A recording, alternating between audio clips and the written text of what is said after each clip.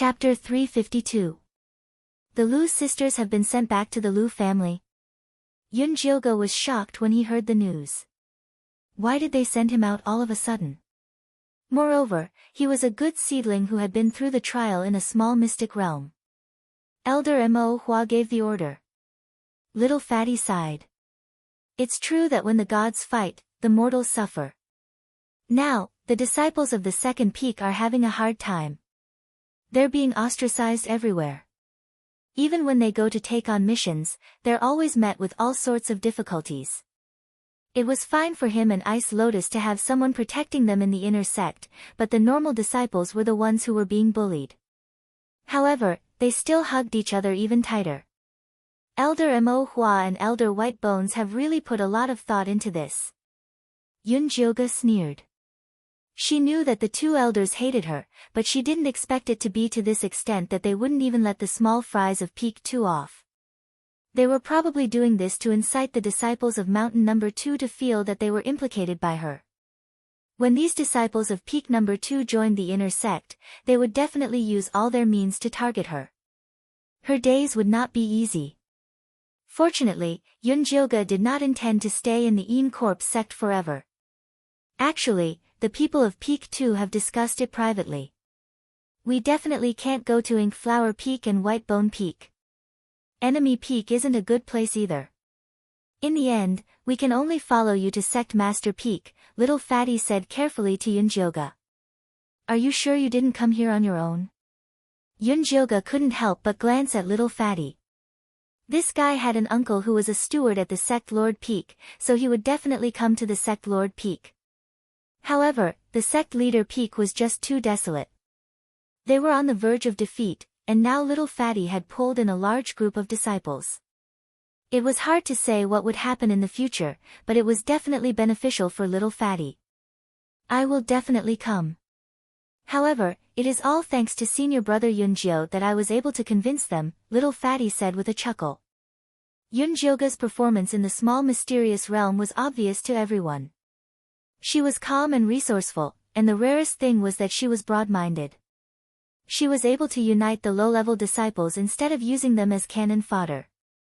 The people from the second peak all felt that they would definitely be able to make a living if they followed her. It was better than going to the other peaks and being trampled on. Forget it. Giving me face is more like giving him face. Yun Jioge raised his index finger and pointed to his left. Purple Deceased Sword very cooperatively revealed himself, and then gradually disappeared. Little Fatty's eyes lit up and his excited voice began to tremble. This is your life source Een Corpse. Yes, 1,000-year-old one. Yun Jioge kindly added. Little Fatty was even more excited. 1,000-year living corpse was a heavenly treasure that could challenge 3 Jindan stage elders. The Een Corpse sect had been around for so many years, but only 3 people had obtained Een Corpses and all of them had become powerful people. Senior brother Yun Jio is still so young, but he has already reached this level. His future is limitless, and following him is definitely the right choice. Yun Jioge waited for Fatty to calm down before asking with dissatisfaction, why does your uncle always target me? No, my uncle is just that kind of person. He treats me the same way. Little Fatty quickly denied, afraid that his future boss would have a conflict with his uncle. Even to you? What, don't you guys have a good relationship? Yun Jioge was trying to get information out of him. Before I was born, my uncle went out to travel. He only came back to see us 2 years ago. Afterwards, he said that my aptitude was not bad, so he let me come to the Een Corpse sect. Normally, other than asking him for information and going out to buy and sell, I rarely contact him. Little Fatty said honestly. Yun Jioge thought of Jinchuan's gloomy personality and his serious expression. He couldn't tell that he was a person who loved to buy and sell information, unless he had other plans. Little Fatty didn't want to talk about his uncle anymore, so he changed the topic. That's right, senior brother Yun Jio, I heard that you cured Sister Yue? Yes.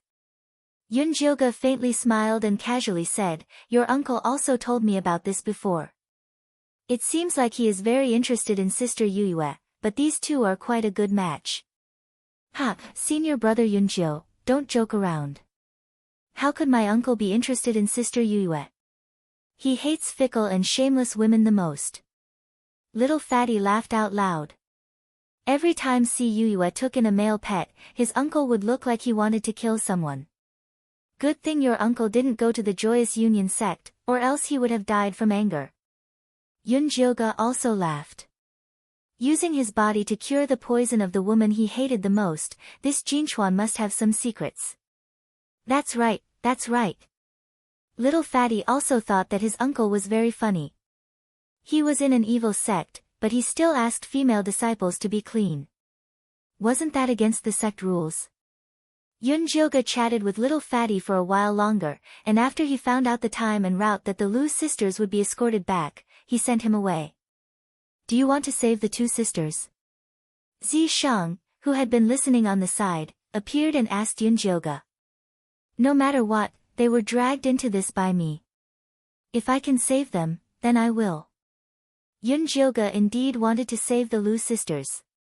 Alright. As long as it was what Yunjioga wanted, he would satisfy it, let alone such a small matter. It was dusk, and the dim yellow sun shone on the earth.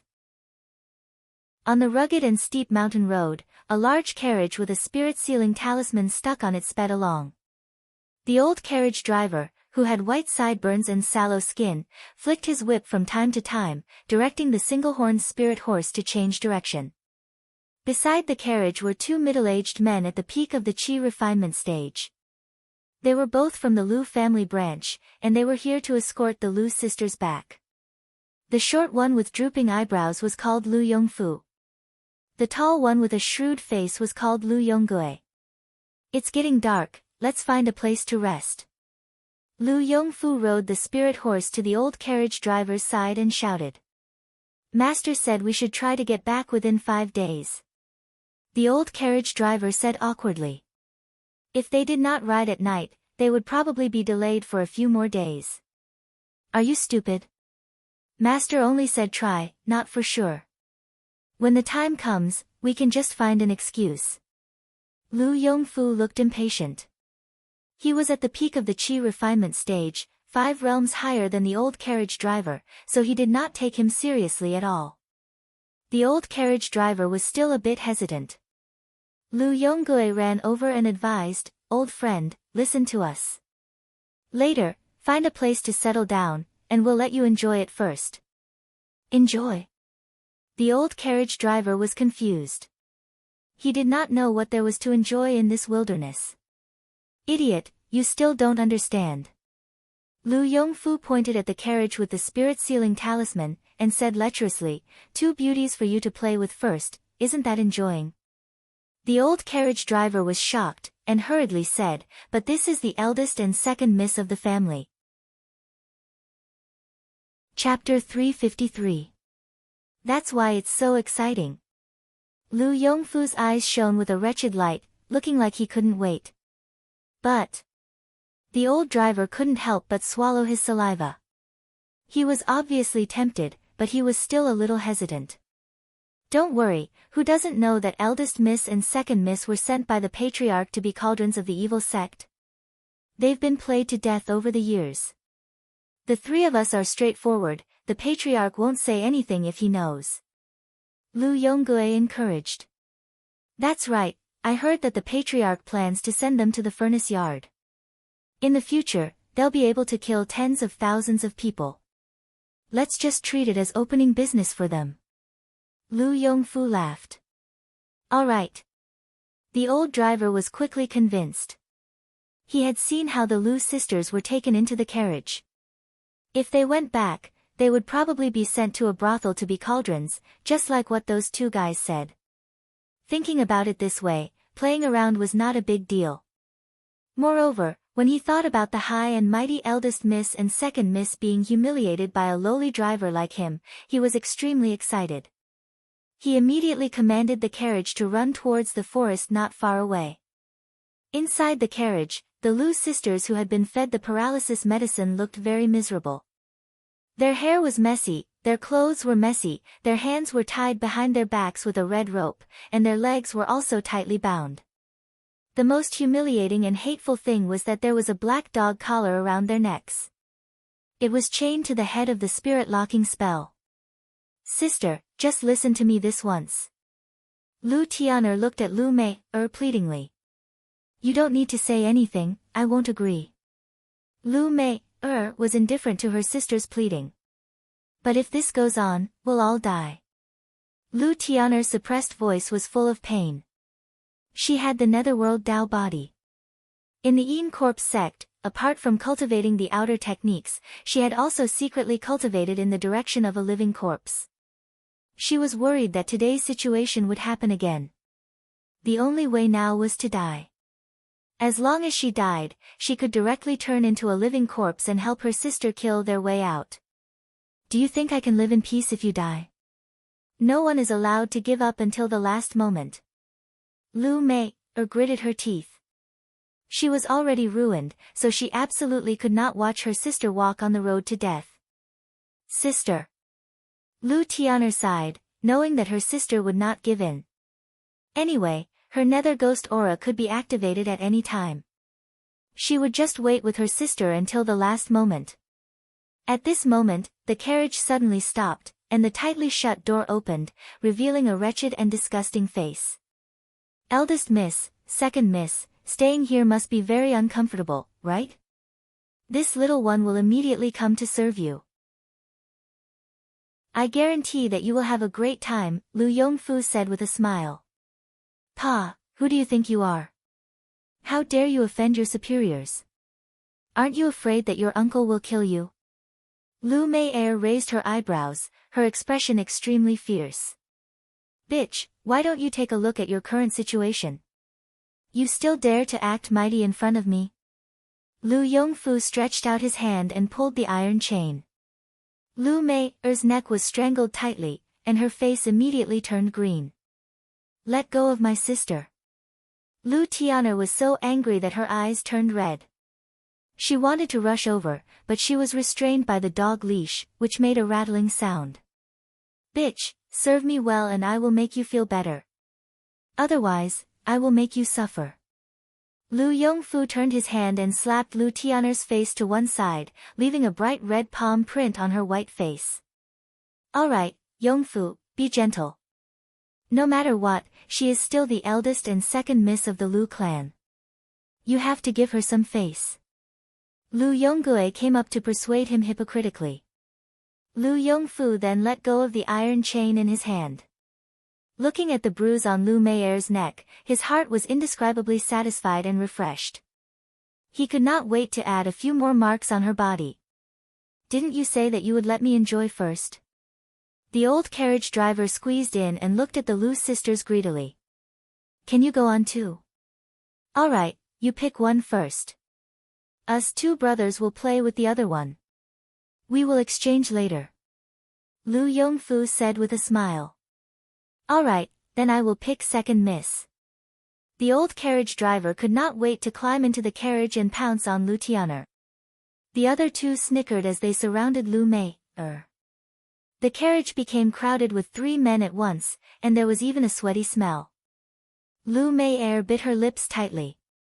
Her eyes were about to bleed, but she had no way to resist. It was just like when she was thrown to the evil old monster.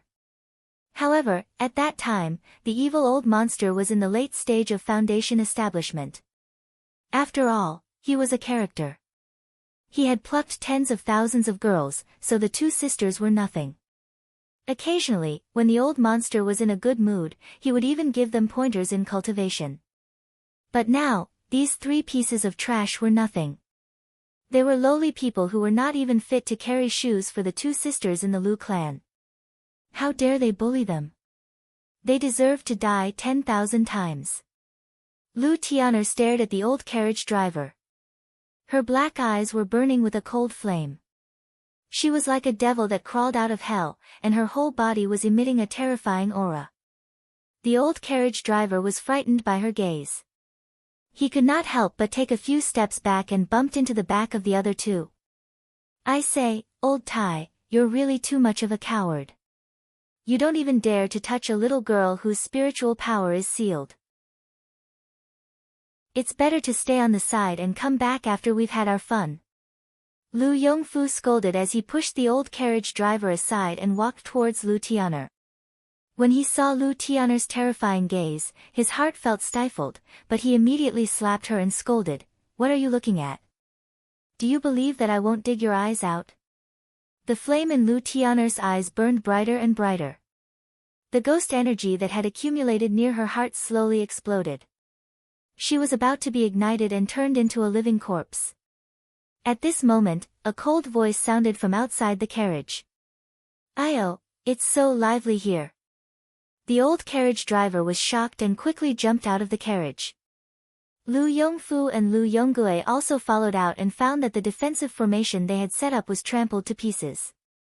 A youth with red eyes and purple lips, who was at Chi Disciple level 5, was standing in the middle and looking at them with interest. "Brat, I advise you to mind your own business. Otherwise, you won't even know how you died." Lu Yongfu found that the youth in front of him was only at Chi Disciple level 5. He immediately let out a sigh of relief and fiercely shouted. Lu Yonggue was much more careful than him. He carefully looked at the youth in front of him and faintly guessed that he was a disciple of the Een Corpse sect. He put on a smile and said, "Little brother, you also came because of the fragrance, right? You really know what's good for you. These two sisters are top-quality goods. Now that they are under the spirit-locking curse, we can do whatever we want with them. If you want to join in, it won't be difficult. You can come once for 600 spirit jades." Lu Yonggue actually sold the Lu sisters as cultivation furnaces on the spot. Chapter 354. Lu Yongfu immediately understood Lu Yonggue's meaning. With a wretched smile, he said, "Little brother, don't think that it's expensive. They are two sisters, and each of them is only worth 300 spirit jades. It's even cheaper than a roadside brothel. If you miss this village, there won't be another one. A business without any capital. You guys are smart." Yun Jioga chuckled. The bloodthirsty bone spike silently emerged from the shadows of the carriage and flew towards Lu Yongfu with a red light. Lu Yongfu's nerves were stretched taut. He quickly raised a red defensive barrier, but it was instantly pierced through by the bloodthirsty bone spike. Lu Yonggue's complexion changed, and he quickly patted a few defensive charms on his body. However, before the defensive charm could light up, the bloodthirsty bone spike pierced through his chest and he collapsed to the ground. The old driver was so frightened that he collapsed to the ground, staring at Yun Jioga as if he had seen a ghost. They were both at Chi Disciple Stage 5, but that youth's bone spear was able to instantly kill two Chi Disciple Great Circle cultivators. This was simply unbelievable. Yun Jioga did not attack the old carriage driver. Instead, he commanded the bone spears to destroy all the spirit-locking curses outside the carriage. The Lu sisters' spiritual power returned to their bodies, and they immediately broke free of their bindings and rushed out of the carriage. Senior brother Yunjio. Lu Tian'er's expression was emotional, and her beautiful eyes were filled with tears. Never in their wildest dreams did they expect that this senior brother would come and save them when they were at their most heartbroken and despairing. "I'm late. Are you guys alright?" Yun Jioga looked at the two sisters with a guilty expression. "We're fine." Lu Mei shook her head. Lu Tian'er looked at the two corpses on the ground and said fiercely, "Do you think you'll be at ease after you die? Watch how I'll deal with you." With that, she took out two red paper men and stuck them on their bodies. The two red paper dolls slowly lifted up as if they were pulling something. Finally, they forcefully pulled out Lu Yonggue and Lu Yongfu's souls and locked them onto the red paper dolls. Lu Tian'er kept the red paper dolls and began to draw soul-imprisoning talismans on them. She would torture them when she had time in the future. Lu Mei, on the other hand, went to search the two people's storage pouches and took back her own storage pouch. "What do you plan to do with that person?" Yun Jioga gestured for the Lu sisters to look at the old coachman. "First miss, second miss, I was forced to do this. They said that if I didn't do as they said, they would kill me.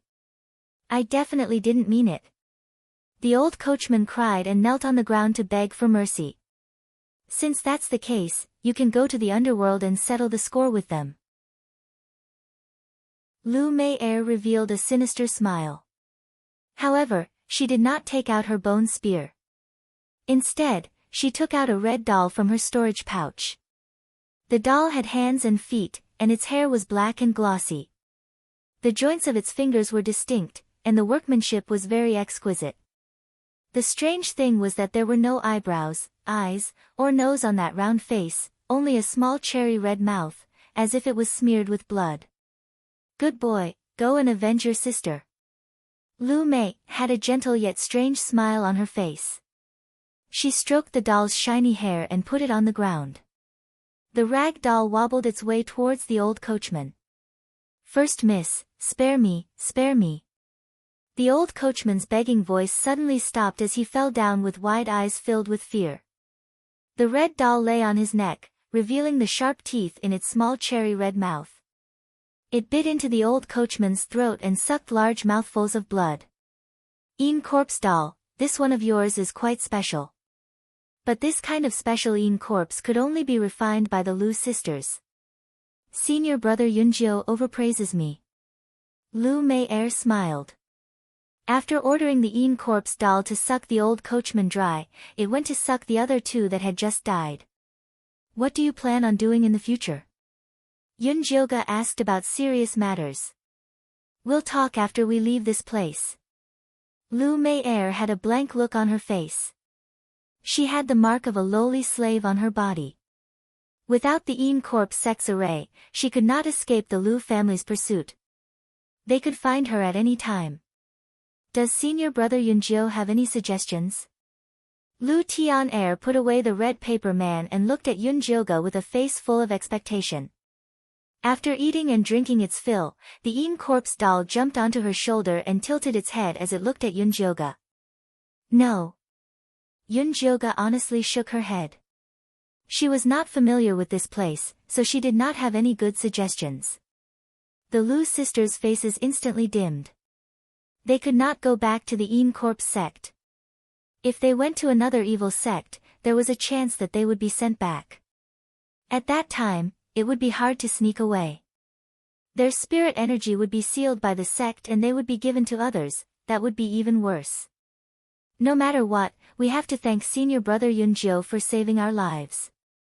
If we have the chance, we will definitely repay you. Lu Mei forced herself to smile and said, there's no need to repay me, as long as you live well.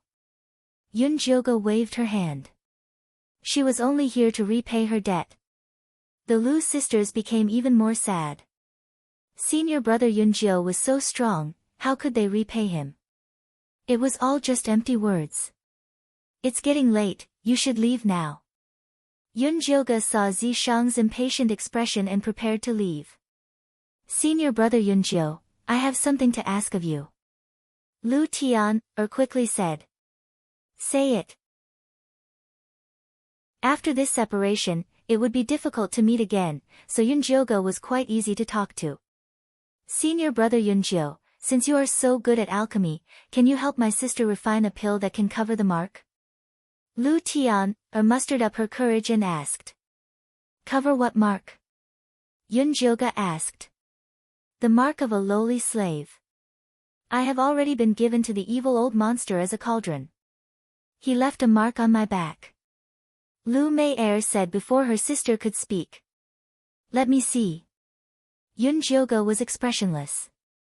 He did not look down on Lu Mei because of this, nor did he feel any sympathy. It was a very normal look.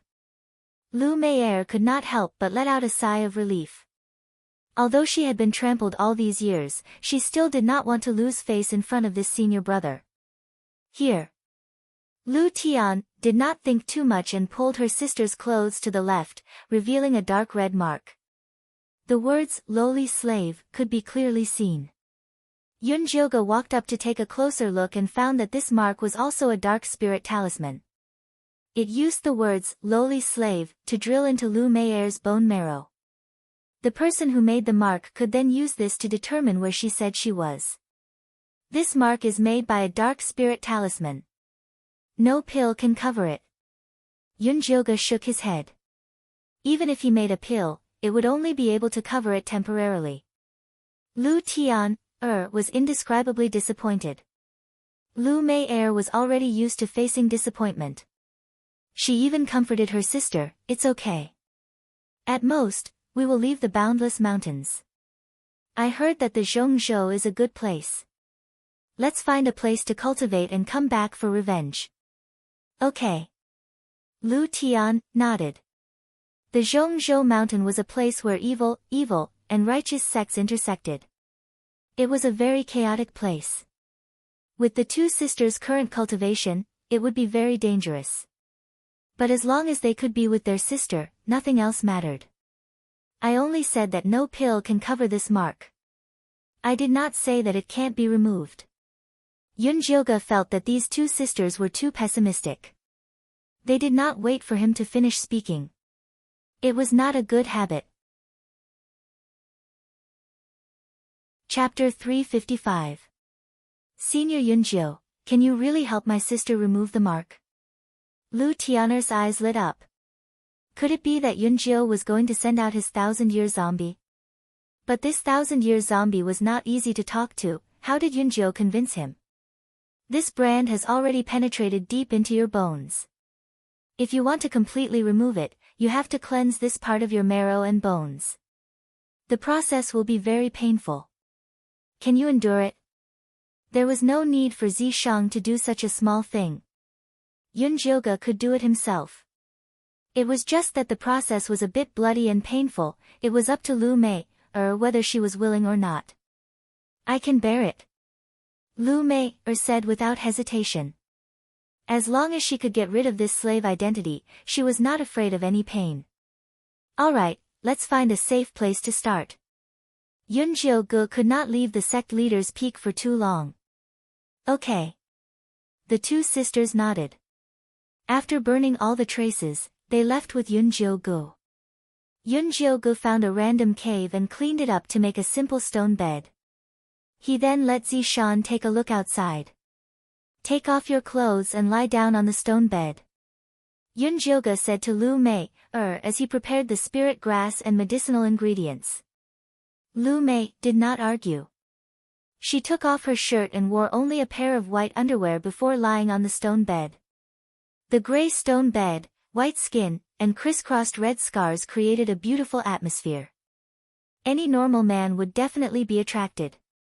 Unfortunately, Yunjioge was not in the mood to appreciate it.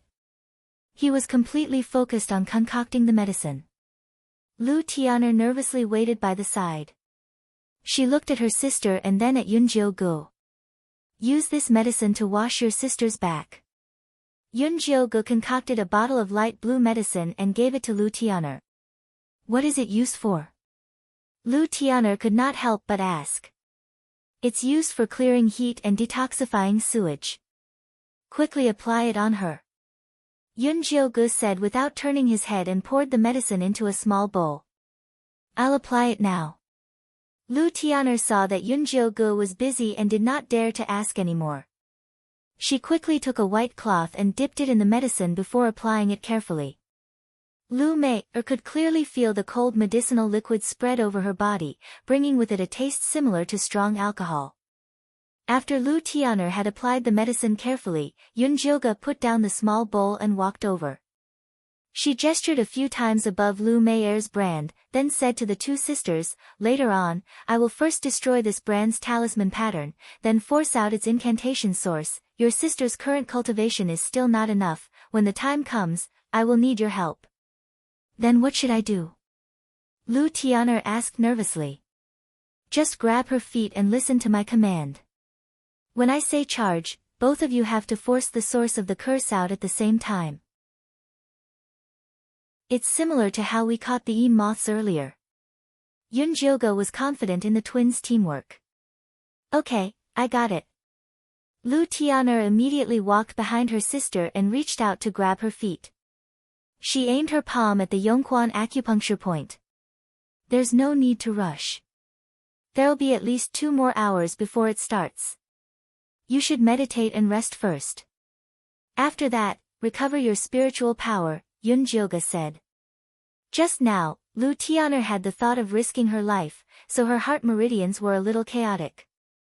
She needed to adjust her breathing. Okay.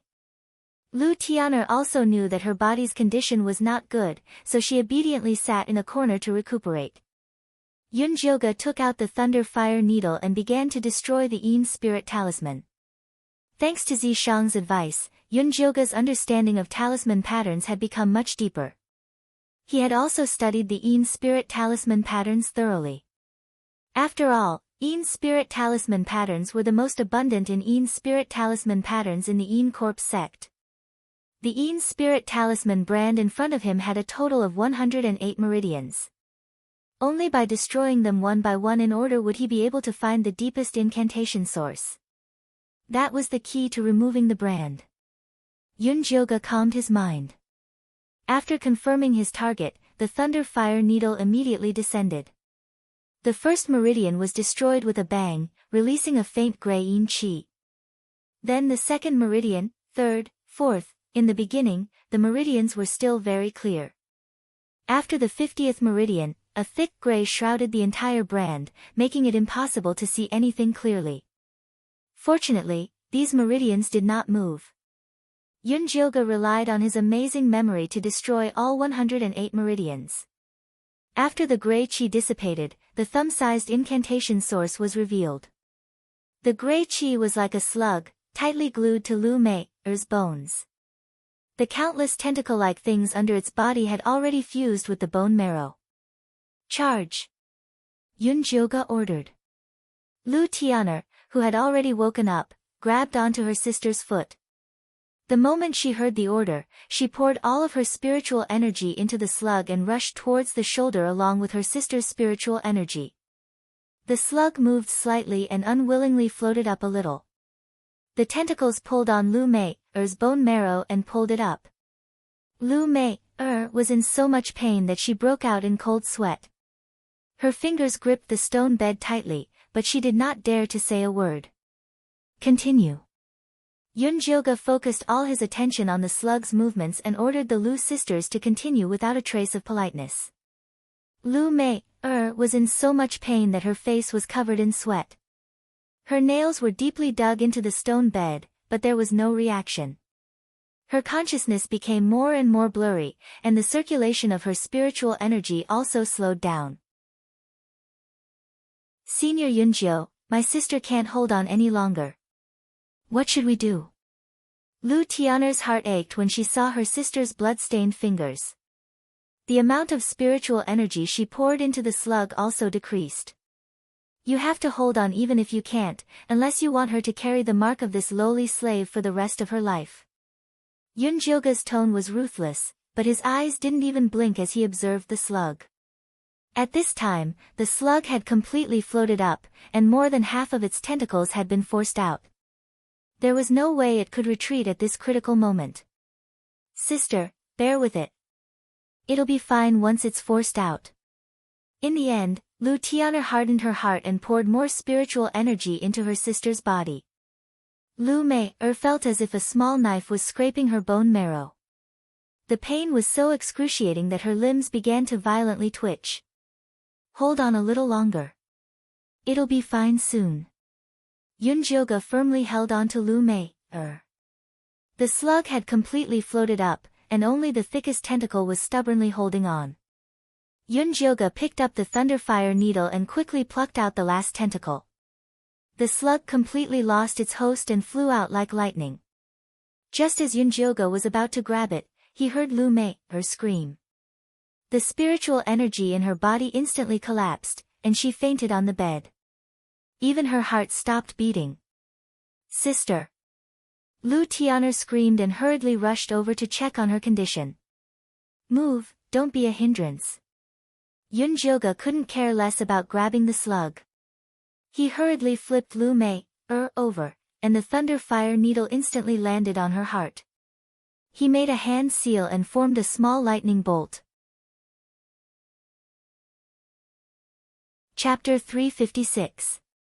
Purple lightning followed the needle and hit Lu Mei's chest. Her body bounced up and down, and after a few times, her heart finally started beating again. Sister, sister, wake up. Lu Tian patted her sister's face, tears streaming down her face. Give her this pill, she'll wake up in a bit. Yunjioga hurriedly threw down a pill and chased after her. If they couldn't catch the caterpillar, it would run back into Lu Mei's body and become a brand again. However, outside the door was a vast field. There was nothing around, and the caterpillar had long since disappeared. Are you looking for this? Zishang appeared in front of her, his slender fingers pinching a gray slug. Zishang, you're really amazing. I knew with you here, there would be no problems. Yunjioga forgot how cold she was when she sent Zishang to guard the door and smiled innocently. As long as you know. Zishang glanced at her and returned the slug to Yunjioga. Yunjioga wrapped it with spiritual power and hurriedly returned to the cave. Zishang tactfully continued to guard the door. At this time, Lu Mei had already woken up, but she was still lying on the stone bed. No need to lie down, quickly put on your clothes and come deal with the curse. Yunjioga put the slug in a small bowl he prepared. The small bowl was filled with the translucent liquid refined from a spiritual treasure. The slug struggled desperately to leave, but it was as if it had fallen into a swamp and couldn't move. Lu Mei casually put on her clothes and asked Yunjioga, how do I deal with this? Put 2 drops of blood in it, and it will be completely devoured within 3 days. Then you can find the person who put the curse on you, Yunjioga explained. How far is it? Lu Mei asked while dripping blood. I can sense his location within 300 miles. This distance was enough for them to escape. Sister, this is great. We don't have to be afraid of that evil old monster coming to catch us anymore. Lu Tian was overjoyed. The Lu family only had one foundation establishment cultivator, and he wouldn't lower himself to kill the 2 sisters. Only that evil old monster in the middle stage of foundation establishment had been eyeing them covetously. Now that he had this location, he could avoid him in advance. Thank you, senior brother Yunjio. Lu Mei carefully put away the small bowl and bowed to Yunjioga. We sisters will repay the great kindness you have shown us in the future even if we have to work like an ox or a horse. Lu Tianer followed her sister's example and bowed to Yunjioga thrice. Yunjioga didn't avoid it. Although these things were nothing to her, it was like giving a new lease of life to these 2 sisters. It wasn't too much to accept their 3 kowtows. Since you're fine, I'm relieved. Oh right, this is the bill for the removal of the brand. It's all the cost price. Take a look and see when you can return it. Yunjioga recorded all the materials needed to remove the brand on the spot and wrote the prices neatly behind them. She had bought those materials with her own money. Of course, she had to pay for them. It was already very kind of her not to charge any medical fees or surgery fees. The Lu sisters had been with Yunjioga for a long time and understood her personality very well. They didn't think there was anything wrong with this. However, after the 2 of them looked at the bill, their faces turned pale. Just the flowers and spirit herbs were worth tens of thousands of spirit jades. The other things were also worth 3,000 to 4,000 spirit jades. How could the 2 sisters take out such a sum of money right now? Senior brother Yunjio, we don't have money right now. Can we put it on the bill first and return it later? Lu Tianer asked pitifully. Give me whatever you have. We can owe the rest for now. Yunjioga was quite easy to talk to. At least, she didn't plan on emptying the 2 sisters' savings. However, rules were rules. There was no reason to make them pay for nothing. The Lu sisters had stayed in the Een Corp sect for more than half a year. They spent all their time cultivating. The little spirit jades they had saved were not even enough. It was useless even if they took it out. Most importantly, they had no one to rely on. If they gave away all their savings, they wouldn't even be able to support themselves in the future. Sister, didn't you say that father left something for us? See if there's anything we can use to repay the debt. Lu Tian'er pulled on her sister's sleeve and gave her a look. Lu Mei immediately understood. Before their father died, he left a secret letter for the two sisters. He said that he found a ruin of evil cultivators in the central state. He told the two sisters to go there when they had the ability. That was why she said she wanted to go to the central state. This was their last resort. What if senior brother Yunjiu became greedy after seeing the money? She didn't dare to take such a risk.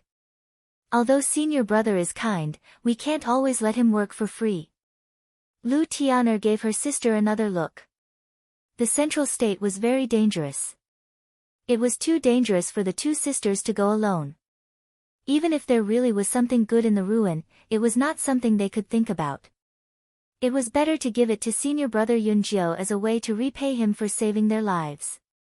Senior brother Yunjiu was righteous and generous.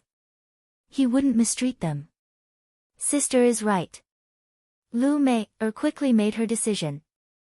She told Yunjiu about the ruin her father found in the central state. In the end, she sincerely said, if senior brother Yunjiu can accompany us to the central state, you can choose whatever you want from the ruin. Let me think about it.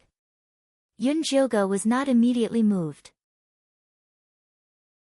She began to evaluate whether this trip was worth it or not. She had heard about the chaos in the central state, but with Xi Shang by her side, it shouldn't be a big problem. When they passed by the Thunder Country, she could sneak back and give the Yi Yunji to Yi Yu. Thinking about it like this, she could kill two birds with one stone. Lu Mei nervously looked at Yunjiu. When she revealed this secret, she was worried that she would be silenced. Now seeing Yunjiu hesitate, she was worried that she wouldn't go. Since we've decided to go to the central state, we need to make preparations. We can't just rush in like this. I need to go back and take care of the Yin Corpse sect. It would be best if the two of you go into seclusion and raise your cultivation to the next level. Then you can make some defensive items. As Yunjiu spoke, her thoughts became clear. She began to teach them by name. Lu Mei, although your Yin Corpse puppet is not bad, it lacks a core, so it isn't very strong. I'll lend you 5,000 spirit jades and you can go to a nearby shop to find a good inner core. It would be best if it was a demonic monkey's inner core. I'll help you refine it into a core. Cores were usually made from demonic beasts' inner cores and only weapon refiners could refine them. Because refining a core took a lot of effort, the lowest grade core would cost several tens of thousands of spirit jades and it wasn't that easy to use. Although Yunjiu didn't know how to refine weapons, she knew how to refine pills. When the time came, the core could still be used. Chapter 357. Many thanks senior brother. Lu Mei excitedly nodded her head. She had wanted to make a core for her Yin Corpse puppet for a long time. It was a pity that she was short of money and could only dream about it. She never thought that the opportunity would come so quickly. Senior brother, what about me? Lu Tian impatiently asked. A Yin Corpse puppet had already used up all of their savings. Other than the bone spikes on her body, she had nothing else useful. Your biggest weapon is yourself. The 9 Netherworld Dao body, a natural-born living corpse, was even stronger than Yi Yunji's Yin Spirit Dao body. Senior brother wants me to activate the 9 Netherworld Dao body? Lu Tian frowned and said, but the ghost chi on my body is already very heavy. If I do it again, I'm afraid my heart will be completely corroded by the ghost chi and I'll become a living corpse. Actually, she didn't need to do it too many times. If she did it again, her little life would be over. I have a method here, but I don't know if you're willing to use it. Yunjiu said with some hesitation. Senior brother Yun, why don't you tell me? Lu Tian cautiously asked, not daring to rashly agree. This thing can help you solve the ghost chi problem. Yunjiu's right hand turned over and a palm-sized black flower pot appeared.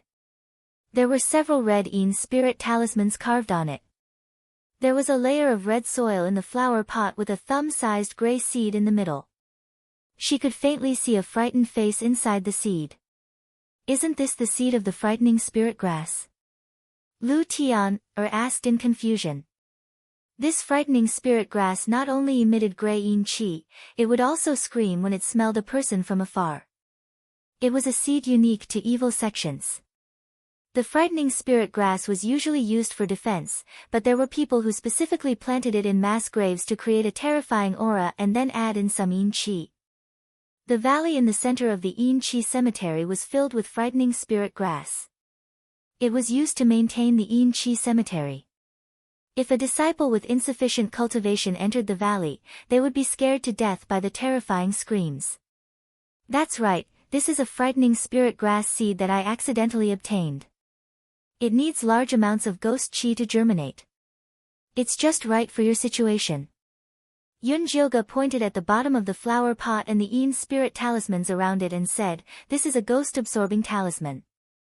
As long as you hold this flower pot, it will automatically absorb the ghost qi in your body." Really? Lu Tian'er was doubtful. Over the years, she had tried all kinds of methods to get rid of the cold ghost qi in her body, and she really didn't believe that this small and broken flower pot could solve the problem. "Why don't you try it and you'll know?" Yun Jioga handed over the small flower pot. Lu Tian'er took it and placed her palm on the bottom of the flower pot. An extremely frightened face immediately appeared on the soul-shocking grass. The red soil rotated on its own without any wind, forming a small whirlpool. Lu Tian'er immediately discovered a huge suction force coming from the whirlpool, sucking in the yin qi in her body. In less than an hour, the yin cold ghost qi that had troubled her for a long time was completely absorbed. The human face of the soul-shocking grass disappeared, and the red soil returned to its original position. The color was darker than before. "Senior brother Yun Jioga, you're really amazing." Lu Tian'er was full of admiration for Yun Jioga. With this treasure, she could boldly use her netherworld Taoist body in the future. "Senior brother Yun Jioga, how long can this artifact be used for?" Lu Mei was more cautious, worried that her sister would get carried away and overuse it. "At least 150 times. At that time, the soil would turn black, and the soul-shocking grass would completely germinate." Yun Jioga took out this artifact that could absorb ghost qi not to help Lu Tian'er, but because she needed high-quality soul-shocking grass to detoxify the second layer of the 9 bone shatterer's poison. Third-stage high-grade soul-shocking grass could be sold for about 20,000 spirit jades on the market, and 7,000 sect contribution points were not hard to find. However, Zi Shang felt that it was impossible to buy high-quality soul-shocking grass outside, so he cultivated it himself. Zi Shang went to the Yin Energy Cemetery to get the best seed, and then went to Ink Flower Peak to dig up the last bit of blood soil.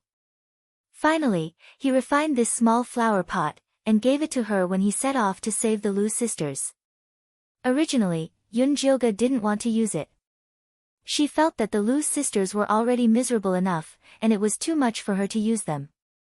However, although this artifact can absorb ghost qi, if you use it for a long time, the netherworld Taoist body will slowly disappear. Although it won't affect your cultivation level, I still hope that you will think about it carefully. Not only would this thing absorb the yin energy in Lu Tian'er's body, but it would also destroy her Taoist body. It was not a good thing. It's better if it disappears. Lu Tian'er didn't care about her broken body at all. Although her cultivation speed was slightly faster than others, it was not worth mentioning compared to the consequences of being exposed. "Senior brother Yunjio, are you sure that disappearing Taoist body won't affect my sister?" Lu Mei asked nervously. She was afraid that her sister would become a cripple if her Taoist body disappeared, and that would be the end of her. There will more or less be some side effects. After her netherworld Taoist body disappears, she won't be able to unleash the power of a living corpse, and her cultivation speed will also decrease. She will probably drop to the same level as you. Yun Jioga said truthfully. It will be good if she can reach the same speed as my sister. Lu Tian'er felt that her sister's cultivation speed was still very fast. It's great that she won't become a living corpse again. Lu Mei was also very satisfied. Since you guys have agreed, then keep the flower pot. I'll get you another one when it's no longer needed. Although Yunjioga only needed one soul-shocking grass, it would be good to grow it and store it. Zishang had said that the soul-shocking grass had other special uses.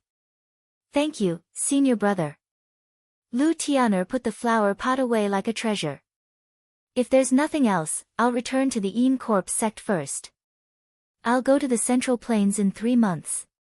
Take these 2 communication talismans, I'll inform you when the time comes.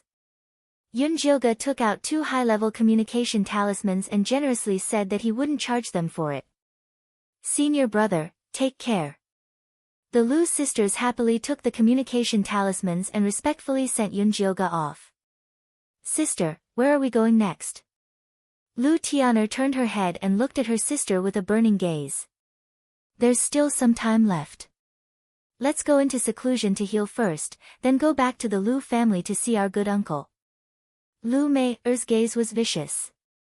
Although they were still not her uncle's match, they could still give him some trouble to take revenge.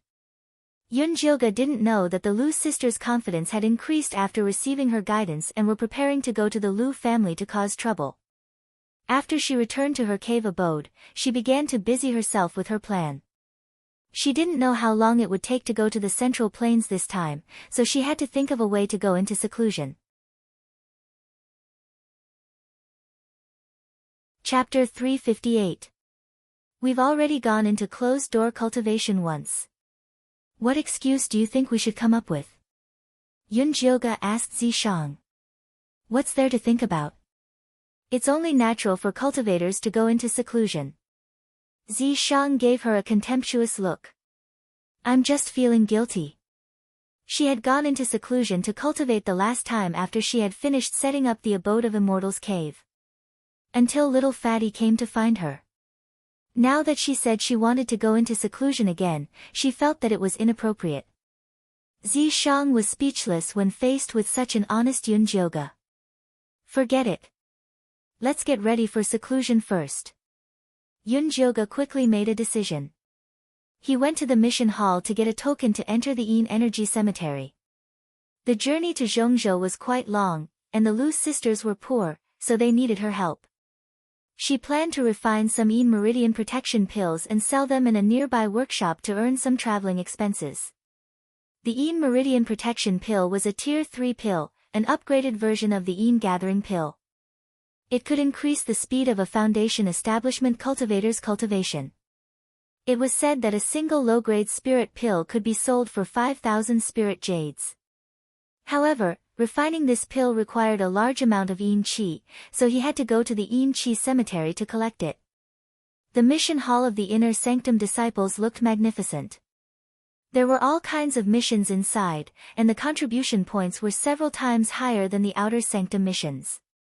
At this moment, there were hundreds of people gathered inside, and it was very noisy and lively.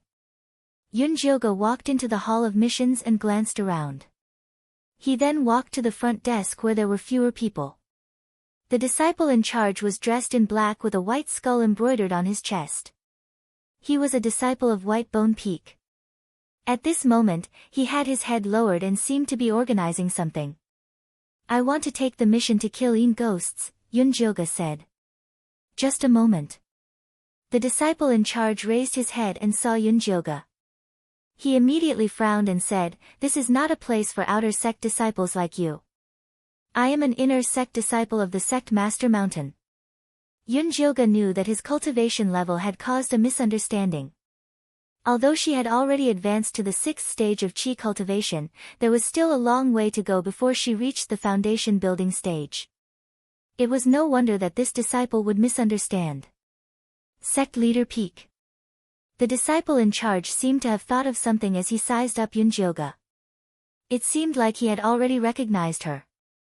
The commotion here also attracted the attention of the surrounding people, and the sounds of discussion arose. Is that the disciple who was tortured by the 1,000-year-old corpse? That's right, the one who sells chrysanthemums in exchange for cultivation. He's not bad looking. No wonder he's taken a fancy to him. Tisk, it's neither human nor ghost, neither yin nor yang. It's disgusting to look at it. Thanks to Elder Mo Hua and Elder Baigu, Yun Jioga had become famous in the Yin Corpse sect. People called him a little boy selling chrysanthemums. Yun Jioga didn't think that selling chrysanthemums had anything to do with him, so his expression didn't change. He continued to say to the disciple in charge, "The task of killing the evil ghost, thank you." The disciple in charge rolled his eyes and revealed an embarrassed expression. He said to Yun Jioga, "I'm sorry, the task of killing the Yin ghosts has been taken." Yun Jioga looked at the mission list hanging high in the back of the mission hall and narrowed her eyes. Trying to trick her? How bold! These missions have already been confirmed by the people from Whitebone Peak and Inkflower Peak. They will come over to collect them later. The disciple in charge raised his voice and shouted. Yeah, we've already made up our minds." The disciples of the Whitebone Peak and the Inkflower Peak in the lobby immediately gathered around, and accepted all the tasks of killing the ghosts in a flurry. The other disciples at the front desk also quietly accepted the task. The disciple in charge smiled and introduced to Yun Jioga with pretended enthusiasm, "Junior brother, in fact, we have many tasks with high contribution points here. For example, guarding the mine and staying there for a month can get 5,000 contribution points. And this, killing the demonic beasts in the deep abyss valley can get 10,000 contribution points." Yun Jioga glanced at the mission recommended by the disciple. Not only did they have to leave the Yin Corpse sect, but they were also very difficult. There were very few people who accepted them. It was obvious that they had bad intentions. Yun Jioga politely said, "Thank you for your kindness, senior brother. However, I need to go into seclusion to collect Yin Qi. Since I've finished today's task of killing Yin ghosts, I'll come back tomorrow." Yun Jioga politely said. "Junior brother, the task of killing the evil ghosts has been taken by our Inkflower Peak and Whitebone Peak recently. I'm afraid that you will come here in vain tomorrow." The disciple in charge saw Yun Jioga's weak and bullied appearance, so he gradually became bolder. The other disciples also followed and said, "Not to mention tomorrow, even the day after tomorrow or the year after next, there will be no task for you. Just go back and hug your old corpse to sleep. You can go up a few days with your cultivation. Why do you still have to work so hard?" "That's right, you can cultivate while lying down. I am so envious." The disciples present were all at the early stage of foundation establishment. In their eyes, the qi condensation stage was like an ant that could be easily crushed. Although everyone knew that Yun Jioga had a 1,000-year-old corpse, they were not convinced until they saw it with their own eyes. Yun Jioga looked at these people who were not afraid of death with interest. On the contrary, Zi Shang was a little impatient. He raised his palm, and countless fishes of purple mist slithered behind the triumphant disciples, opening their mouths and ripping off their clothes. Ah! Those disciples who were teasing were horrified to find that their clothes were quickly disappearing, and their bodies were involuntarily flying outside. In the blink of an eye, half of the people in the mission hall had been cleared. The disciple in charge was at the top of the mission hall, and below him was a row of fellow sufferers. All of them were naked, and the words, F*ck me, were very eye-catching. "Leave a pair of pants so that my eyes won't be dirty," Yun Jioga added coldly. The disciples who were about to run naked managed to save their last bit of dignity, and a small piece of cloth covered their sensitive parts. "I should have given them some aphrodisiac." Zi Shang was a little regretful. If it was somewhere else, he would be able to have a good time. "Is aphrodisiac free?" Yun Jioga silently rolled her eyes. They were just a bunch of disciples who were gossiping, and it was enough to teach them a lesson. Why waste so much effort? Completing the mission was more important. Yun Jioga changed to another receptionist. This time, it was a female disciple from the Inkflower Peak. As soon as she saw her, she couldn't help but cross her arms, as if she was afraid of being molested. Even if the Inkflower Peak was open, it was not open to the point of stripping naked for others to see. "Miss, do you still have missions to kill Yin ghosts?" Yun Jioga asked very politely. Yes.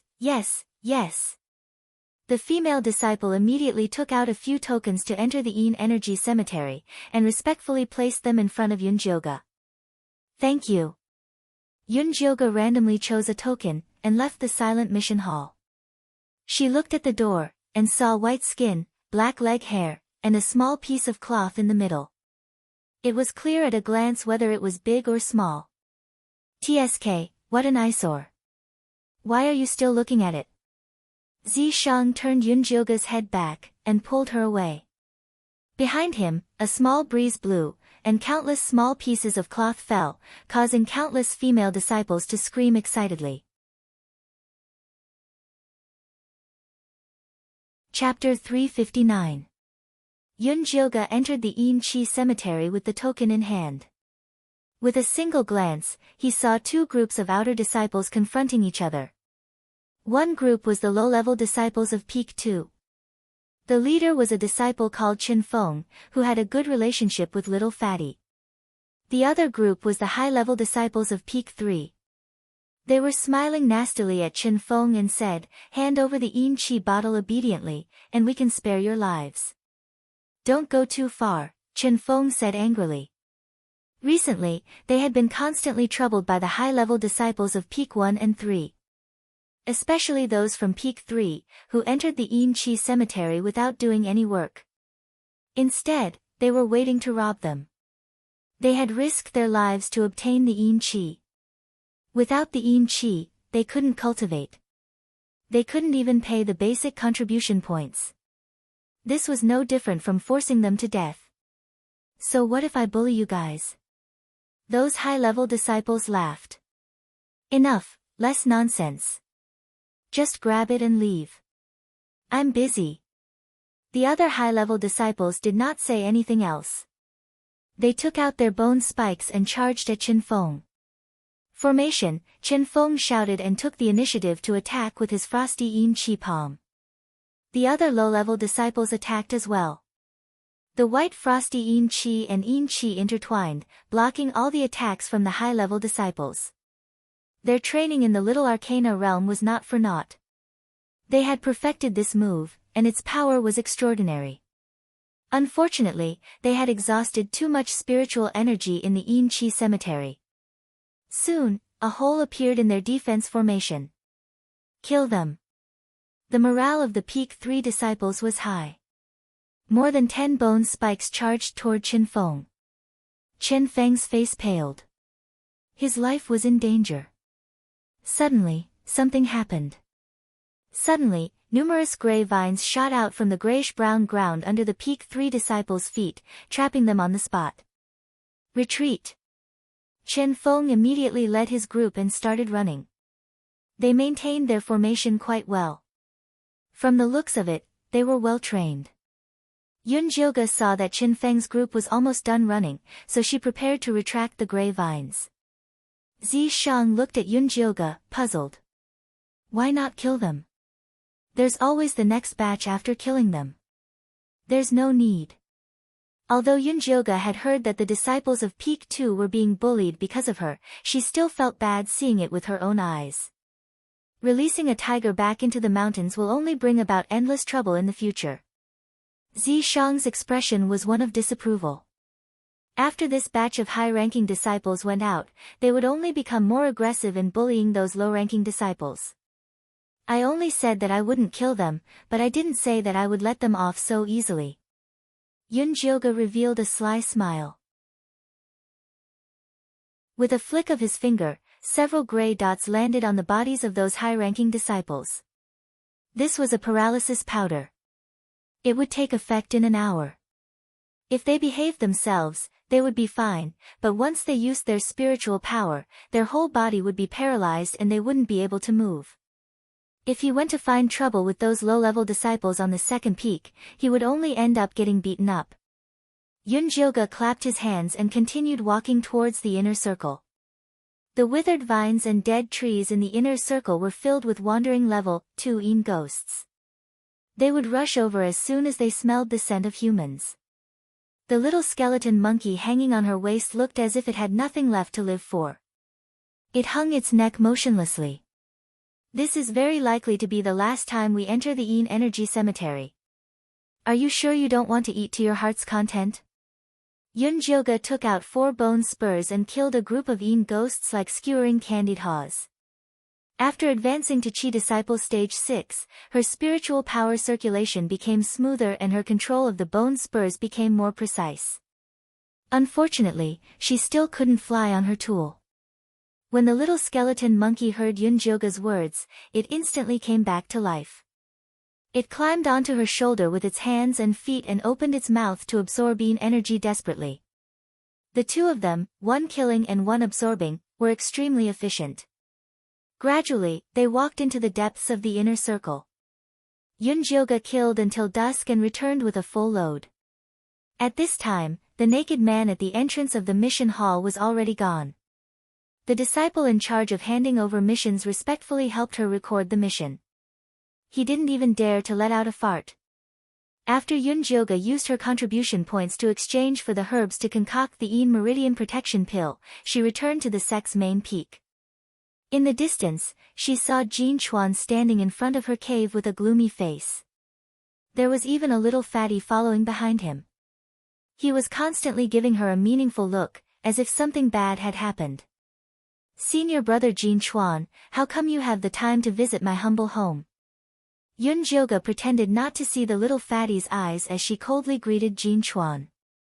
"Did you do what happened in the mission hall today?" Jin Chuan asked with a straight face. "What does senior brother mean?" Yun Jyoga had an innocent face. "We are all fellow disciples, even if there was a quarrel, you can't hang them up there and humiliate them." Jin Chuan was very angry. Just now, a bunch of disciples had come over to complain about their humiliations, forcing him to come and seek justice. It was all Yun Jyoga's fault.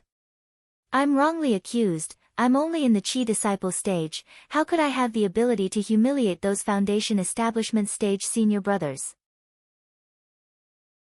If you don't believe me, you can ask the senior brothers and sisters who gave out the mission. I didn't move a single finger from beginning to end. Yun Jyoga swore that what she said was the truth. "You didn't move, then what about your Yin corpse?" Jin Chuan knew that Yun Jyoga didn't have this ability, but who told her to have such an amazing person by her side? "I don't know about this, how about I call him out and you ask him yourself?" Yun Jyoga had never given Zi Shang an order to humiliate people, so she didn't want to take the blame for this. "Uncle, I believe that senior brother Yun Jyoga is innocent, is there a misunderstanding here?" Little Fatty carefully tried to smooth things over. What misunderstanding could there be? It was just those cheap-mouthed disciples ganging up to deal with Yun Jyoga, but they were slapped in the face instead. Jin Chuan was very clear on this point. He only came here today to show his attitude, he wasn't stupid enough to negotiate with a 1,000-year-old corpse. "We'll just forget about this matter, you just need to be a bit more obedient in the future." Jin Chuan drew a full stop. "Senior brother Jin Chuan, you can be assured, I'm going into closed-door cultivation. I won't come out until I reach the foundation establishment stage." Yun Jyoga promised. "Closed-door cultivation again?" Jin Chuan knit his brows and said, "Although you have the help of your Yin corpse, it's unknown how long it'll take for you to reach the foundation establishment stage. In another half a year is our Yin corpse sex fiend corpse slaying event, you have to come out and participate at that time." "But I'm only a Qi condensation stage disciple." Yun Jyoga felt a headache just hearing about the secret realm. "Every peak has to send out 2 people, the 3 great elders have asked you to represent our sect's main peak. Elder Mo Hua has already said that if you don't go, you'll be violating the sect's rules. If it's light, you'll be sent back to the outer sect, if it's heavy, you'll be kicked out of the Yin Corpse sect." Jin Chuan telling Yun Jyoga this news ahead of time was already very benevolent. "Many thanks for senior brother Jin Chuan's reminder, I understand." Yun Jyoga nodded his head to show that he understood. "You're on your own." Jin Chuan waved his sleeve and left.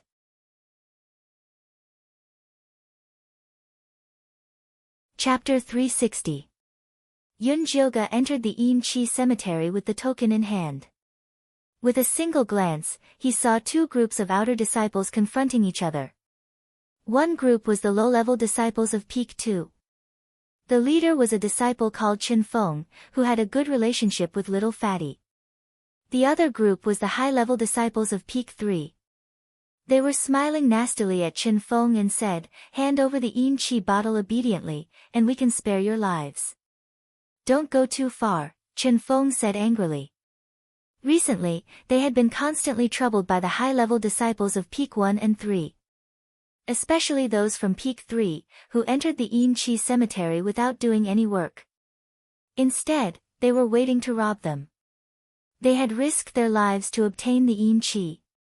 Without the Yin Qi, they couldn't cultivate. They couldn't even pay the basic contribution points. This was no different from forcing them to death. "So what if I bully you guys?" Those high-level disciples laughed. "Enough, less nonsense.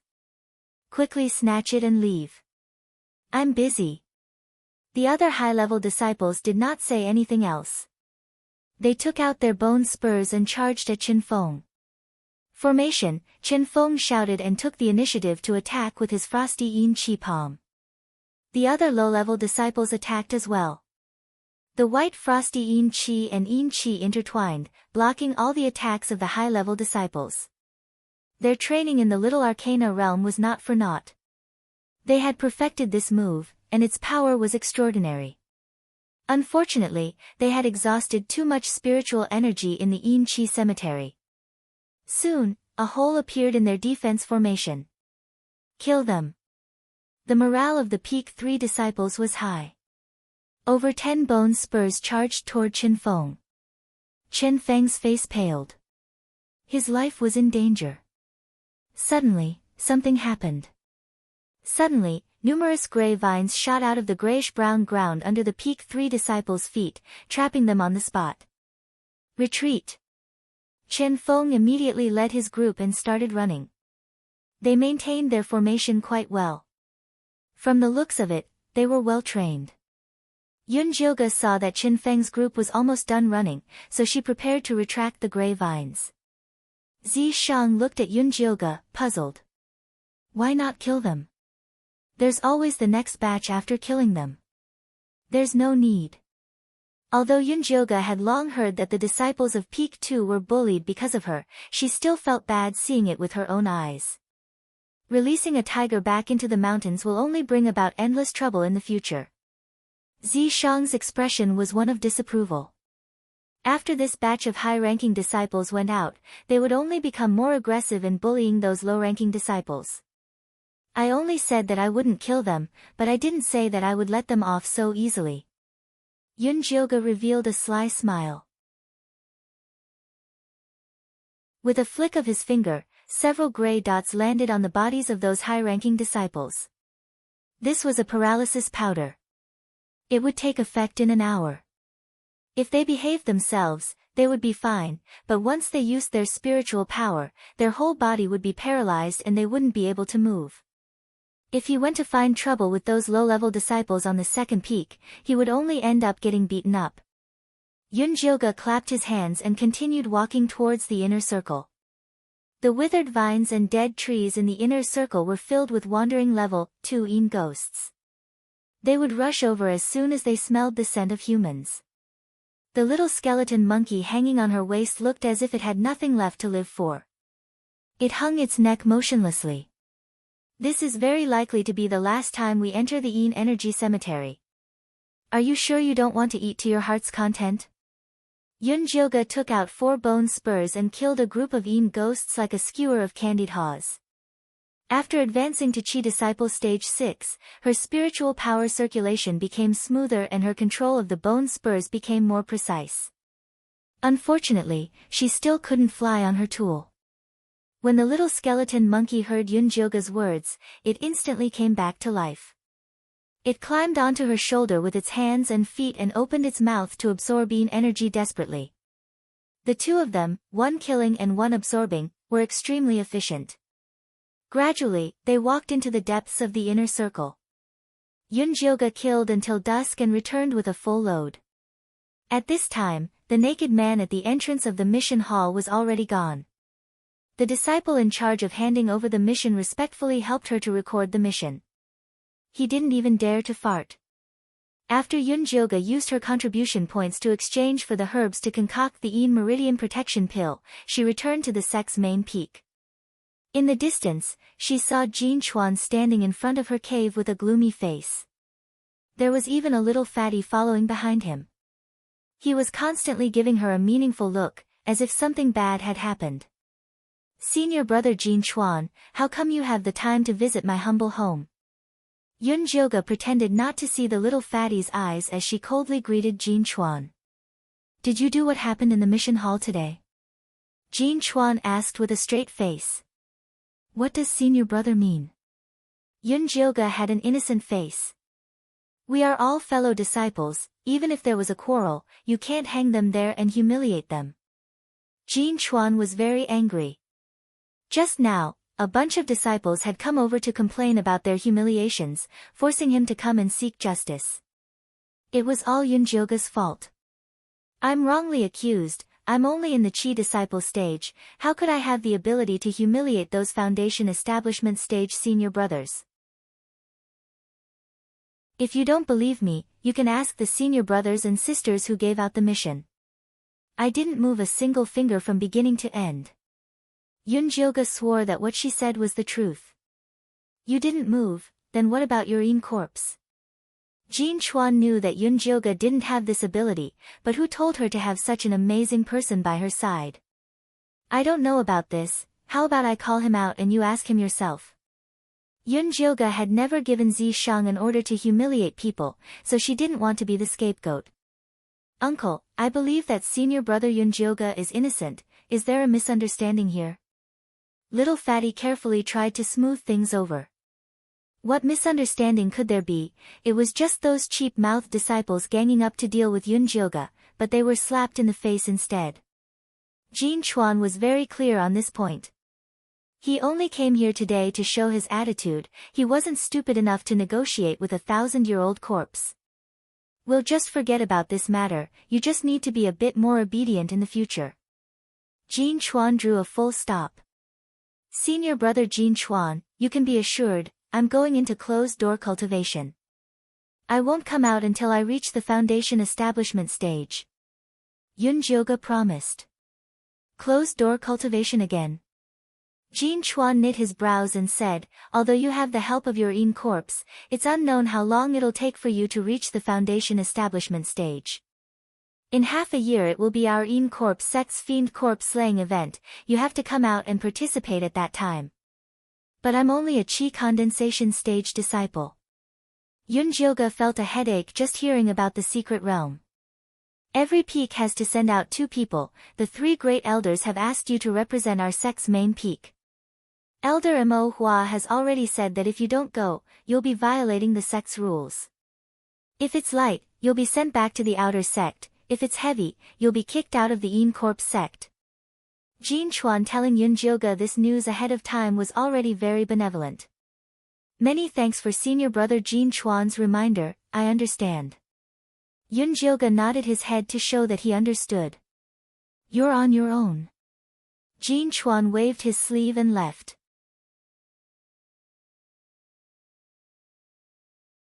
Chapter 361. Alchemist Yun, please don't misunderstand. I just feel that this Yin Meridian nourishing pill is different from the ones I've seen before. That's why I have some doubts, shopkeeper Jean said apologetically and took out the pills they sold in their shop to show Yunjioga. The pills sold by the Myriad Treasure Pagoda were all light red in color. They were very beautiful and carried a faint fragrance. Yunjioga's dusty pill was placed at the side like trash. It was no wonder that shopkeeper Jean was suspicious. Your Yin Meridian nourishing pill uses the power of herbs as its foundation and focuses on protecting the meridians. Mine uses the power of Yin Qi as its foundation and focuses on cultivating and protecting the meridians. To put it bluntly, her pill was more impressive and more suitable for evil cultivators. Could it be that Alchemist Yun has the dark pill recipe? Shopkeeper Jin's eyes immediately lit up, and his small eyes became much bigger. Their myriad treasure pagoda had branches all over the world, but they could not make a big deal in the evil and demonic sections.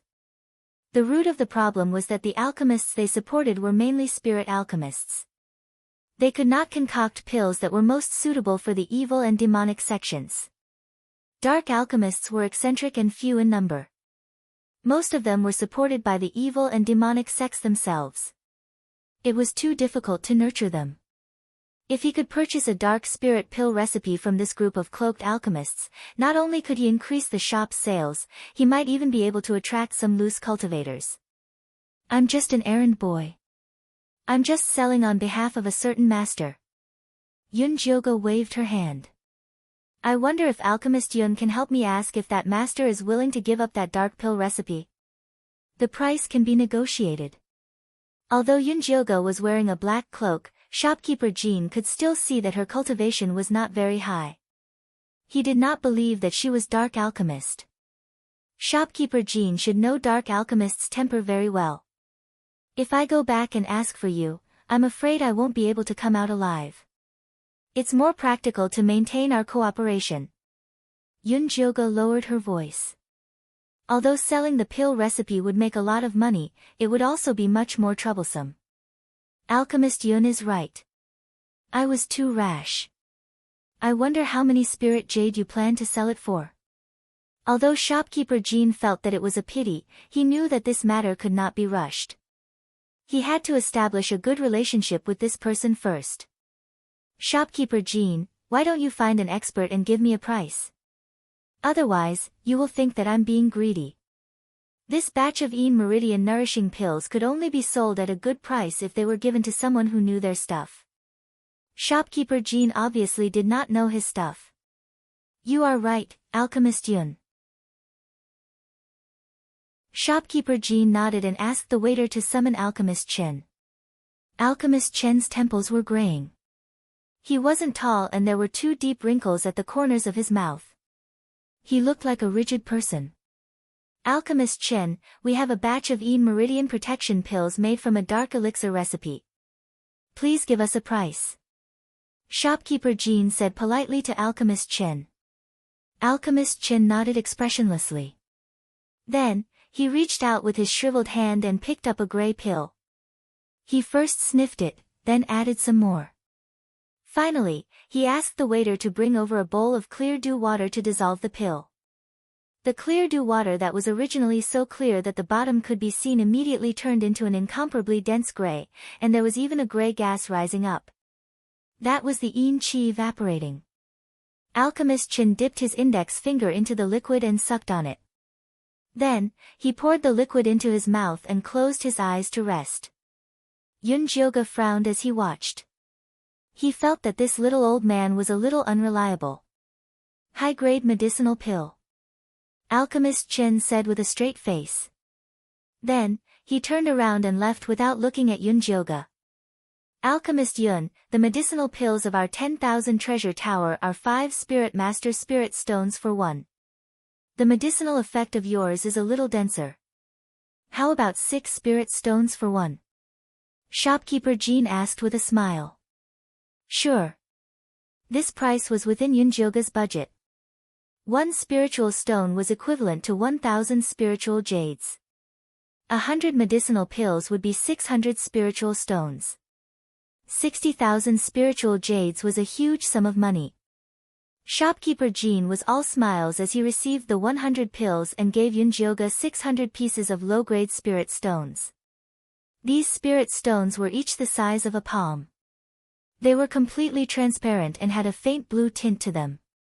The spirit chi within them was much denser than that of the spiritual jades. When will Alchemist Yun be working with us again? Shopkeeper Jean asked again. I don't know. Yun Jioga had received a huge sum of money. He did not plan to seek fame for the time being. If you still have medicinal pills, please come to our store. We will definitely give you a satisfactory price. Shopkeeper Jean was very sincere. Of course, of course. Yun Jioga returned the favor. Oh right, Alchemist Yun, we have recently received a new batch of high-quality spiritual medicine. Are you interested in taking a look? Shopkeeper Jean started to solicit business. The person in front of him was not only a good business partner, but also a rich man. How could he just let him go? I do not lack spiritual medicine, but I would like to buy a convenient Dharma artifact. It would be best if it was a small knife, 7 inches long and 1 finger wide. Yunjioga gestured at the scalpel in his mind. Shopkeeper Jean listened attentively and said, "We do have a few decent knives in our store. I wonder what grade of Dharma artifact you would like. A 3rd grade one will do. We have some decent 2nd grade ones. You can also take a look." 3rd grade Dharma artifacts were for foundation establishment cultivators. 2nd grade Dharma artifacts were for chi refinement cultivators. Yunjioga only said this because he wanted to hide his true strength from Shopkeeper Jean. "Alchemist Yun, please wait a moment." Shopkeeper Jean went out and returned in less than 15 minutes with an exquisite storage pouch. Then, he took out 2 red brocade boxes and opened them one by one in front of Yunjioga. In the first brocade box, it was more like a dagger than a knife. It had a dark red hilt and a snow-white blade that emitted a cold and sharp light. In the second brocade box, there was a razor blade. It did not even have a handle.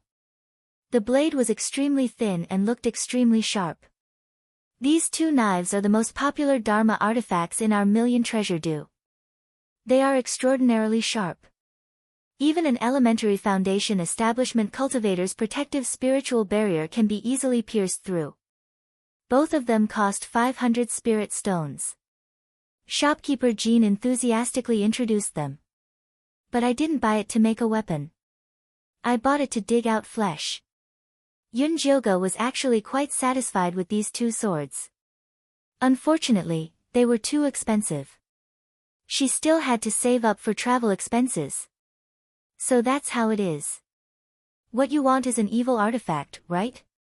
Our shop has a set of evil artifacts that fits your requirements. Shopkeeper Jean thought he understood Yunjioga's thoughts. Indeed, there were some dark spiritualists who would often use humans to make pills. This alchemist Yun was probably in charge of menial tasks, helping to kill and cut the meat. "If you have it, show it to me." Yunjioga didn't explain. "This is a set of evil weapons that our myriad treasure tower purchased. Its power is not bad, and it has the innate ability to suck blood and spirit. It's a pity that the most important main blade is missing, so its power is greatly reduced. However, it's still a pretty good evil weapon. Alchemist Yun, take a look and see if you like it." Shopkeeper Jean took out a black wooden box and carefully opened it.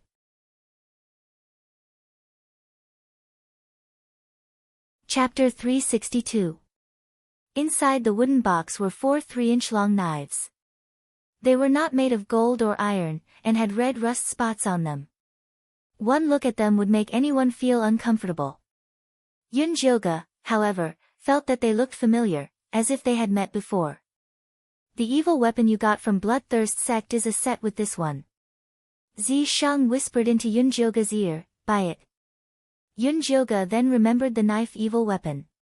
Because the evil energy was too heavy, and its power was not that great, she did not take it seriously. If she could make it into a set with these 4 knives, she would make a fortune. Yunjioga looked at the 4 evil weapons carefully and asked, "How much for these?" 200 spirit stones for one. "If you want all of them, I'll take it as 500 spirit stones." Shopkeeper Jean said generously. 300 spirit stones. Yunjioga immediately cut the price by 1/3. "Alchemist Yun, this is a 3rd-grade evil weapon. It has bloodthirst and spirit-devouring abilities. Selling it at this price would be a huge loss for me." Shopkeeper Jean shook his head. "This evil weapon lacks a main knife, and its evil energy is too heavy. I need to spend a lot of effort to nourish it, and I don't even know if I can tame it after nourishing it. 300 spirit stones is also a risk for me." Yunjioga was not afraid that Shopkeeper Jean would not sell it. Evil weapons were always about affinity. They would only submit to an owner they liked. Otherwise, the evil energy would backfire, and the worst case would devour the owner. One would only dare to use it if they were very confident. It was like gambling. Alchemist Yun really knows how to talk. Alright, I'll treat it as a friend. 300 it is. Shopkeeper Jean made a pained expression. Actually, he had only bought it for 100 spirit stones because the previous owner had already died from the backfire of this incomplete evil weapon. Shopkeeper Jean is indeed straightforward. I'm definitely going to be friends with you. Yun Jioga also knew how to say nice things. Let him bring some defensive and flying artifacts. Zi Shang, who had been silent all this time, reminded Yun Jioga. This place was so far from middle state that relying on spirit travel talismans was too slow. Yun Jioga felt that Zi Shang's words were very reasonable, so he asked shopkeeper Jean, do you have any cheap defensive and flying artifacts? There aren't many flying artifacts, but more defensive artifacts. I'll show you a few first. Shopkeeper Jean took out 3 brocade boxes from his storage bag. One was a palm-sized black shield with red defensive runes engraved on its surface. It was as if vines were intertwining around it. The other was a golden bracelet that was similarly engraved with dense runes. Yun Jioga tried injecting spirit energy into each of them. The small black shield could be big or small. Its defensive power was very strong, and it could withstand 10 attacks from a Foundation Establishment cultivator. Its weakness was that its movement speed was very slow, and it was similar to a turtle shell. Once the golden bracelet was activated, it would form a golden protective shield around one's entire body. The only drawback was that it could only withstand 5 attacks from a Foundation Establishment cultivator. Both defensive artifacts had their own advantages and disadvantages, and both were priced at 200 spirit stones. Lulu artifacts were of the box, with their advantages and disadvantages. Hi. She had Zi Shang by her side to protect her, but the Lu sisters didn't. Every time they encountered danger, Lu Tian'er had to activate her Hades Daoist physique. It was such a waste. The flying magic tool was a pair of white wings that could travel 1,000 miles in a day. It didn't consume a lot of spiritual energy and was very practical. It was a pity that it could only be flown by one person. Furthermore, it cost 500 spirit stones, which was completely out of Yun Jioga's expectations. Is there anything cheaper? It would be best if it can carry 3 people, Yun Jioga asked. This is already the cheapest in the shop. Artifacts that can carry 3 people are priced at least 5,000 spirit stones. Most of them are bought by the sect. Although shopkeeper Jean said it in a roundabout way, Yun Jioga realized she was poor. Buying a car was too far away for her. I'll take this shield. Can it be any cheaper? Yun Jioga tried to bargain. This is the latest model. There is no discount. However, considering our friendship, I can use my internal card to give you a 10% discount. That will be 90 spirit stones, shopkeeper Jean said with a smile. That's right, 10% is fine. How can there be a 10% discount? Yun Jioga had seen it in the shop. The latest model didn't have a discount. But since shopkeeper Jean was talking about the internal price, the price could still be negotiated. Alright, 10% is fine. Shopkeeper Jean was easy to talk to. After wrapping up Yun Jioga's things, he gave her a thin gold square token with the words, Million Treasure Tower, engraved on it. This is our Million Treasure Tower's VIP token. You can enjoy a 10% discount in any shop. The Myriad Treasure Tower's VIP token required one to spend 5,000 spirit stones and above before one had the qualifications to apply for it. Shopkeeper Jean wanted to befriend Yun Jioga, so he specially helped her apply. Thank you. Yun Jioga put it away unceremoniously and left Myriad Treasure Tower with the things. After shopkeeper Jean sent Yun Jioga off, the shop assistant walked over and said, Young master is here. He wants you to find him in the sky room. Got it. Shopkeeper Jean hurried to the sky room. He saw a handsome man in his 20s sipping tea. Alchemist Chen stood beside him. Greetings, young master. Shopkeeper Jean bowed respectfully. I heard from old Chen that you just received a batch of good pills. Wanli Mingxian put down his teacup and asked. Yes, young master. Please take a look. Shopkeeper Jean respectfully showed the pills in his hand to Wanli Mingxian. Wanli Mingxian casually poured one into his mouth and chewed it like a bean. Then, he said, the Yin Qi in this pill seems to be from the Yin Qi cemetery of the Yin Corp sect. Could it be that the alchemist master of the Yin Corp sect secretly came out to fish for money? Shopkeeper Jean frowned. That didn't seem possible. A powerful alchemist master had a high status in the sect. They were worshipped like ancestors. Why would they covet a mere 600 spirit stones? No matter what his purpose is, we should just take the pills. There is nothing wrong with befriending him. Wanli Mingxian said as he swallowed the pills. Young master is right. Shopkeeper Jean saw his young master eat so casually and felt his heart ache. Young master, you have eaten so many pills. Do you want to find a quiet room to cultivate and meditate? Look at how distressed you are. Don't worry, you will get your share of spirit stones. The rules of the 1,000 Treasure Tower were very strict. Even if he was the young master, he couldn't casually use the pills. He had to spend spirit stones to buy them. 7 spirit stones for one. That's a total of 700 spirit stones. Thank you for your patronage.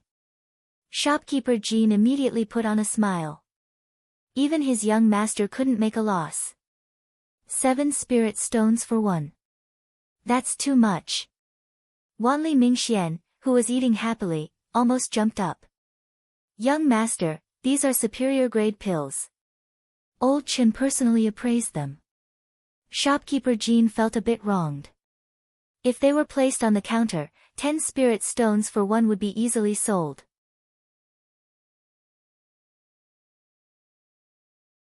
Chapter 363. Alright, I'll record it down first. Wanli Mingxian hurriedly kept the remaining pills. He was a little tight on money recently and could not waste any more. Young master, you've already recorded down 900 spirit stones, Shopkeeper Jean reminded. If it exceeded 1,000 spirit stones, the family head would personally come out to collect the debt. It's fine, I recently received news about the Central Continent ruins. I'll go there for a stroll and I guarantee I'll clear the amount when I come back, Wanli Mingxian said confidently. Then we'll congratulate young master for your success, Shopkeeper Jean hurriedly flattered. At this moment, Yun Jilga did not know that a troublesome person was also eyeing the Central Continent ruins. After she left Wan Baolu, she snuck into the noisiest alley in the workshop and started circling around. No need to circle around, no one is following you, Zi Shang said coldly. This Wan Baolu is not bad. Yun Jilga thought that Wan Baolu would follow her to search for that so-called Yin Pill master. After all, evil sects were best at cheating others. It's probably useless even if I know.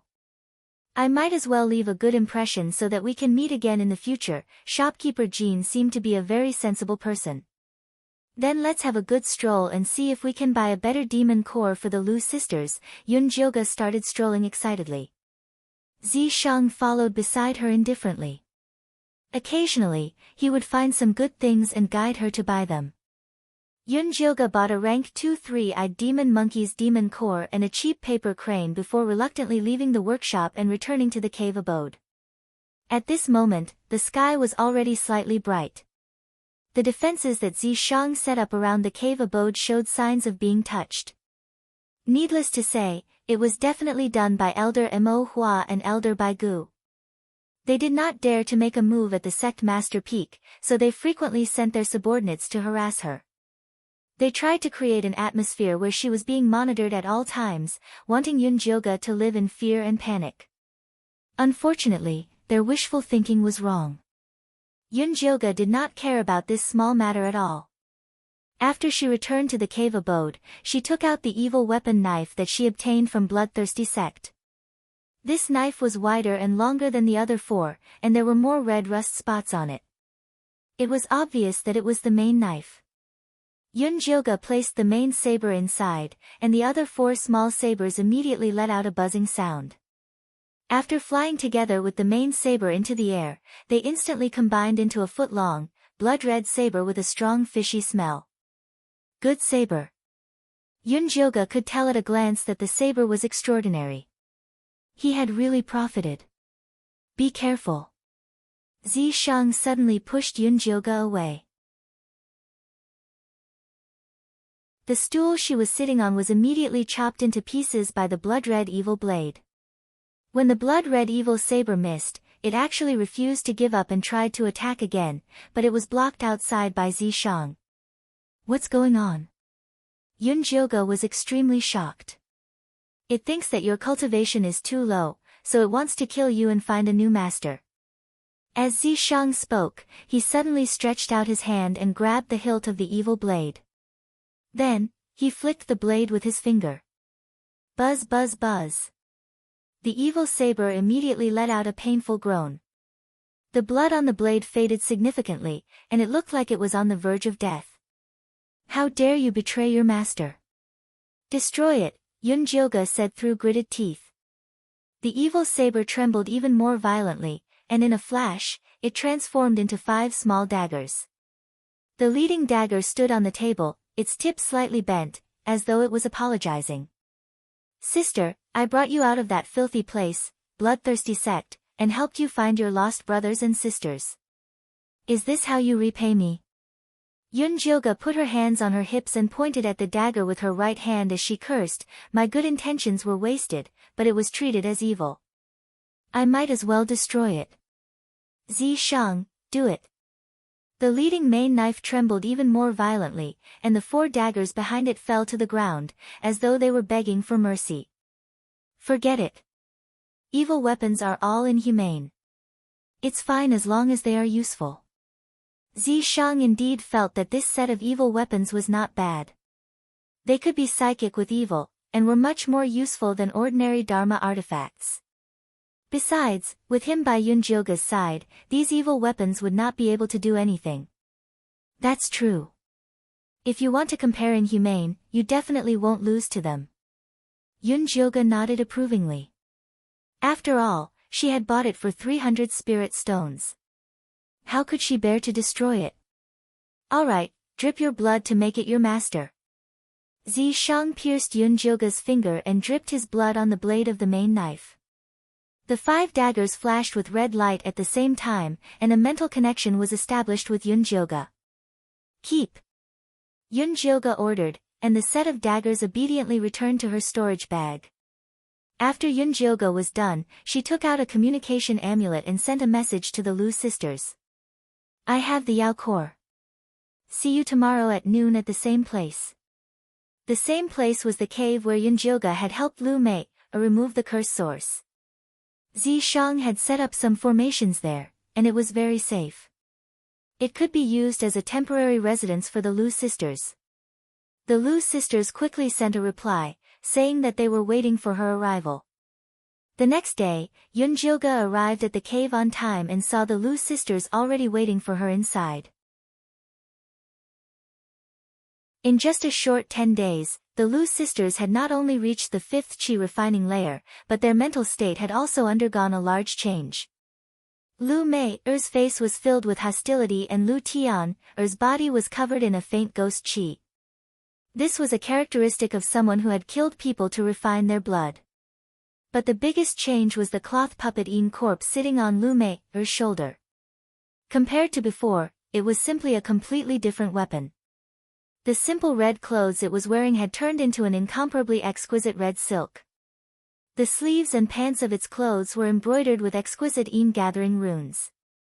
The originally rough cloth puppet's skin had become smooth and delicate, looking like human skin. Its glossy black hair was tied into 2 buns.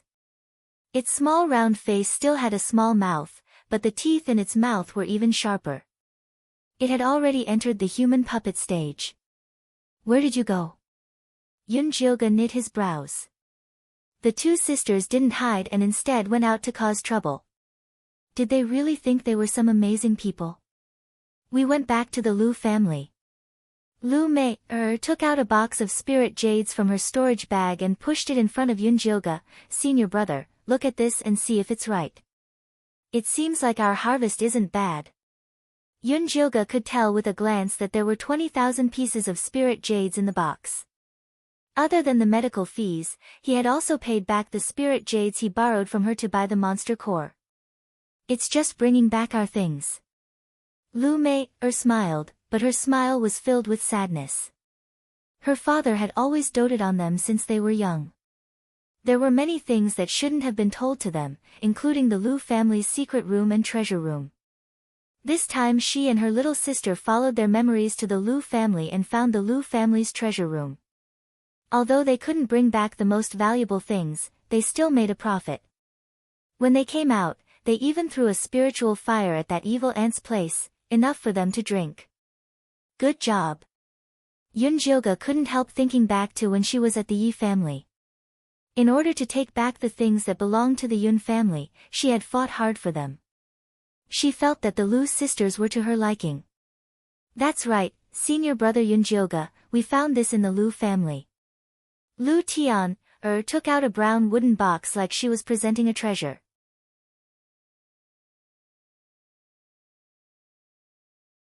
Chapter 364. Inside Lu Tianer's box was a heart the size of a baby's fist. It was completely black and red. It was the third-rank three-eyed monster monkey's monster core. Your sister's Een corpse puppet can't hold such a high-level core, a second-rank monster core is already enough. Yunjilga took out the monster core he bought from the workshop. This third-rank monster core will be senior brother Yun's reward. After the Lu sisters knew that Yunjilga had helped them buy the monster core, they decided to return the favor. There's no need for reward. Yunjilga picked up the level 3 demonic core and carefully looked at it. She suddenly had an idea in her heart. I'll refine these two demonic cores into twin demonic cores. You two sisters can control that puppet Een corpse together. Ah! The Lu sisters had a stunned expression. They had only heard of one person controlling several Een corpses to increase their battle strength. They had never heard of two people controlling it together. Wouldn't that be a mess? This core is too high level, it requires a high degree of concentration and strong spiritual energy. You can't do it alone, but you can do it together. Yunjilga saw that the two sisters still didn't understand, so he explained, when you combine, you can double the Een corpse puppet's power, the weakest one will be at the perfection chi refining realm. When you become more familiar with it, perhaps you can even release a power equivalent to a foundation establishment realm. At that time, it would be very powerful. We want this, we want this. Lu Tianer excitedly shouted. Combining was simply their specialty. We'll trouble senior brother Yunjilga, please help us refine this. Lu Mei also nodded her head. After taking the spirit stones from the Lu family, she said that she wanted to refine an identical Een corpse puppet for her little sister. But her little sister insisted on using the spirit stones to increase the puppet's quality. She even vowed that she didn't need the Een corpse before her 9 netherworld Dao body was used up. She couldn't change her little sister's mind, but her heart still felt guilty. Now that her little sister could also control the Een corpse puppet, it couldn't be any better. Leave the Een corpse puppet behind and then guard the outside, I'll help you refine it now. Yunjilga decided to be a good person to the end. He would fulfill the Lu sisters' wish today. Many thanks senior brother. Lu Tianer excitedly left the Een corpse puppet behind and pulled her sister to guard the entrance. Yunjilga took off the puppet Een corpse's clothes and then mixed the fish silk grass and white rubber stone into a transparent liquid. He carefully applied it to the core runes of the puppet Een corpse. That thick liquid quickly turned into a thin film and clearly imprinted the Een corpse puppet's core runes on it. Yun, the thin film of liquid quickly turned into a layer and imprinted the Een corpse puppet core runes. You don't understand a woman's friendship. Yunjilga carefully removed the membrane and took out the core runes and placed them elsewhere. Yun of monster. Yunjilga slapped Zishang's hand away and pointed to a corner. Go away. don't disturb me while I'm refining the core. This was her first attempt, and she could not afford to fail. Yunjioge ignored Zishang's shining eyes and pointed to a corner, go to the side, don't disturb me refining the core. This was her first time, she could not fail. Yunjioge ignored his burning gaze and placed the two Yao cores, one big and one small, as well as the dark spirit grass and the puppet flower into the small bronze cauldron. A strand of white bone flame the size of a strand of hair pitifully came out of her hand. The spirit energy she had borrowed from Zishang had already been used up. You don't have enough spirit energy? Zishang meaningfully asked. Less nonsense, hurry up and do it. Yunjioge threw herself at Zishang and sat on his waist to ask for more spirit energy. In order to meet Yunjioge's request, Zishang was working very hard, naturally his voice was a bit louder. The Lu sisters were standing guard at the entrance. When they heard the movements inside, they couldn't help looking at each other, seeing the sympathy and emotion in each other's eyes. Senior brother Yunjio was too great. In order to help them refine the monster core, he did not hesitate to feed the tiger with his own body. Although that 1,000-year-old corpse was very beautiful, Yin corpses were still Yin corpses. They could be hard and move, but they could not be shot. This made it very painful for the Yin corpses to mate, there was no refreshing feeling at all, it was too pitiful. If there was a chance in the future, they would definitely repay senior brother Yunjio. If Yunjioge who was fighting in the cave could hear the Lu sisters' thoughts, she would definitely tell them that it was not bitter at all, it was refreshing in one word. Do you want to do it again? Zishang held Yunjioge in a different position, he let her lean against the wall and he stood behind her. No need, there's no time and I have enough spirit energy. Yunjioge gasped for breath, this kind of method of quickly replenishing spirit energy was very rough. Doing it once in a while was fine, but doing it every day would make her fall apart. Although Zishang felt it was a bit of a pity, he still cooperated. Yunjioge quickly put on her clothes and summoned the white bone flame to refine the core. The third-level monster core kept turning in the pill furnace, the special runes of the monster beast appeared in front of Yunjioge. Those blood-red veins that were as thick as a hair were the key to transporting the spirit energy. What she needed to do was to merge the second-level monster core without destroying the veins. Yunjioge controlled the white bone flame to soften the veins of the third-level monster core, then she gently adjusted it until there was enough space. She used the dark spirit grass and the puppet flower to make the second-level monster core. The third-level monster core had the ability to swallow low-level monster beasts, so it slowly swallowed the other one. In the end, it was only the size of half a baby's fist. But just merging the monster core was not enough, she still needed to carve the same runes as the puppet Yin corpse. Yunjioge carefully placed the core runes into the pill furnace, perfectly imprinting them onto the core. Is it done like this? Zishang asked in an interested voice. We still need to put in the head of the puppet Yin corpse. Yunjioge took out her evil weapon knife and skillfully cut open the head of the puppet Yin corpse. She carefully placed the core in, not stitching it up, leaving it bare. The core is done, you can come in. Yunjioge shouted towards the entrance of the cave. The Lu sisters impatiently walked in. Seeing the twin core in the head of the puppet Yin corpse, they felt that it was very strange. Let's first bind it with blood and then see if it works. Yunjioge said. The Lu sisters dripped a drop of blood on the pill core to recognize it as its master. A scarlet eye appeared on the Yin corpse puppet's bald face, looking very strange. Not bad, there's even a demon eye. Yunjioge never thought it would have this kind of special effect. The three-eyed demon monkey had to cultivate for 100 years before it could open its demon eye. It could predict danger ahead of time, so it was very useful in battle. These two sisters really made a big profit. Wah, elder sister, I can see it so clearly. Lu Tian'er excitedly shouted. Let's try to have it attack the earth tusk beast. Lu Mei'er pointed at the earth tusk that was gnawing on its claws. Alright. Lu Tian'er happily nodded her head and then began to pour in her spiritual energy. Wait a minute. Yunjioge quickly shouted, Dual cores were not meant to be used like this. It was a pity she came too late. The Lu sisters had already poured large amounts of spiritual energy into the puppet Yin corpse. The earth tusk 100 meters away was so scared that it dropped the seeds in its hands, immediately turning around and running back into the cave. But the puppet Yin corpse had already disappeared without a trace.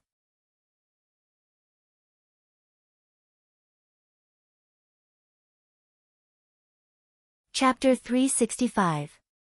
Where did my tyrant flower go? Lu Mei realized that she had lost contact with her doll, and her face turned pale with fright. Senior brother Yunjiu, what's going on? Did we get into trouble?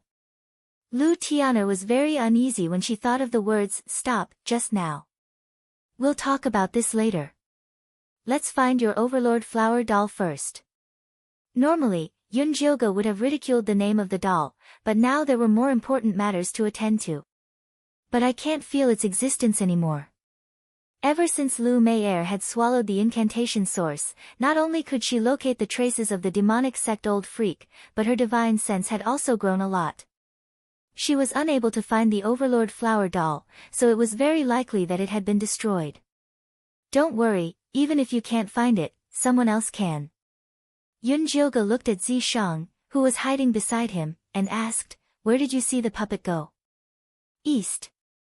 Zishang lazily pointed in a direction. "Since you saw it, why didn't you stop it?" A Yin corpse puppet that ran too fast was not Zishang's match. "I don't want to catch it."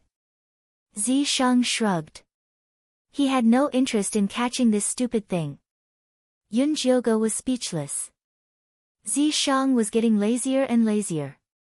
"Senior brother Yunjiu, let's get the doll back first," Lu Mei advised. Now was not the time to argue. Yes. Lu Tian'er nodded repeatedly. Then let's go. Yunjiu didn't dare to delay any longer. He led them all the way to the east. On the way, Lu Tian'er asked, "Senior brother Yunjiu, did we do something wrong? The twin cores have just fused.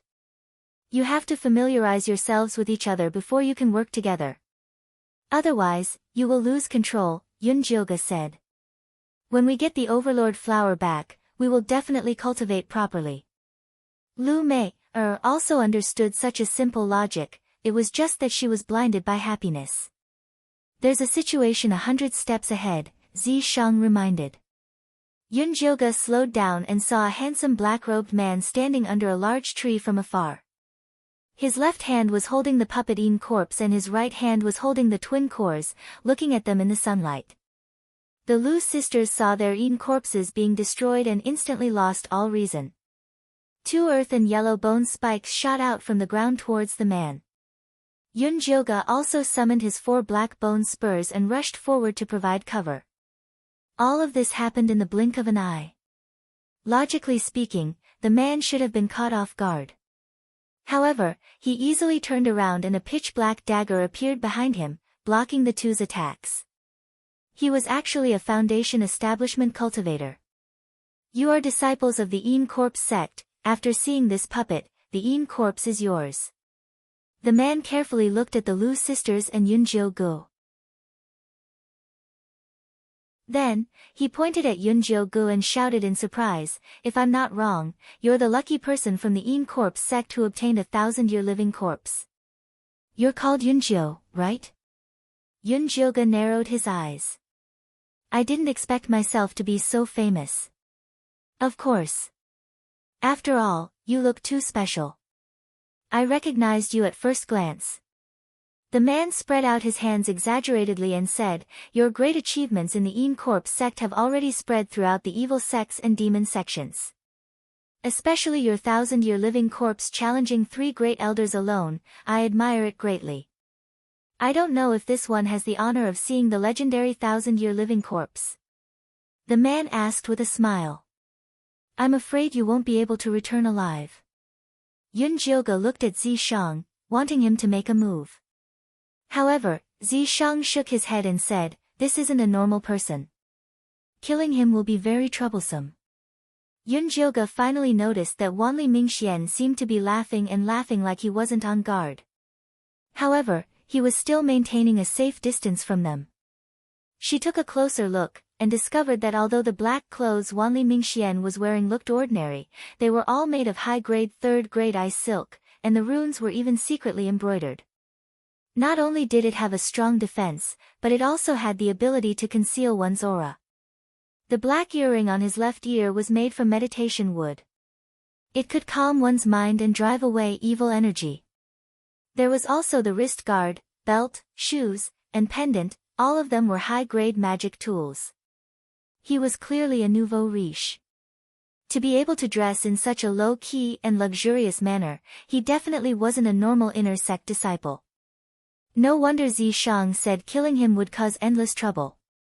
Then forget about it. The man continued to smile and said, "Junior brother Yunjiu doesn't need to be so nervous, I don't have any evil intentions towards you." "That's right, I'm called Wanli Mingxian, I'm an inner sect disciple of the Black Fiend sect. My sect has a good relationship with your Yin Corpse sect, if you don't mind, I'll call you Junior brother." Black Fiend sect. Yun Jioge remembered that Yi Rui had been taken away by the Black Fiend sect.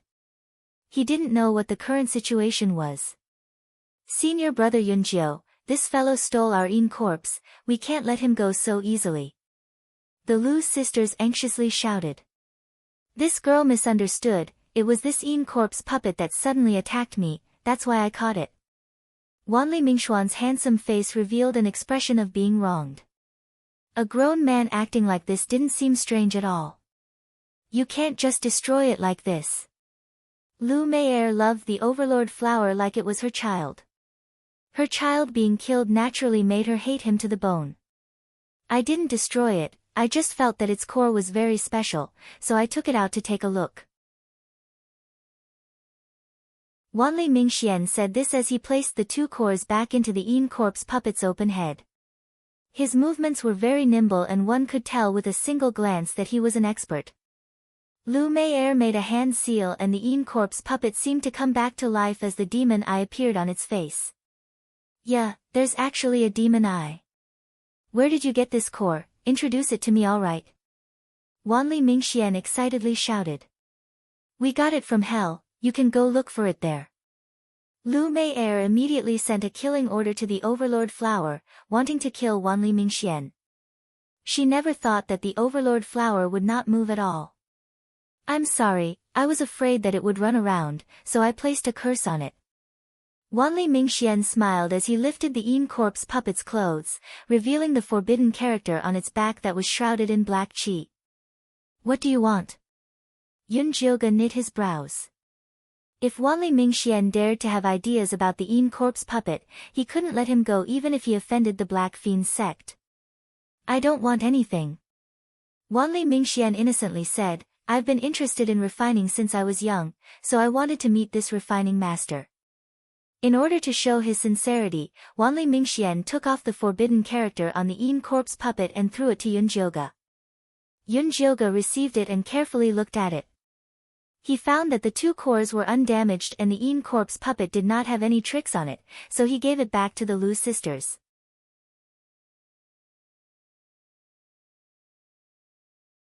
Chapter 366. We found these two cores by accident. We don't know who made them. Yun Jioge wasn't stupid enough to admit she made them. "Alright, if you can find more good stuff like this, come find me. We can discuss the price. I still have things to do, so I'll be leaving first." Mingxian sent a message glyph to Yun Jioge, then waved his hand and left. "Senior brother Yunjiu, you're letting him go just like that?" Lu Mei'er looked at Mingxuan's back unwillingly. She really wanted to stab him. Anyone who broke their secret deserved to die. What if he goes back and blabbers? Lu Tian clenched the bone spear in her hand. Since senior brother Yunjiu didn't want to fight, they could secretly catch up to him and kill him. This Mingxian is not a normal person. If you see him in the future, you better turn around and leave.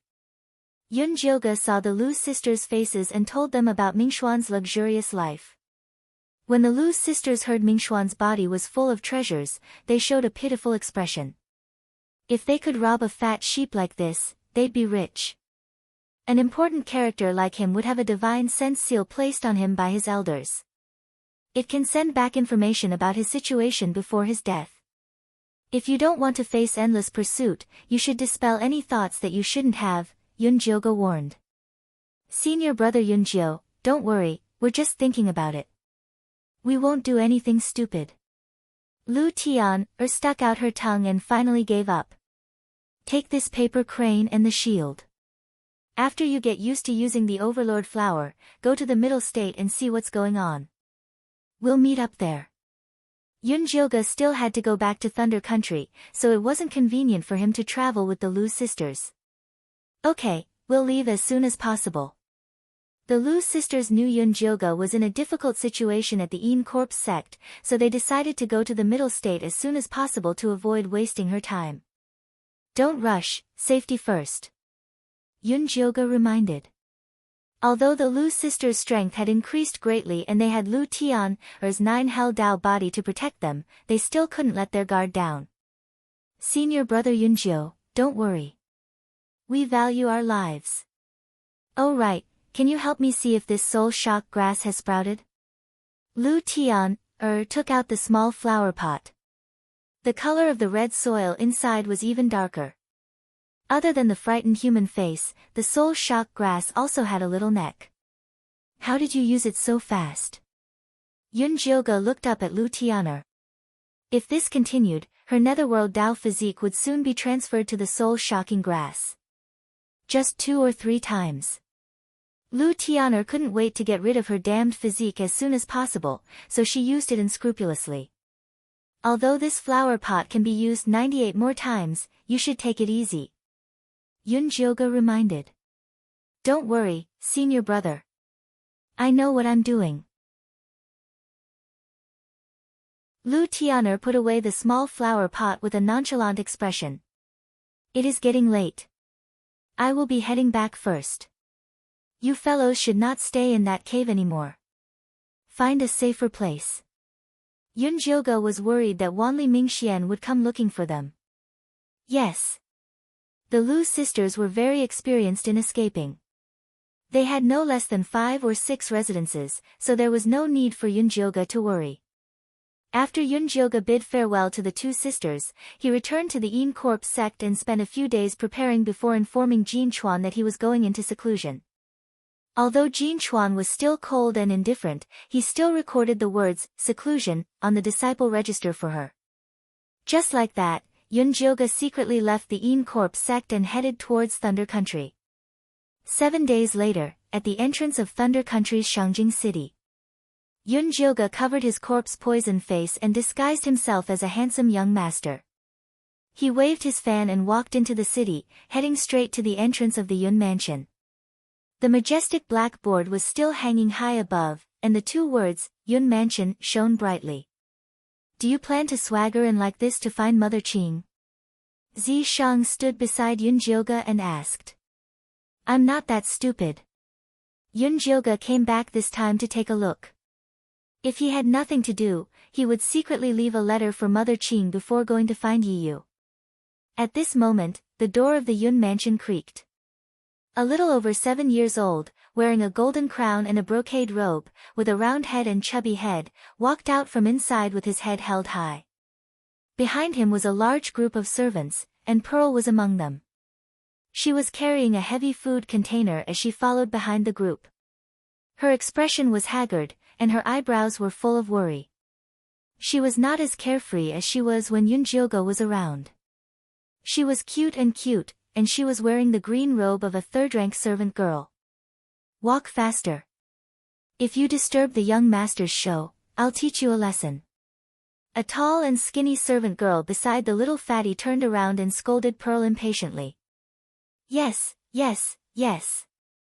Pearl nodded and quickened her pace. Such a clumsy person is not fit to serve me. The little fatty pouted unhappily. Young master, please bear with it for now. No matter what, Pearl is a servant left behind by Mother Qing. You can't do anything to her now, but when you have the chance, you must send her far away. The short and fat servant girl advised in a low voice. Pfft, that Mother Qing is just a servant. She really thinks she's half the owner of the Yun mansion. She's always pointing fingers at my father. I'll kill her one day. The little fatty's round face flashed with a fierce light. It was obvious that he was not joking. Young master, there's no need to bother with a servant. Just bear with it. The short and fat servant girl coaxed the little fatty into the Yun mansion's gorgeous carriage. Then, she arranged for the other servants to get on. Pearl was scolded by her again.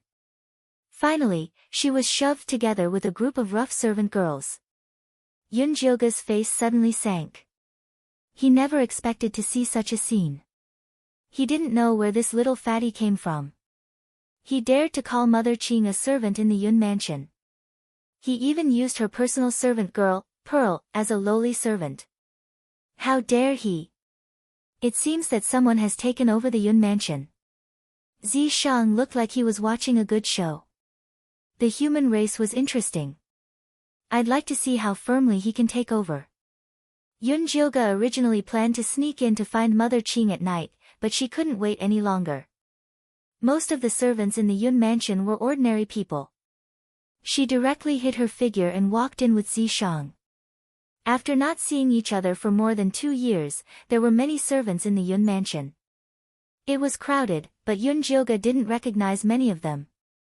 The strangest thing was that the few large courtyards in the backyard all had masters. They were all beautiful women. They considered themselves to be half the owners of the Yun mansion. If she hadn't confirmed that Yi Yuxuan was dead, she would have thought that he had taken in a few more concubines. Her purple forest park was still empty. It was just that the servants inside had been changed. At this time, there were only 2 little servant girls and a skinny mother sitting in the courtyard. They all looked lazy. The corners of the courtyard were covered in dust and no one cleaned them. Yun Jioga walked into the remote Mother Qing's room. The bed and quilt inside were all ready. It was just that there was a lot of dust. It seemed that no one had lived here for a long time. What happened in the Yun mansion when she wasn't here?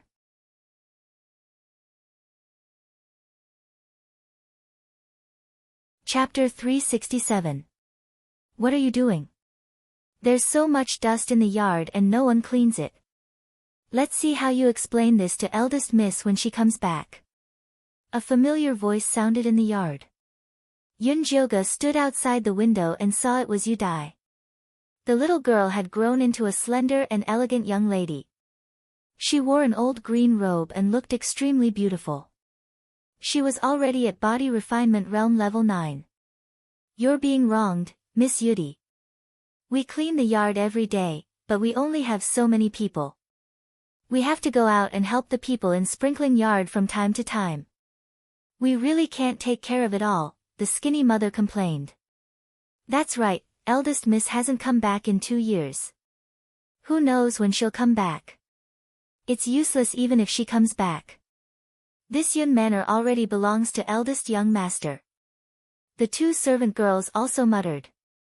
What nonsense are you saying? Yun manor will always belong to our eldest Mississippi. Yu Dai was so angry her face turned red. The 2 servant girls immediately didn't dare to say anything. Miss Yu Dai, why are you showing off in front of us? If you have the ability, go talk to eldest young master. The skinny woman wasn't afraid of Yu Dai. She took out a handkerchief and fanned her face while saying coldly, but I don't think you dare go. Eldest young master has already given you to the Hu clan. You can only stay here for 2 more days. I advise you to mind your own business. Think about how to get a foothold in the Hu clan. That family isn't easy to get along with. Yu Dai's face turned green and white but she didn't say anything. Instead, she picked up a broom and started cleaning. The skinny woman grabbed a handful of melon seeds and started munching on them. The shell of the melon seeds fell to the ground. Clearly, she wanted to make things difficult for Yu Dai. Yun Jioga's face darkened.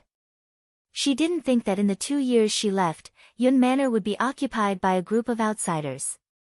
Moreover, he bullied her people so blatantly, as if she was dead. Should we kill these bastards? Zishang suggested out of goodwill when he sensed Yun Jioga's anger. Yun Jioga calmed down instead, no rush. Let me figure things out first. Before she left, she had asked Wan Xiang and Bai Songling to look after Yun Manor. With their temperament, they shouldn't be watching Mother Qing and the others get bullied. There must be another reason. Yun Jioga quietly left Yun Manor and came to Wan Xiang's residence. There was a musty smell when he opened the door. The room was empty and dusty. She went out to ask around and found out that Wan Xiang had already left Thunder Country to travel around the various countries. Bai Songling returned to the Bai family and became a general, responsible for guarding the border. However, what shocked her the most was that the one who ascended the throne was actually noble consort Shi, with the title of Empress Shi. The former crown prince, Dongfang Ke, went to the Purple Clouds sect and became the last disciple of the Golden Core elder, Yuan Hua. The status of the emperor of a small country was naturally not comparable to that of the last disciple of a Jindan stage elder. Yun Jioga should be happy for Dongfang Ke's grand plans, but when she thought of the messy Yun family, she could not bring herself to be happy. At night, she finally found out Mother Qing's whereabouts. It turned out that Empress Shi had brought her into the palace to recuperate. Shall we go in and have a look? Zishang asked. There are experts in the palace. I can't get in. The imperial palace was not like the residence of Yun. There were still a few experts. Her shallow invisibility skills were useless. I'm here, what's there to be afraid of? Zishang glanced sideways at her. Then I'll rely on you. This was what Yun Jioga was waiting for. Zishang drew an invisibility talisman for Yun Jioga. He took her to avoid the imperial dragon Qi and sneaked into the back palace. Mother Qing was placed in the side hall of Jinxiu Palace. 2 palace maids were in charge of serving and guarding her. At this moment, the 2 palace maids were chatting and laughing as they embroidered pouches under the window. Mother Qing sat at the side in a daze. Her complexion looked good, and her clothes were clean. She did not look like she had been mistreated. Yun Jioga blew into the room. The 2 palace maids' eyes rolled back, and they softly fell to the ground. Who? Mother Qing turned her head, her sunken eyes revealing a fierce glint. It's me. Yun Jioga appeared in front of Mother Qing. Eldest Miss. Although Yun Jioga had disguised herself as a man, Mother Qing still recognized her at a glance. She immediately stood up in excitement. What exactly happened in the residence? Who are those people who moved in? Yun Jioga sat down on a chair. Mother Qing sighed and said, they are people from the side branch of the Yun family. There were still a few cousins in the old master's generation, and they had been obediently guarding the ancestral hall in the village all these years. After Empress Shi ascended to the throne, she said that eldest miss was a girl and did not have any children. Thus, she personally ordered Yun Yanbin, who was from the side branch of the Yun family, to come over to support the facade. Empress Shi. Yun Jioga's eyes darkened. Something as important as adopting a son hadn't even been approved by her, but Empress Shi had hurriedly helped her. She was deliberately supporting a puppet to dominate the Yun family's assets. Eldest miss, this old servant is useless. I couldn't help you guard the family well. Mother Qing's tears flowed down her face. When Yun Yanbin had first arrived, he had been well educated and reasonable. He had also been very respectful to the old servants.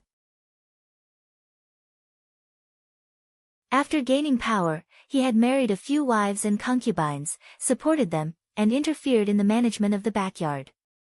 He had found all kinds of excuses to get the old servants out. Even Elder Hua had been sent elsewhere. You don't have to blame yourself. It's not your fault. No matter how much she respected Mother Qing, she was just a servant. It was impossible for her to withstand the pressure of Empress Shi. Eldest miss, what should we do now? Mother Qing asked with a frown. Yun Yanbin's surname was Yun too. It wouldn't be easy to get him out. You don't have to worry about this. Have a good rest. Don't tell anyone that I was here, lest we alert the enemy, Yun Jioga instructed.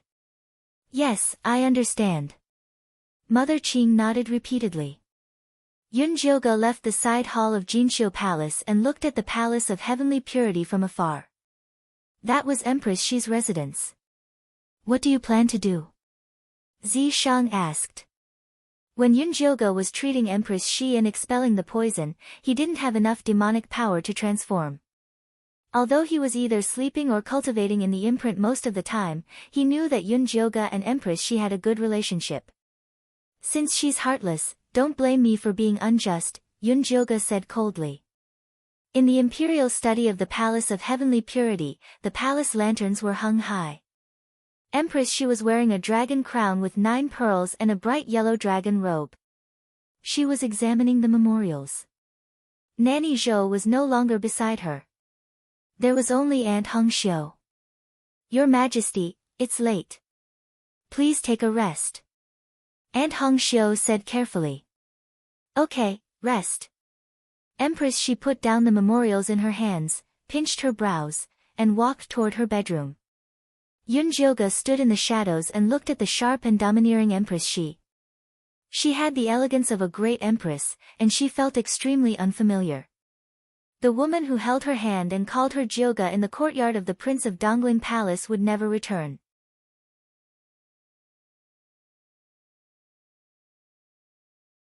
Chapter 368. Yun Jioga watched as Empress Shi walked into her bedroom. Aren't you going to settle the score with her? Zi Shang's handsome face flickered in the shadows. Only his gray eyes were focused on Yun Jioga. It's useless. She's not the only one who wants to take over the Yun family. Yun Jioga looked sad. So what if she killed Empress Shi? As long as she wasn't guarding the Yun family, the next empress would do the same. She couldn't change the fact that greed clouded people's minds. If that's the case, why don't you dissolve the Yun family and let your people have a good home? Zi Shang said softly. Yun Jioga would go further in the future. There was no need to keep these things holding her back. Yun Jioga was a little stunned. Mother Qing and Elder Hua had been bullied by Yi Yuxuan when they were with their mother.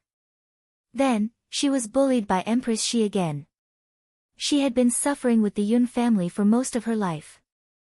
You're right. After Mother Qing and the others are settled, let them do whatever they want.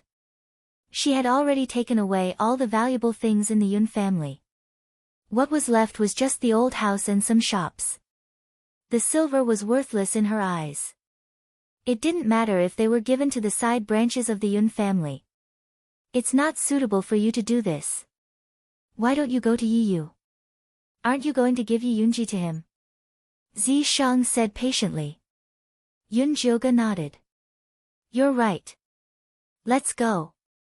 After leaving the palace, Yun Jioga and Zi Shang went to the shadow land of the Yi family.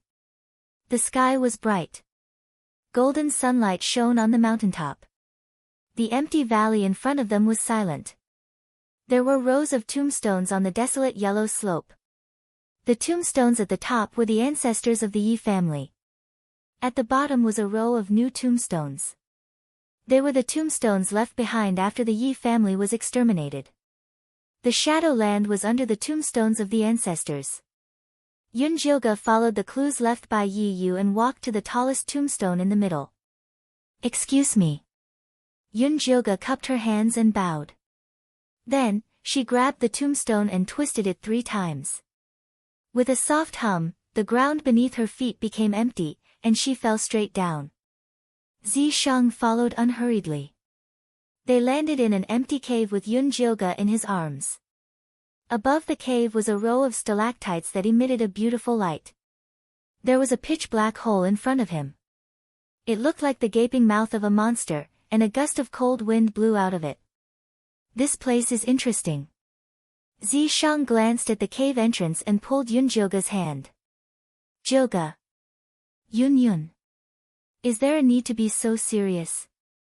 She was going to see her little friend, Yi. It was not like she was going to enter some deadly zone, so what danger could there be? There's nothing wrong with being cautious.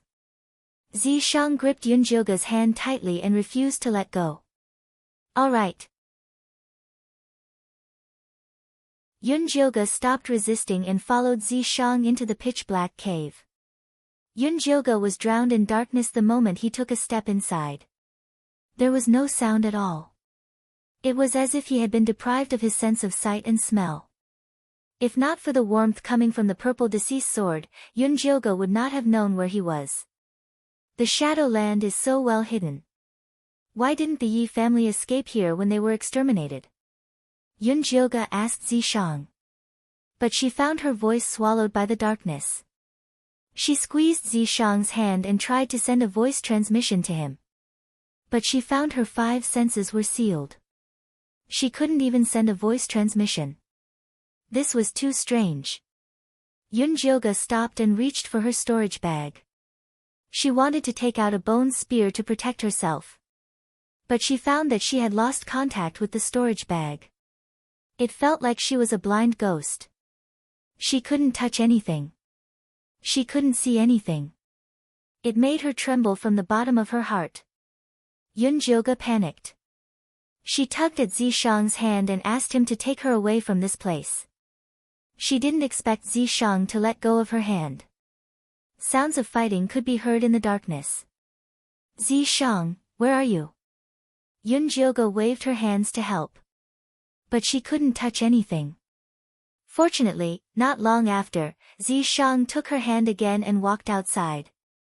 When the light from the stalactite entered Yunjioga's eyes, she was so excited that she almost cried. What kind of place is this Shadowland? Yunjioga turned to look at Zishang. She saw that he was carrying someone on his shoulder. His hair was messy. His clothes were old and tattered. His body was as thin as a stick. It looked like he could be blown away by a gust of wind. Yunjioga moved the person's messy hair aside and saw a pale face. Although his cheeks were thin, his facial features were still very beautiful. The most eye-catching feature was a red mole between his eyebrows. It was Yi. How did he become like this? Yunjioga was shocked. He's been in there for too long. His body is too weak. Let him rest for a while. Zishang threw Yi to the ground. Be gentle. Yunjioga was afraid that Yi would fall apart. She quickly squatted down to examine him. She found that Yi had reached the cultivation level of a spirit master. However, his body condition was terrible. Not only was he severely dehydrated, but he also showed signs of malnutrition. Although foundation-building cultivators could not eat, not eating for a long time was still a huge burden on the body. Yunjioga took out a few bottles of blood-replenishing pills from his storage bag and poured them into Yi's mouth. Yi's throat moved and he swallowed them all. However, there were still no signs of him waking up. His body is fine. Why won't he wake up? Yunjioga checked Yi's pulse again. He confirmed that his body had completely recovered under the nourishment of the pills. He should wake up soon. His consciousness is sealed. If we want to wake him up, we have to wake him up. Zishang said. Then what do we do? Yunjioga thought of the dark and gloomy place where all 5 senses were sealed. It was enough to drive a person crazy. Use the blood relationship to wake him up. Zishang's answer was simple and powerful. But Yi Yunji has already become a zombie. She was already dead. Was blood relationship still useful? Yes. Yi Yunji's biggest obsession is to protect her brother. If you take her out, she will naturally know what to do. Zishang said with certainty. All right. Now that things had come to this, they could only try. Yunjioga released Yi Yunji from the corpse refinement bag. The white-haired and ugly Yi Yunji, dressed in a black dress, stood quietly in front of them. Whether Yi can wake up or not depends on you. Yunjioga said. Yi Yunji's expression was wooden. Her eyes were empty. There was no reaction. Yun Jyoga tried to place Yi Yunji's right hand on Yi Yu's forehead. The seal on Yi Yunji's arm was unlocked. The gray Yin spirit chi slowly entered Yi Yu's forehead from her fingers. Yi Yu frowned in his coma. The veins on his temples bulged. He looked like he was in great pain. Yun Jyoga was extremely nervous. He asked Zishang, "Will something happen? What's the rush?" Zishang's calm demeanor finally calmed Yun Jyoga down. A moment later, a light lullaby suddenly came from Yi Yunji's stomach. The song was melodious, like a mother's soft murmur.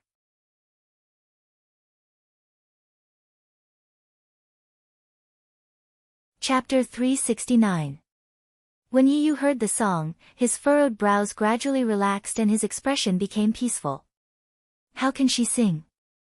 Yun Jyoga looked at Yi Yunji in shock. Wasn't her soul destroyed?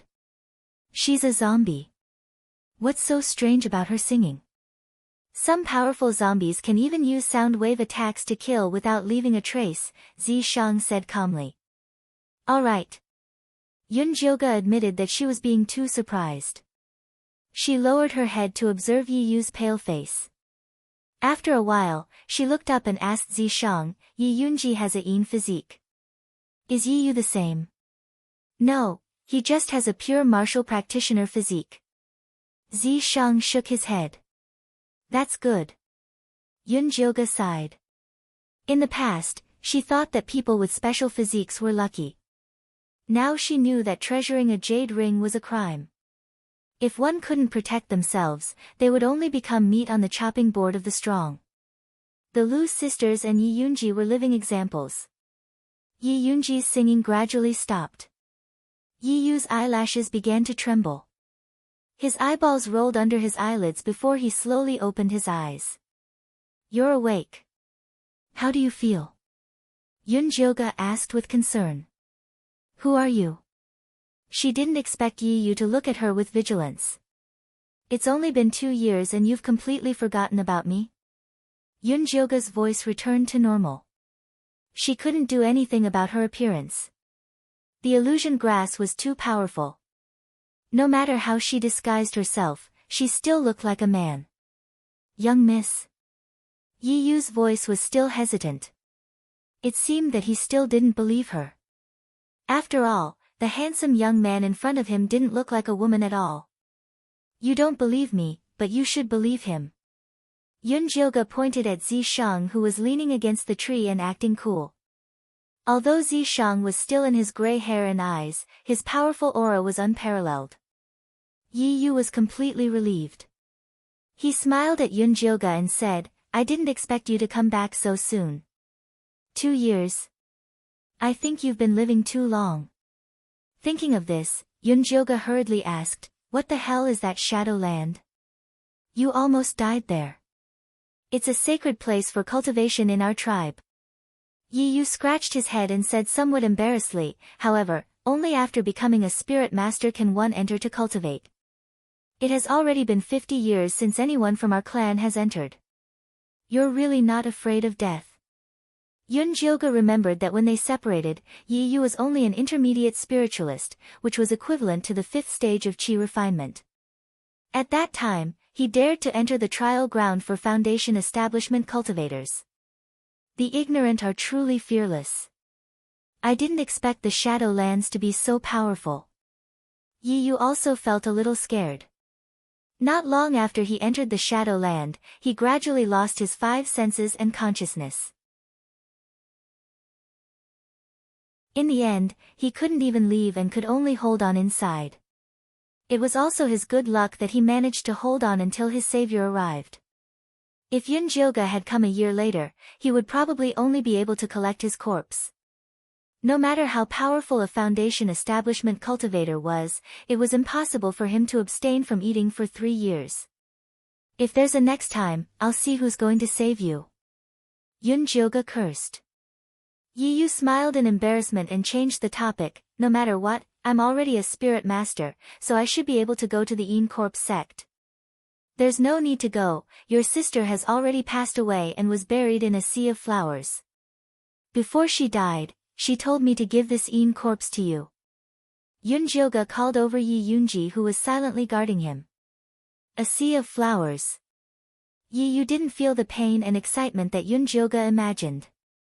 He just stared blankly at the ugly Een corpse with a head full of white hair. That's right.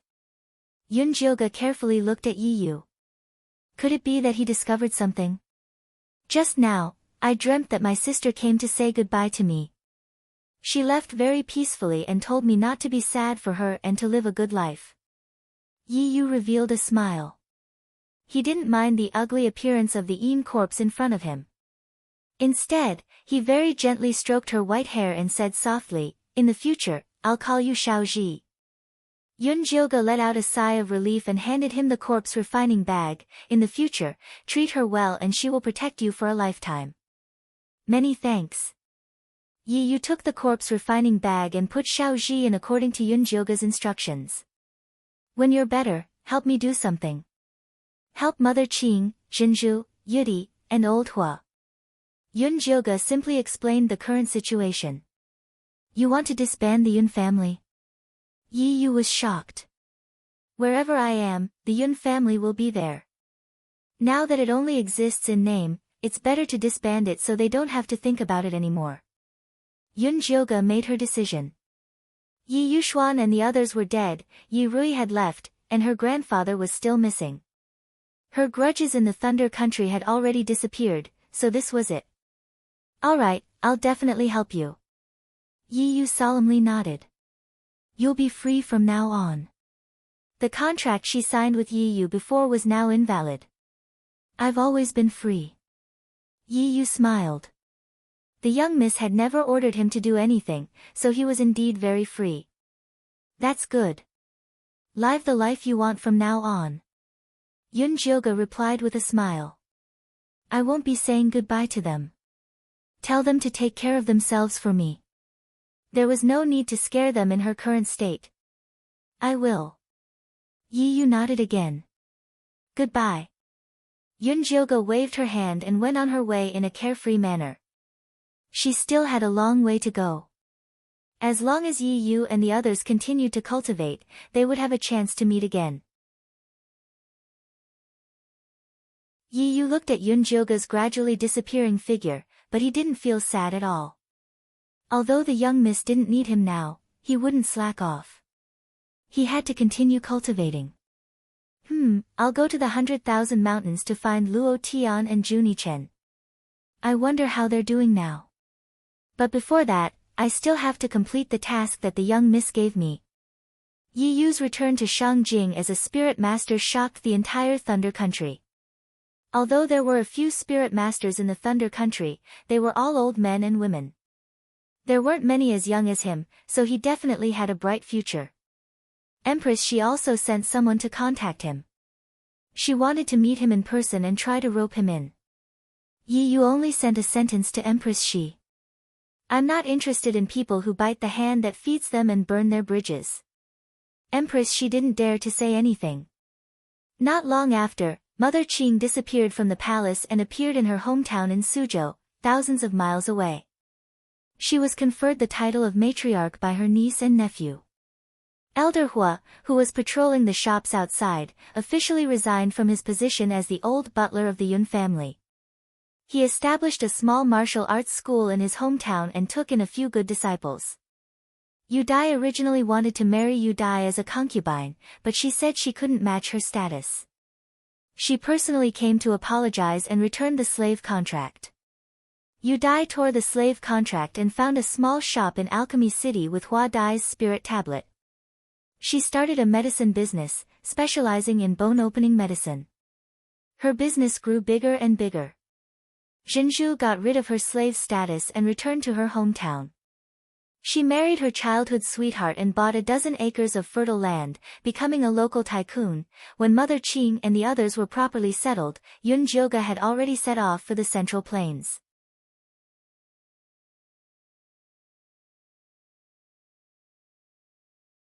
Chapter 370. Yunjioga sped along the way, traversing mountains and ridges. Finally, after 5 days, he arrived at the middle ground.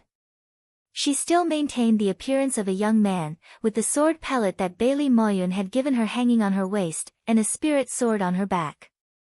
She completely looked like a young sword cultivator who had descended to the mortal world to gain experience. The Central Plains did not have many things, but it had the most robberies. A newbie like Yunjioga was simply a fat sheep sent to their doorstep. Unfortunately, this little fat sheep had a ferocious shepherd, and all the robbers were killed by Zishang. TSK, another pauper. Yunjioga killed off the 38th robber. After checking the storage pouch, he shook his head in disappointment. Aren't you satisfied that you picked it up for free? Zishang flicked Yunjioga's forehead. Yunjioga rubbed his head indifferently and headed towards the Central State East Pavilion. After she had written to the Lu sisters this morning, they had decided to meet at the Tongfu Inn in the Eastern Square. The East Square room was very majestic and imposing. The gray walls stretched for a few miles, and there were golden core cultivators standing guard on top of the walls. From time to time, their auras would sweep across the entire room, warning those who wanted to cause trouble to be careful. There were also 2 teams of soldiers standing guard at the tall city gate. They were both at the 5th level of Chi Disciple. Regardless of cultivation level, everyone who entered the square had to pay a spirit jade as a fee, even Foundation establishment cultivators were no exception. Yunjioga handed over a piece of spirit jade and the city guard let her in.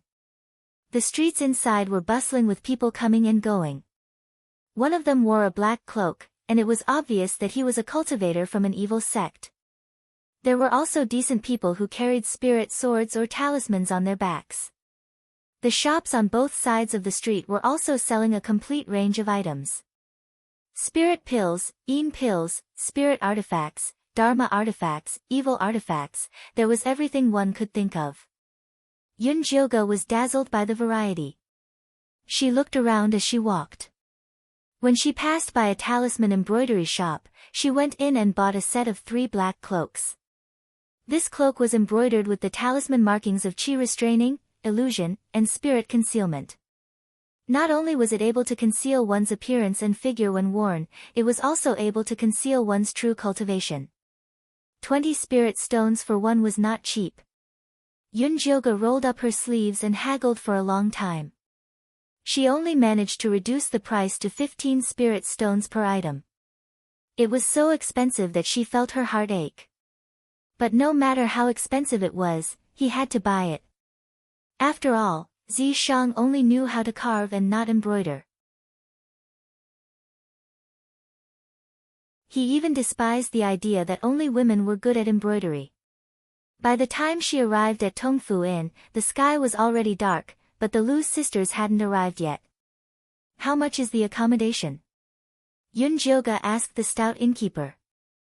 3 spirit stones per night for the upper room, 2 spirit stones for the middle room, and 1 spirit stone for the lower room. The short and fat shopkeeper said without raising his head while counting the golden abacus in his hand. So expensive? Yunjioga frowned. Along the way, she had also stayed in inns, and the best room was only 500 spirit jades a night.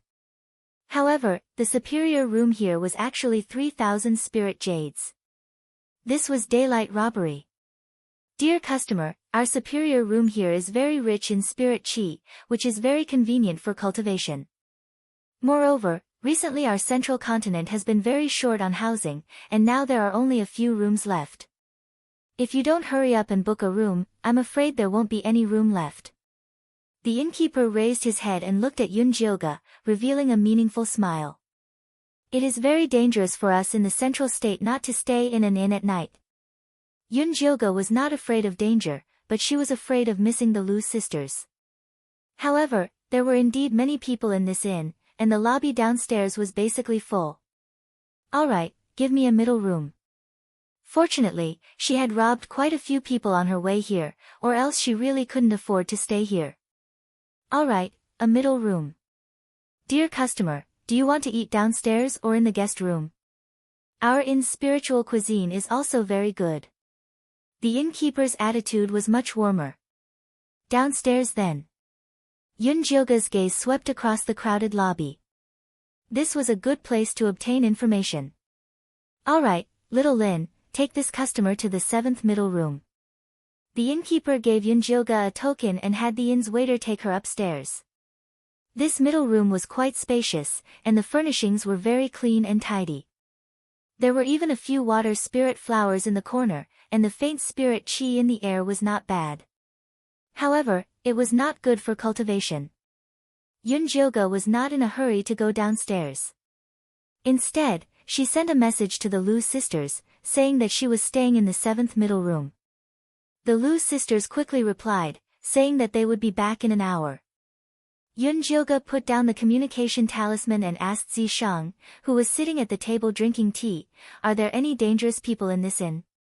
"For a small shrimp like you, every one of them is dangerous," Zishang said plainly.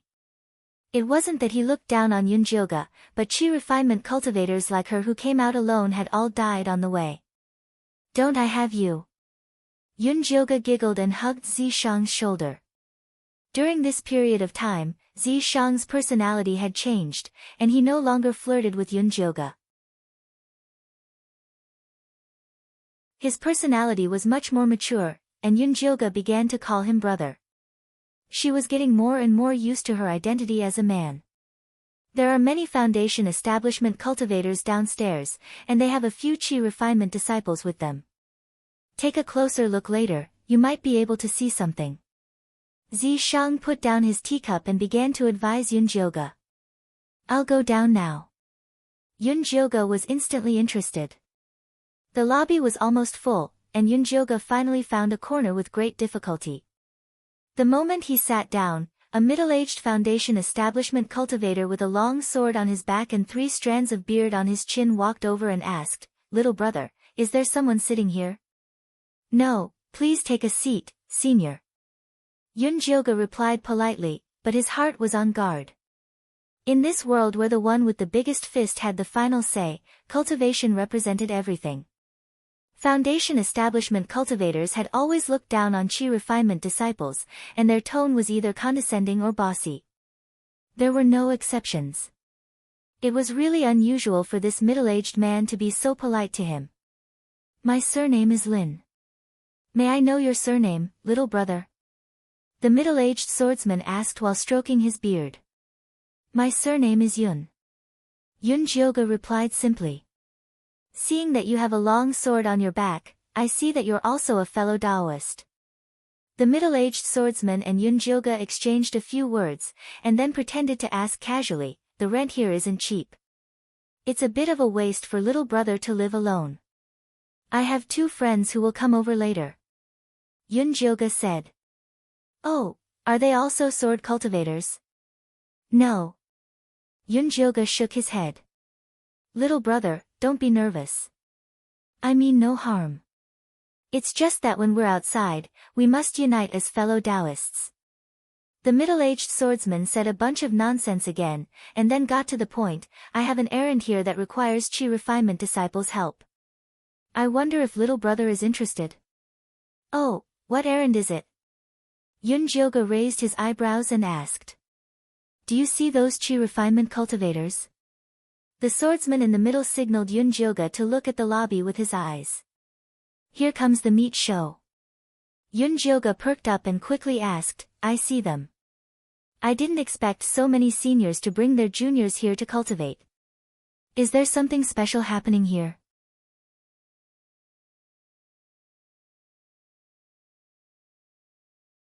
Chapter 371. Little brother, you are indeed smart. Actually, we found a ruin near the middle continent, but only chi refinement stage cultivators can enter. Are you interested in working with us? The middle-aged cultivator asked. Middle continent ruins?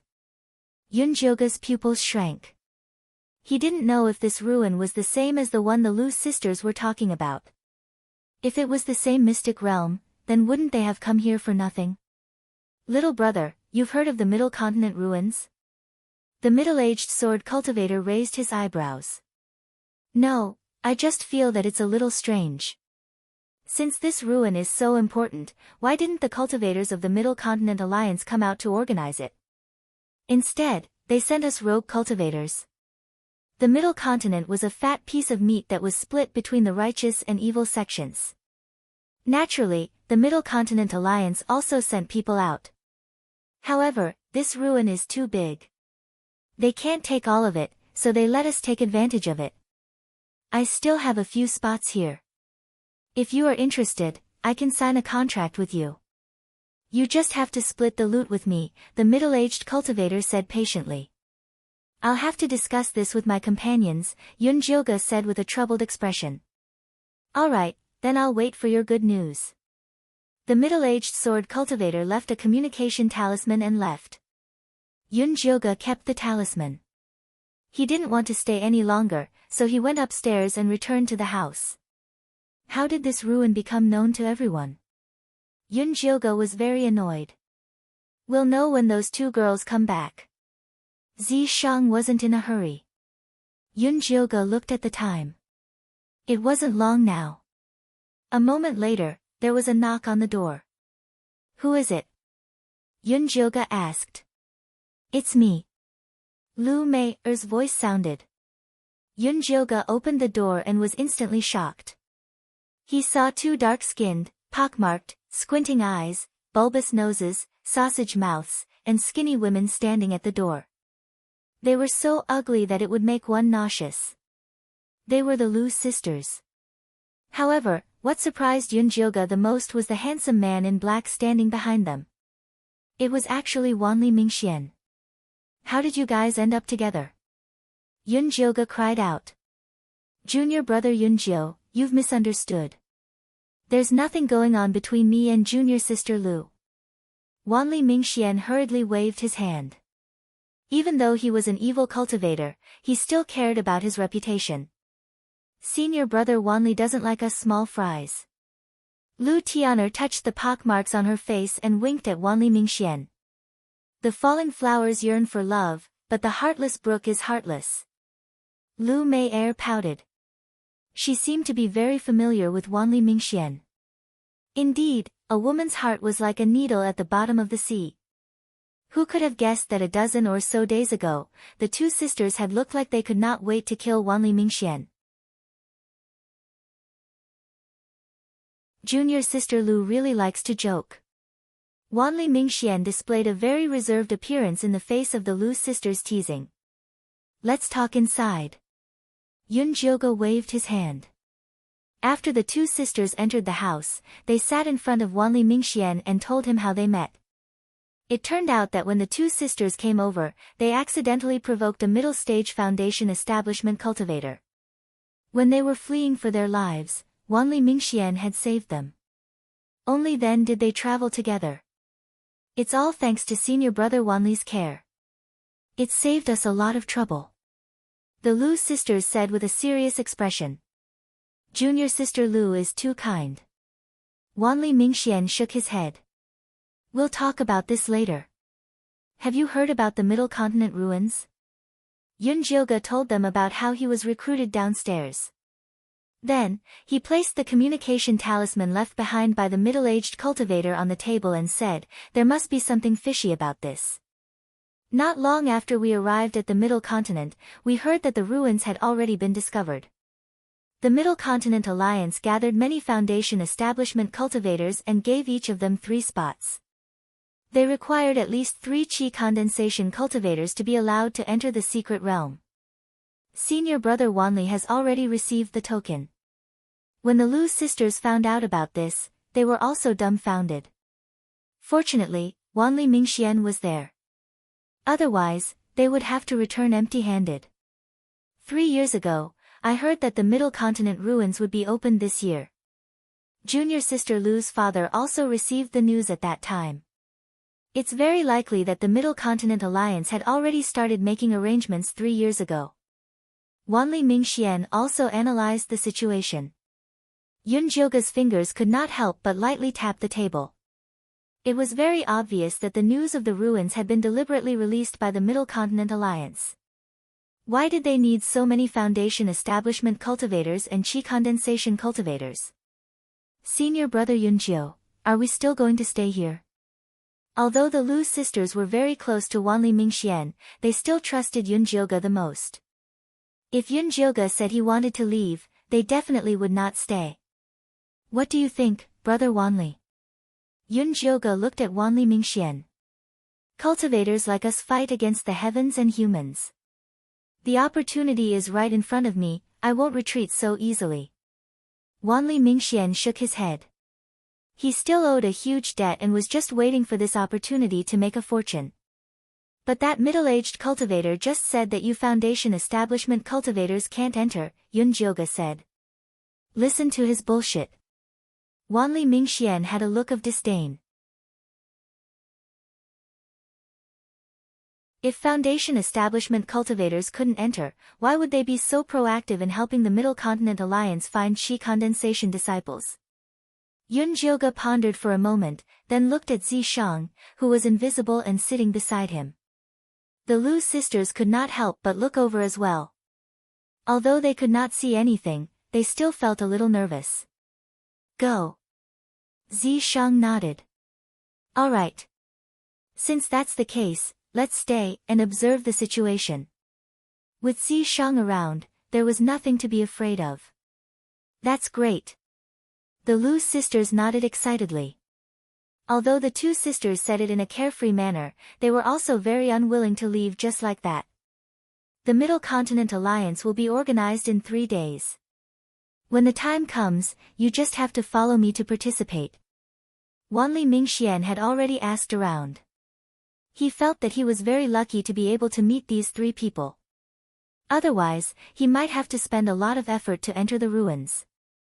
In the next 3 days, whenever Yunjioga and the Lu sisters went out to ask around, they would always run into foundation establishment cultivators who wanted to hire them to go to the ruins. For example, the middle-aged swordsman could be politely brushed off. Those with a domineering temper would directly threaten and bribe them. At this time, it was Wanli Mingxian who stood up for them. Fortunately, fighting was prohibited in the workshop. Otherwise, many lives would have been lost. Apart from asking around, the 3 of them also went to the Middle Continent workshop to search for treasures. Many cultivators would set up stalls at the free market in the west of the Middle Continent after robbing or picking up things that they did not want. It was much cheaper than in the Ziyun workshop. Of course, there were always fakes when searching for treasures. However, Yunjioga had extraordinary eyesight, so he could always tell whether a treasure was real or fake. For example, the coral earrings that Lu Mei was holding were said to have been worn by a succubus before. They could increase one's charm ability.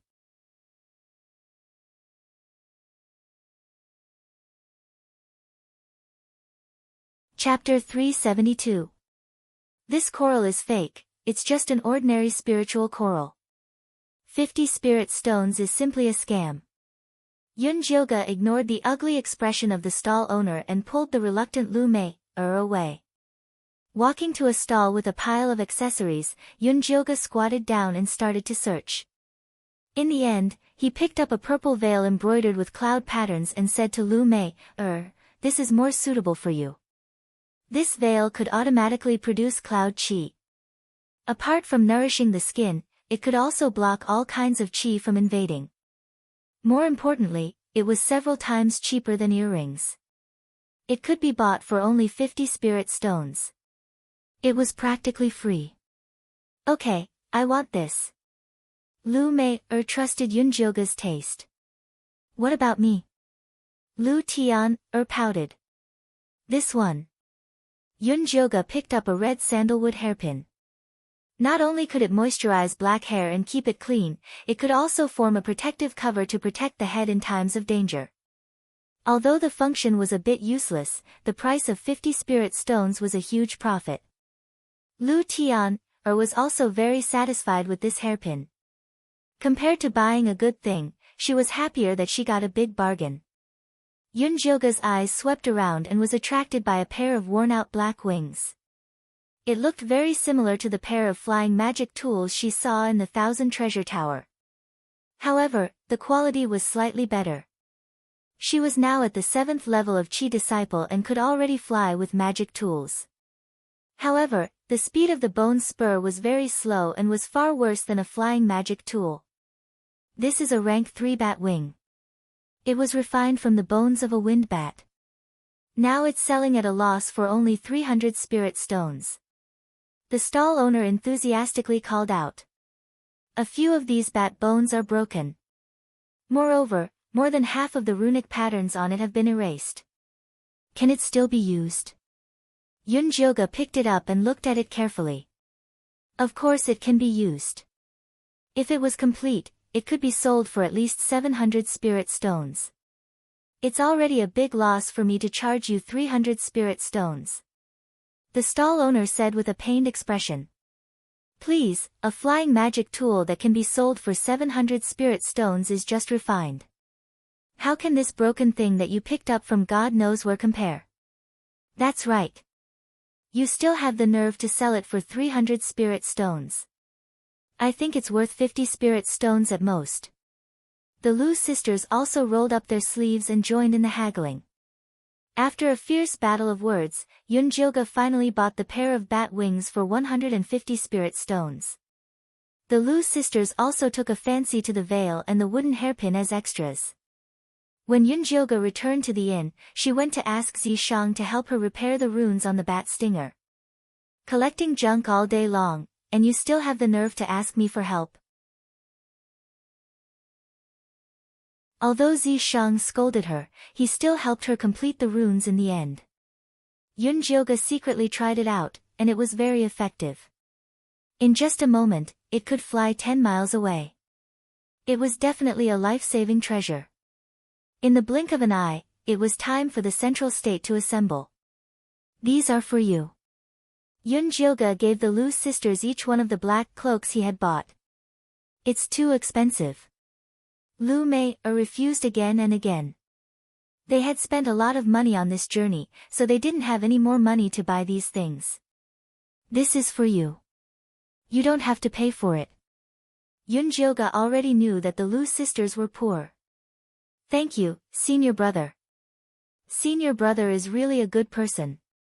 The Lu sisters immediately received it excitedly and began to study the runes on it. Wow, this can adjust the body shape. I want to adjust into a muscular man. Lu Tian immediately began to adjust, and the black cloak immediately became longer and wider. Use it wisely. This is not cheap. Yunjioga still couldn't help but say a few words. I originally wanted to buy it at the Myriad Treasure Tower, but that place is too black-hearted. It wasn't easy to get it from a small store. So black-hearted. Then let's not go there in the future. The Lu sisters and Yunjioga shared a common enemy. The Myriad Treasure Tower's young master touched his nose and hurriedly changed the topic. It's getting late. Let's hurry over. Let's go. Yunjioga and the Lu sisters put on the cloaks and transformed into 3 muscular men. They followed behind Wan Mingxian, and they looked to be half a head taller than him. Cough, cough. Wan Mingxian couldn't help but cough twice before saying seriously, we still need to verify our cultivation when we go over later. We can't wear this cloak now. Let's keep it until we enter the ruins. All right. The Lu sisters reluctantly took off the cloaks, but they still kept the disguise of ugly women on their faces. It's best not to keep the disguise. Wan Mingxian had a troubled expression. Although the gathering order didn't say it very clearly, such a simple disguise could still be easily picked apart. No, there are so many bad people there. What if they covet our beauty? The Lu sisters refused to show their true faces. But your looks are too fake. Wan Mingxian was helpless. Even his toes could see that it was fake. Come, come, come. I'll help you change it. Changing her appearance was simply a piece of cake for Yunjioga. She took off the Lu sisters' coarse disguise, took out some medicinal liquid and smeared it on. Then, she changed her clothes and immediately transformed. Not bad. Wan Mingxian took a look and nodded in agreement. It's very unique in its ugliness. Lu Mei's skin was slightly dark. She had thick eyebrows, small eyes, a flat nose, a big mouth, and a square chin. When she smiled, she revealed a mouth full of yellow teeth. Lu Tian's eyebrows were sparse, and the distance between her eyes was very wide. When she smiled, she looked like an infatuated fool. The two sisters threw flirtatious glances at Wan Mingxian at the same time. Let's go, let's go. Wan Mingxian didn't dare to look anymore. He turned around and ran out the door. The middle ground ruins was a wasteland 100 miles away from the workshop. At this time, a simple and crude yellow city had already been built on the wasteland, enclosing the entire ruins. Groups of soldiers patrolled on top of the mud walls. The leaders were all middle-stage Foundation establishment cultivators. The security was even tighter than the workshop. The guard was an early-stage Foundation establishment cultivator. He had a long thin face, small eyes, and a small mustache above his lips. He took Wan Mingxuan's pass and examined it carefully. Then, he looked behind him and said, "Only these three?" "Yes, senior." The Lu sisters immediately winked at him. The small mustache's face twitched. He hurriedly looked away and said to a soldier beside him, "Bring them in." "Yes." A soldier at the third level of qi condensation led Yunjioge and the others inside. They followed the yellow walkway and turned a few corners before arriving at an open space. They were surrounded by mud walls that were 20 feet tall. Below their feet was a brown land overgrown with weeds. Not far away, there was an earthy yellow platform. On it, there were 3 large flags of the Central Ground Alliance with a black background and a red heart. 6 Foundation establishment cultivators wearing black masks guarded the platform. There were already 5 Foundation establishment cultivators gathered in the open space. Behind each of them were 3 qi condensation cultivators. The middle-aged sword cultivator who contacted Yunjioge a few days ago was also there. When he saw her from afar, he nodded at her. Yunjioge also nodded in return. She swept her gaze around and found that most of the people here were itinerant cultivators and righteous cultivators. There was actually no one from the evil sections.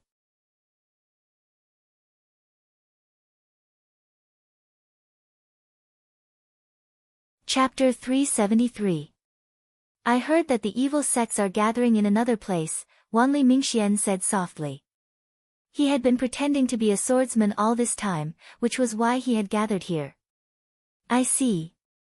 Although Yunjioge was a little surprised, she did not sense anything wrong. The evil sects and the righteous sects had always been at odds, so it was normal for them to make arrangements separately. I heard that the Central Continent Alliance sent out a total of 18 communication talismans, Wanli Mingxian said softly. If we can find 3 qi refinement disciples among these 18 people, there will be 62 people. Including the Central Continent Alliance's own people, that's too many. Although Yunjioge had never entered the ruins, she knew that it was different from a mystic realm. It would not be very big, and there would not be many things, but they would all be of high quality. With so many people going in, there will definitely be a fight. Wanli Mingxian was very experienced in this. He reminded the Lu sisters, if we get separated when we go in, you must protect yourselves. Otherwise, you will be the first to die. The Lu sisters nodded solemnly. Fortunately, Lu Mei had the Overlord flower, and Lu Tian had the 9 Yudao body. Even if the two of them were unfortunately separated, they would not immediately become cannon fodder. It would not be a problem for them to hide for a while. As for Yunjioge, they did not have to worry. Unless Zishang left on his own, they would not get lost anywhere. At that moment, Zishang was looking at the yellow earth wall around him with a solemn expression. What's wrong? Is there a problem? Yunjioge asked. I'm wondering where the ruins are. Zishang replied. It should be behind the wall. Yunjioge guessed. No. Zishang shook his head and asked Yunjioge, don't you feel that the circulation of spirit energy here is very slow? Yunjioge tried and found that it was really as Zishang said. She also scanned the surroundings. The qi refinement cultivators were all excitedly preparing to enter the ruins and did not find anything strange. Is there an array formation carved down here? Yunjioga rubbed the ground with her feet and did not find anything strange. Zishang shook his head and looked at the earthen yellow platform. Yunjioga followed his gaze and saw the few foundation establishment cultivators looking at the people on the ground with fierce eyes. Noticing Yunjioga's gaze, he immediately glared back at Yunjioga, as if saying, "What are you looking at? Be careful that I don't make things difficult for you." "What's wrong?" the Lu sisters whispered. "I'm fine." Yunjioga retracted his gaze as if nothing had happened. He began to be vigilant of his surroundings. After the time it takes for a stick of incense to burn, the remaining 3 foundation establishment cultivators brought the qi condensation cultivators over one after another. Everyone was finally here. It's almost time for the ruins to be opened. Foundation establishment cultivators, go ahead and discuss some matters. Qi gathering cultivators, wait here. A man as tall and strong as an iron tower walked onto the platform and said loudly. "I'm going over. You guys be careful."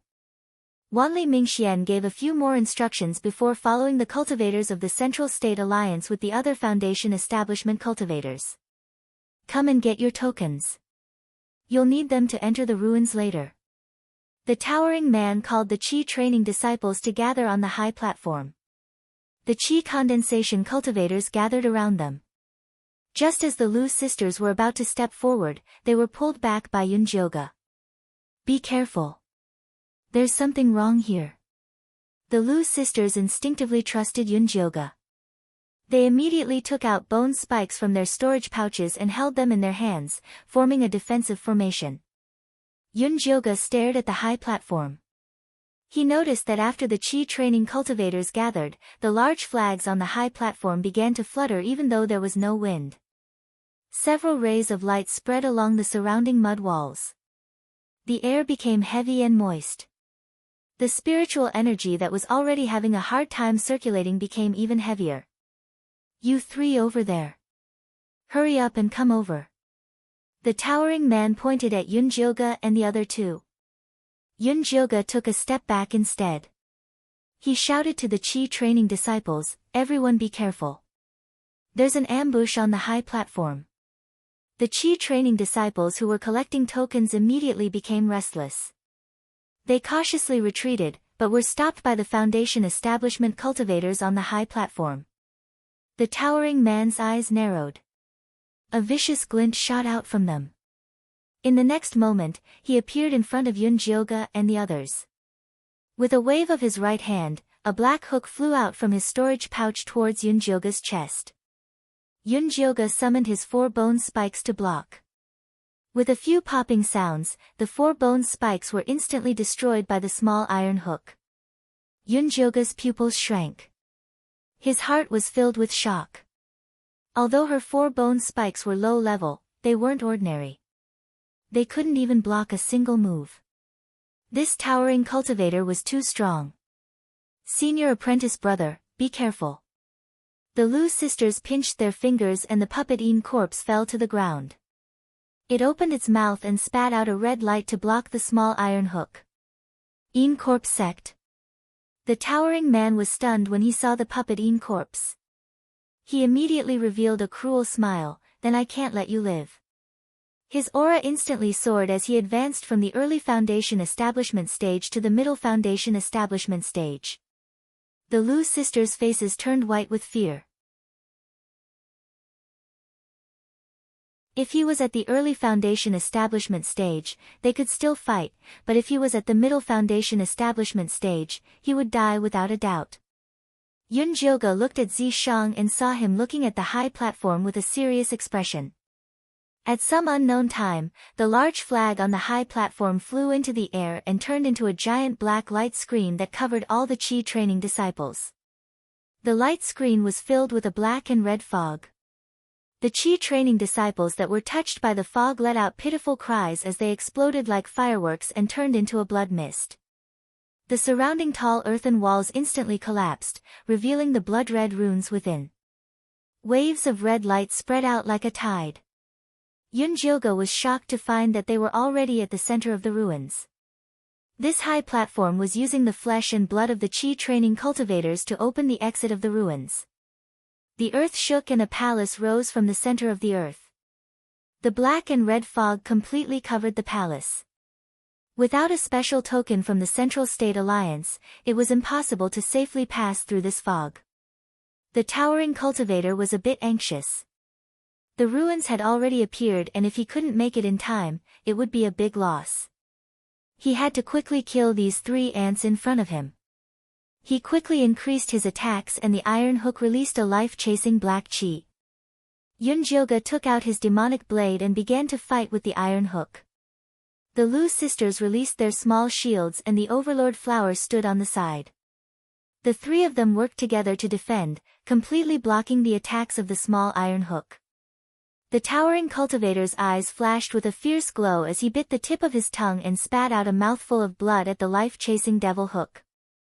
The life-chasing devil hook instantly grew to a size of 10 meters and was covered in a thick black chi. It whizzed towards Yunjioge and the others. Yunjioge quickly formed a hand seal and condensed the demonic blade into a blood-red long blade. He rushed forward without hesitation. Just as the 2 of them were about to collide, the small black hook suddenly stopped and fell to the ground. The towering cultivator's eyes bulged with blood. He lowered his head in disbelief and saw a white palm appear on his chest.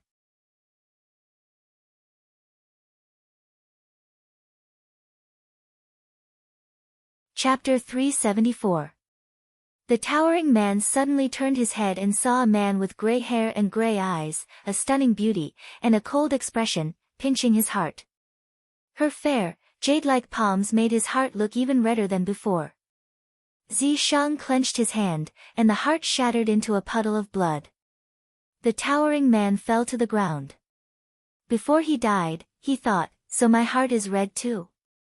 Zishang shook his hand in disgust, and the blood gathered and fell to the ground. Yunjioge gulped. Every time he saw Zishang dig out someone's heart, he felt so cruel, and his chest hurt. What are you standing there for? Zishang pointed at the towering man's storage bag. Yunjioge's chest immediately stopped hurting, and he happily picked up the man's storage bag, not forgetting to take the small black iron hook. Lu Mei commanded the Overlord flower to devour the towering man's flesh and heart. Let's see what's inside. Yunjioge handed the cultivator's storage bag to Zishang. She couldn't get rid of the mid-stage foundation establishment divine sense. Zishang helped her open the storage bag, and took out a black bracelet. This should be the token to pass through the fog. Then let's go take a look. Thinking that the ruins were on the other side, Yunjioge instantly felt a little excited. Put on your bat wings. Zishang threw the storage bag to Yunjioge. Yunjioge put away the storage bag, and put on the bat wings. The Lu sisters also held the paper crane in their hands, ready to escape at any time. Let's go. Zishang activated the black bracelet, and a faint screen of light enveloped Yunjioge and the others, then they walked into the black light. The black light screen was filled with countless wind blades, and tiny black gas, which attacked them like a storm. Purple Decease Sword then sent out a cloud of purple mist, which blocked the terrifying black chi outside. After a while, Yunjioge and the others finally reached the edge of the light screen. From afar, they could see that the ruins were majestic, and there were more than 10 entrances. Dozens of spiritual lights flew towards the entrance of the palace, all of them mid-stage foundation establishment cultivation. They didn't know how Bailey Mingxian was doing. Senior brother Yunjio, are we still going in? Lu Tian's voice was filled with anticipation and fear. With their cultivation, it was extremely dangerous to snatch food from a foundation establishment cultivator's mouth, but what if they really got it? He got a little excited at the thought. Many of these cultivators are from the Central State Alliance, we won't even be enough to fill their teeth.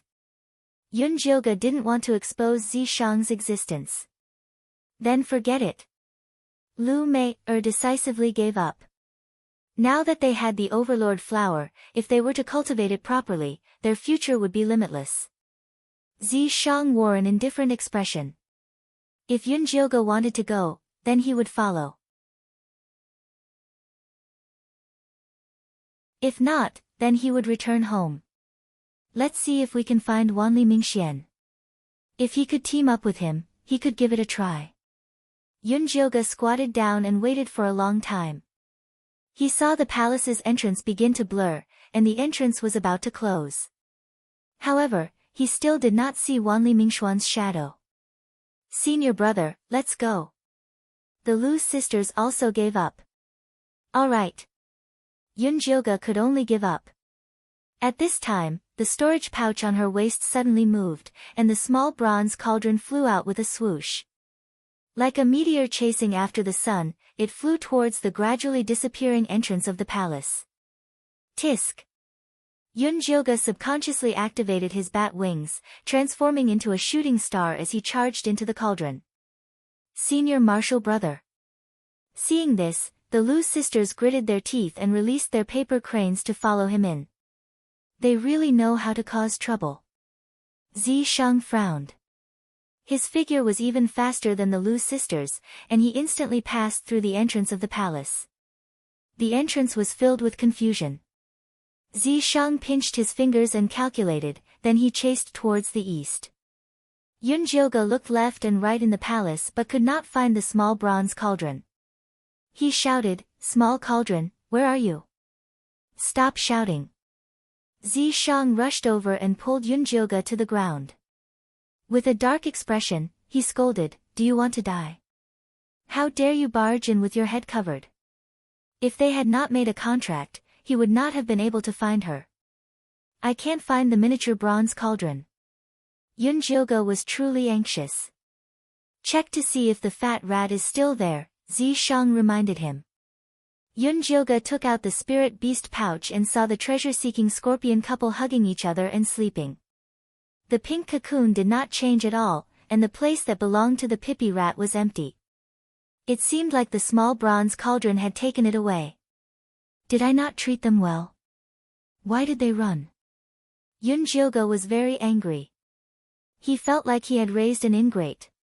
Perhaps there is something in the ruins that attracted it. Zishang looked around. There was a vast fog all around, and he could not see the end of it. What could it be? Yunjioge's eyes lit up. The small bronze cauldron and the pippy rat were both good items. Something that could attract them here had to be a treasure among treasures. Let the treasure-seeking scorpion search. Zishang directly summoned the scorpion. The scorpion twisted its fat body and climbed up the pouch to Yunjioge's shoulder. It asked, "Lord, why did you summon me?" "See if there are any treasures here," Yunjioge instructed. The scorpion landed on the ground and swung its thick stinger around. It said in a daze, "Lord, I didn't find any treasures. The spiritual chi here seems to be blocked by something. Treasures really aren't that easy to get." Yunjioge was not discouraged.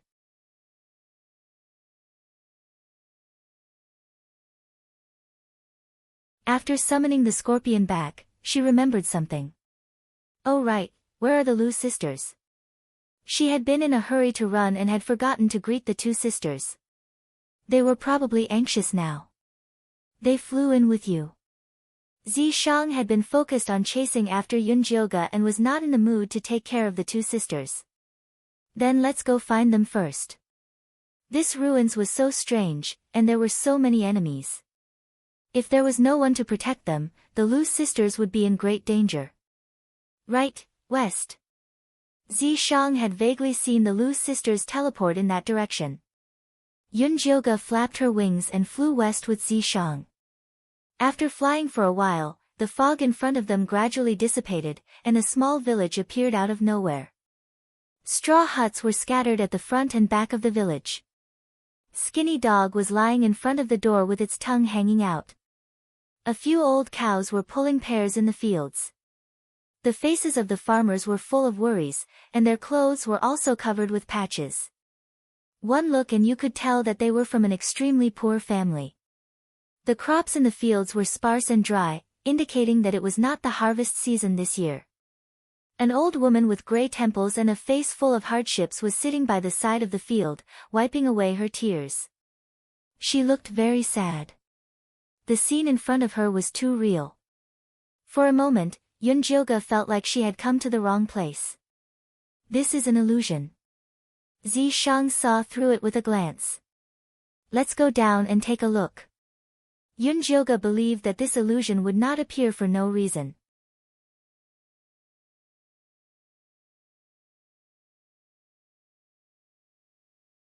Chapter 375. Yunjilga pulled Zishang to the ground and walked towards the old woman who was wiping away her tears. He asked, "Auntie, what is this place? Why are you crying out of nowhere? Our village is called Stone Village. Today, the land is dry, and our crops can't survive. My old man is sick, so I can only sell my daughter to Lu Yuanwei in town to be his second wife. I got 10 taels of silver." "I'm so sorry," the old woman said while crying. "Does Lu Yuanwei not treat your daughter well?" Yunjilga asked again. "That Lu Yuanwei is not a local. 8 years ago, he brought his 2 newborn sons to Joshi town. Not long after, he married the daughter of a small family in town. That family's daughter died not long after the wedding. I heard that her corpse was eaten by a wild beast. Half a year later, Lu Yuanwei married a new wife, but she also died not long after. It was said that she fell into the mountains and her corpse disappeared. The people in town said that he was a wife killer, and no good family was willing to marry their daughter to him. He went to the poor families in the village to buy their daughters, and married 5 more in a row. All of them died, and their corpses could not be found. My daughter, Lotus, was the 8th. I was afraid that she would also die if she married him." The old woman cried pitifully. "Since you know that Lu Yuanwei is not a good person, why did you still marry your daughter to him? A person who pushed his daughter into a pit of fire for 10 taels of silver was not worthy of sympathy.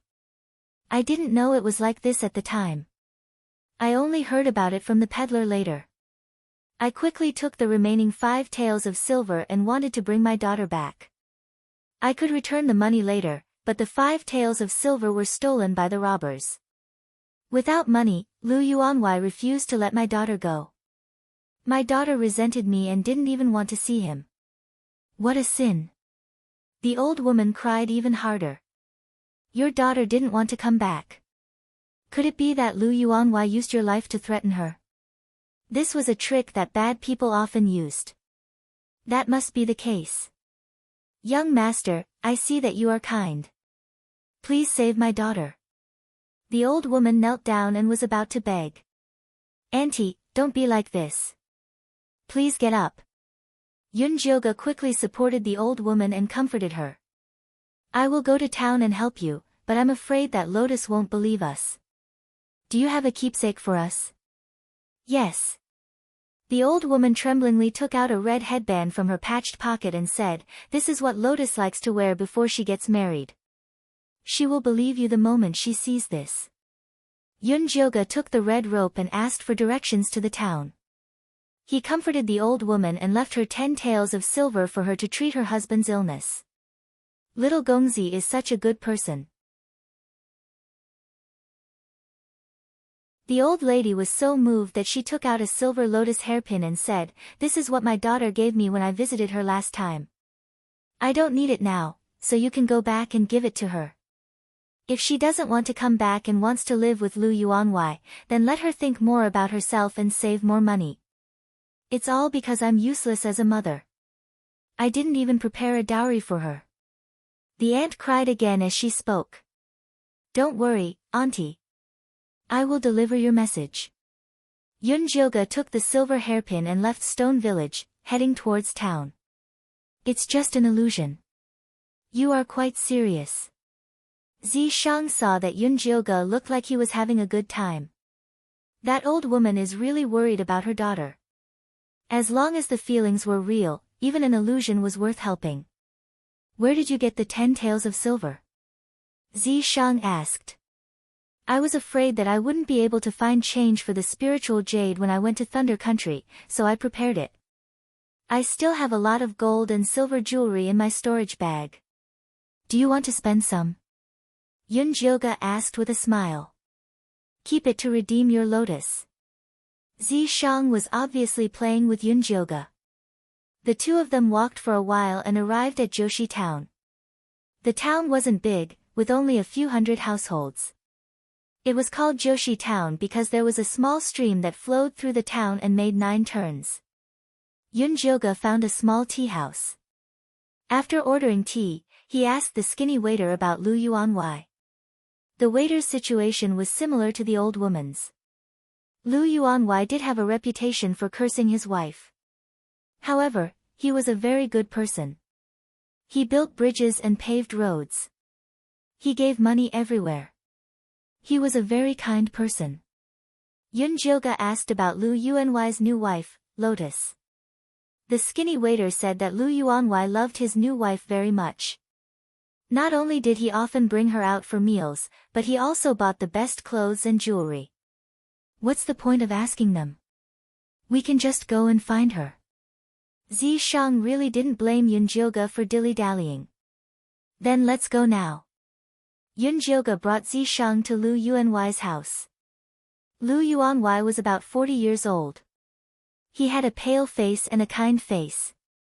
He looked like a good person. When he found out that Yunjioge was Lotus' relative, he not only warmly received them, but also called Lotus out. Lotus was beautiful. She wore a brand new lotus-colored satin dress. She was so thin that a gust of wind could blow her away. When she saw the red headband that Yunjioge brought, she only said a few words. Mother worries too much. I'm living well here. My husband treats me very well too. Please tell her not to worry too much when you go back. Come on, what's so good about being so thin? Yunjioge believed that Lotus wouldn't have looked so skinny in the past.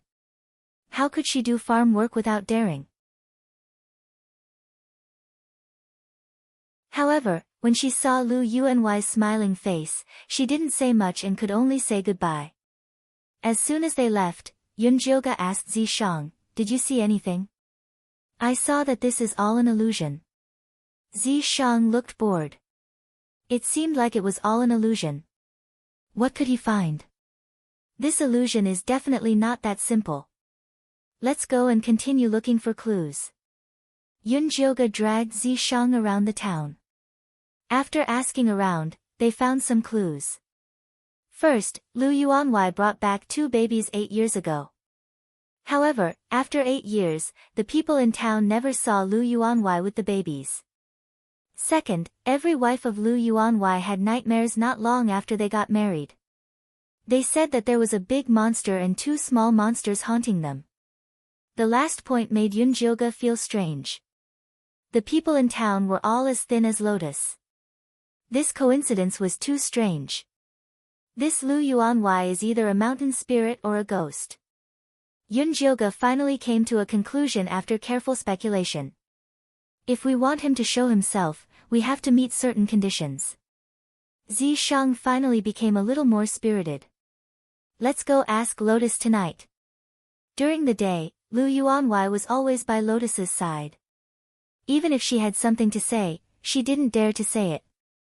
If she doesn't want to leave, just knock her out and take her away.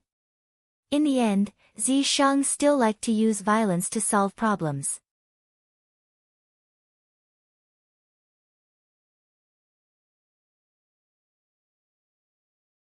Chapter 376. The night was dark, and the town was extremely quiet. Only the occasional barking of a dog could be heard. Yunjioge and Zishang sneaked into Squire Lu's residence. She first scanned the entire mansion with her divine sense, but she did not find any monsters, nor did she see the 2 legendary children. Lu Yuanwei was sleeping soundly on the bed. Beside him, Lotus was in a daze, unable to fall asleep for a long time. At this moment, there was the sound of something falling to the ground and knocking on the window. Lotus was startled. She looked up and saw that something had been stuffed into the window. It was the red rope from earlier. She hesitated for a moment, but in the end, she put on her clothes and walked out. Sure enough, she saw the handsome young man her mother had entrusted to her standing under the tree waiting for her. "Why are you here again?" Lotus lowered her voice. Auntie asked me to return this to you. She said that she wasn't able to prepare a dowry for you when you got married. She told you to keep it as your own money and think more about yourself. If you miss home, you can go back. Yoonjioga took out the silver lotus hairpin. Lotus looked at the lotus hairpin in a daze. Tears flowed down her thin cheeks. She choked and said, I thought mother only wanted money and didn't want me anymore. How could that be? Auntie cries at home every day. She is worried that something will happen to you here. She has always wanted to bring you home, but she has no choice. She has come a few times, but Lu Yuanwei has chased her away. Don't you know about this? Yoonjioga said half-truthfully. Squire Lu said that my mother came to him a few times to ask for money. He also said that in my mother's heart, I'm just a money tree. Even if I leave this place, my mother will sell me somewhere else. Lotus sobbed. Nonsense, Auntie was left with 5 taels of silver after treating the old man's illness. She wanted to use it to ransom you, but the robbers took it away. The old man is injured now, and she has to take care of the old man and worry about you. Her body is about to collapse, Yoonjioga said vividly. Boo-hoo, mother. Lotus covered her mouth and cried her heart out. Her shoulders kept twitching. Auntie misses you very much. Why don't you come back with us? If Lu Yuanwei was really a monster, he would definitely transform when he saw Lotus leave. I can't go back. Unexpectedly, Lotus wiped away her tears and shook her head decisively. Why? You don't want to see Auntie? Yoonjioga asked curiously. No, it's my child who can't leave me, Lotus said with a troubled expression. Child, when did you have a child? Didn't they say that Lotus had just married into the family not long ago? I have 2 children. They are well-behaved and adorable. I want to stay and take care of them, Lotus said with a motherly smile on her face. Yoonjioga remembered that the townspeople had said that Lu Yuanwei had 2 children, but no outsider had ever seen them. Could it be these 2? Let her take us to see the 2 children, Zi Shang whispered into Yoonjioga's ear. Yoonjioga nodded. Then, he gave Lotus a wolf-like smile and said, Lotus, Auntie must be very happy to know that you have children. Can you take us to see them? That way, I can give Auntie an explanation when I return. Lotus hesitated for a moment, but finally nodded and said, Okay, but my children are very shy and afraid of meeting strangers. Don't make any noise later, lest you scare them. Okay, I promise I won't make a sound. Yoonjioga nodded solemnly. Lotus took Yoonjioga to a rock garden in a secluded courtyard and went underground through a dark tunnel. Yoonjioga quietly followed the Lotus to the ground and saw a black pool of water. Children, mother is here. Lotus had a dreamy expression on her face as she squatted beside the pool and stirred the black water. The ripples spread out as if they had startled some kind of monster. The waves in the water were turbulent, and 2 waves rushed over one after another. Then, a big and a small black figure crawled out of the water. Their heads looked a bit like a human's face. They didn't have a nose and were covered in scales. They had blood-red eyes, sharp teeth, a lizard's body, and a long tail. As soon as the 2 monsters came ashore, they pounced at Lotus. They grabbed her arm and bit her, then began to suck her blood. Good child, eat slowly.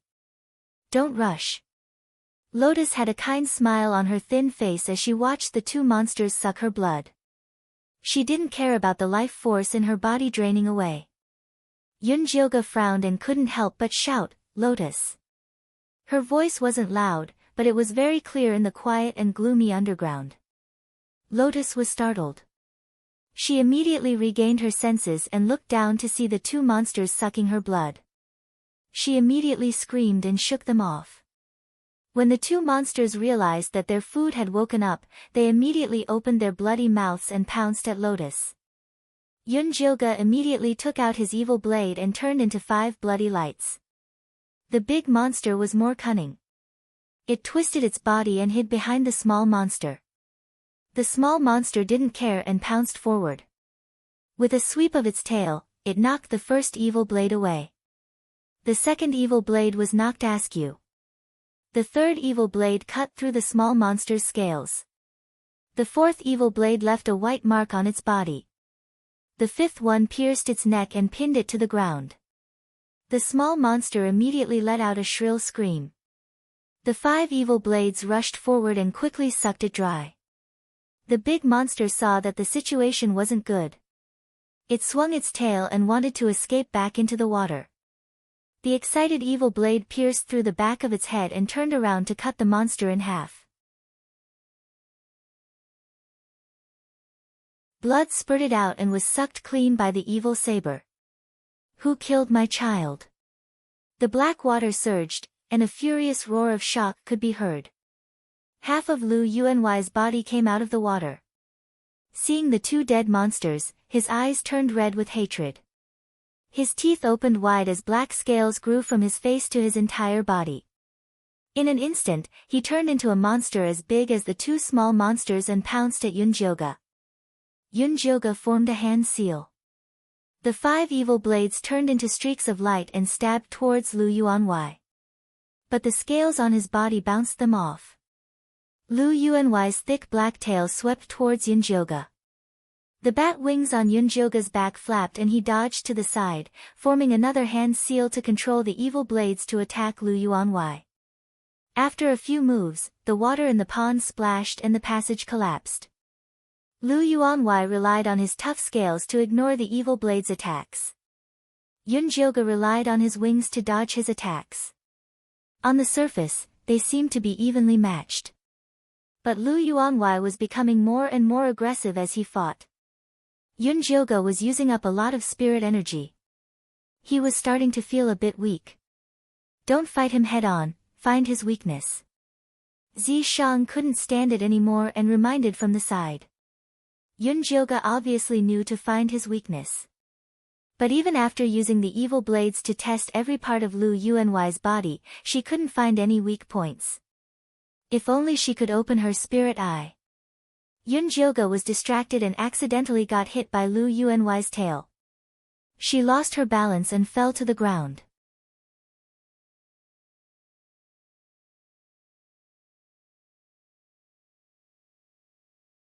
Chapter 377. Lu Yuanhuai's large tail came crashing down. Yunjioga quickly rolled away to avoid the attack, but when she got up, she found the corpse of a small monster hanging on her sleeve. Her eyes lit up. That's right, the back of his head. All 3 of them were of the same race, so their weaknesses were the same. Yunjioga once again flew up, forming a hand seal to control the evil blade to attack the back of Lu Yuanhuai's head. Lu Yuanhuai's tail was very agile, tightly protecting the weak spot behind his head. Yunjioga didn't hesitate to take the risk to attract Lu Yuanhuai's attention, then commanded the main blade to hide next to Lu Yuanhuai, and finally found an opening to stab the back of Lu Yuanhuai's head. Lu Yuanhuai roared, wanting to shake the evil blade out of his body, but that triggered the evil blade's absorption ability. The remaining 4 small blades took this chance to attack, striking the main blade one after another, instantly forming a long blood-red evil blade, cutting off Lu Yuanhuai's head. Lu Yuanhuai's body landed heavily on the ground, turning into a human-faced crocodile monster. The souls of 7 women flew out from his body, most likely the 7 wives killed by the monster. Just as Yunjioga was about to check the monster's body, a blue light flashed, and the soul of a beautiful woman floated out. This soul was glowing, it was a Foundation Establishment middle-stage cultivator. Thank you for killing the monster and saving me, the female cultivator gratefully bowed to Yunjioga. May I know your name, and how did you get swallowed by this monster? Yunjioga felt like he could get some information from this female cultivator. My name is Wen Hui, I'm one of the last batch of cultivators to enter the ruins, the female cultivator said something shocking. Turns out this ruin only appears once every 8 years, and its location isn't fixed, but it always requires a large amount of cultivators' blood and souls to open, and only Foundation Establishment cultivators can enter the ruins. Every cultivator that enters the ruins will encounter an illusion. If you brutally kill someone in the illusion, a powerful monster will appear, and the more people you kill, the stronger the monster that appears. Wen Hui entered the ruins with a sword cultivator. That sword cultivator was impatient and straightforward. As soon as he saw the illusion, he killed everyone in an attempt to break it, but in the end, this powerful crocodile came. After the crocodile devoured the sword cultivator, it raped Wen Hui. After Wen Hui gave birth to 2 baby crocodiles, her soul was devoured by the big crocodiles, and her body was eaten by the baby crocodiles.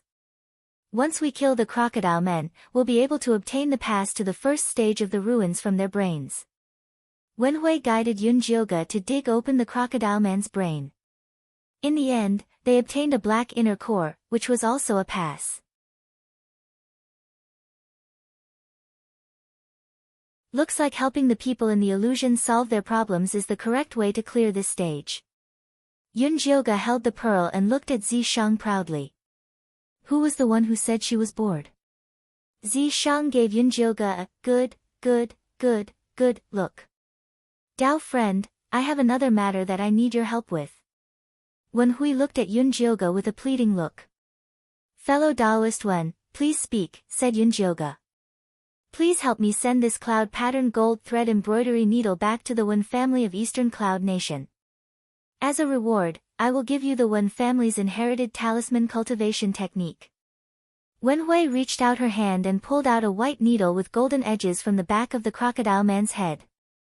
If she had not sacrificed herself to pin this cloud pattern gold thread embroidery needle into the back of the crocodile man's head, Yun Jioge would have had to spend a lot of effort to kill it.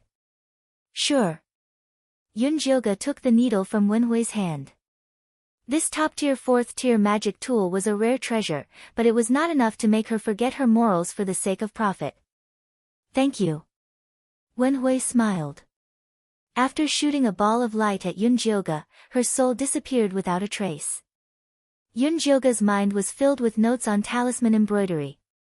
Although it was not very advanced, the basic content was very detailed.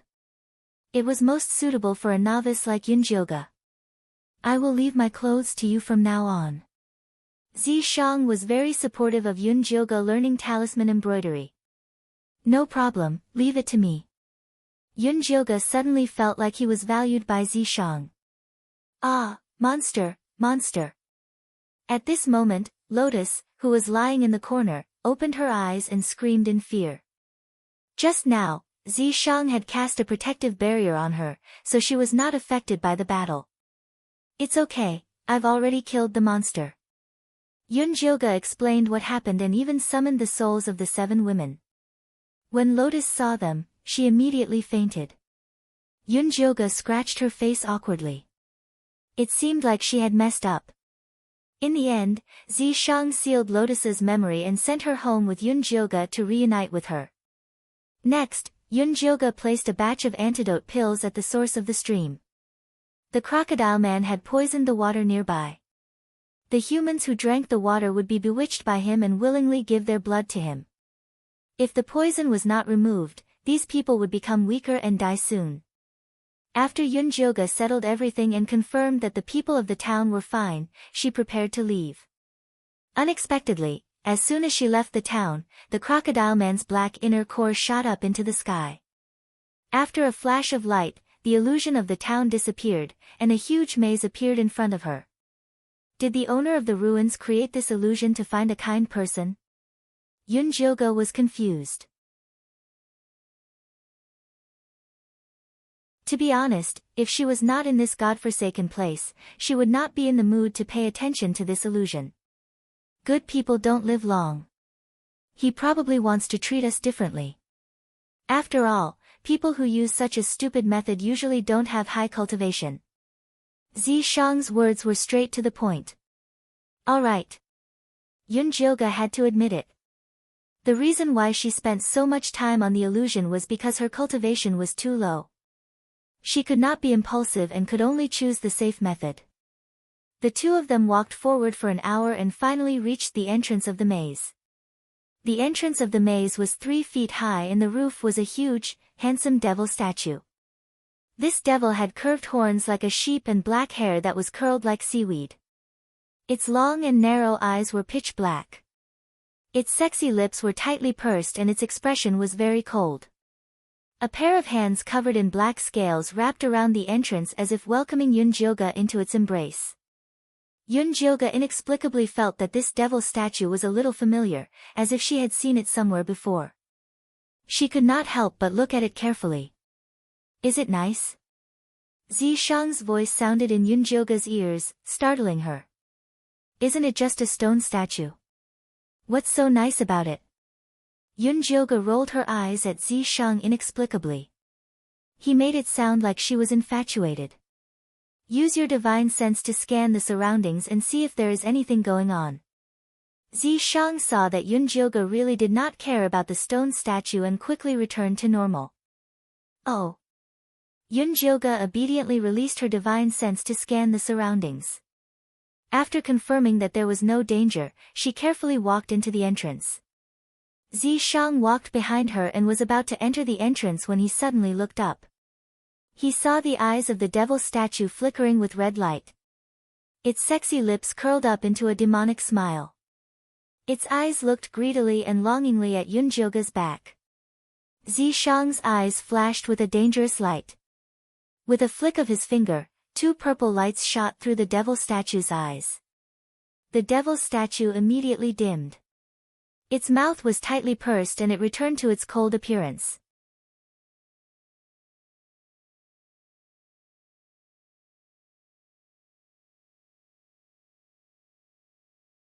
Chapter 378. Zishang, come here quickly. Yunjioga stood nearby and beckoned, completely unaware of the abnormality of the devil's stone statue.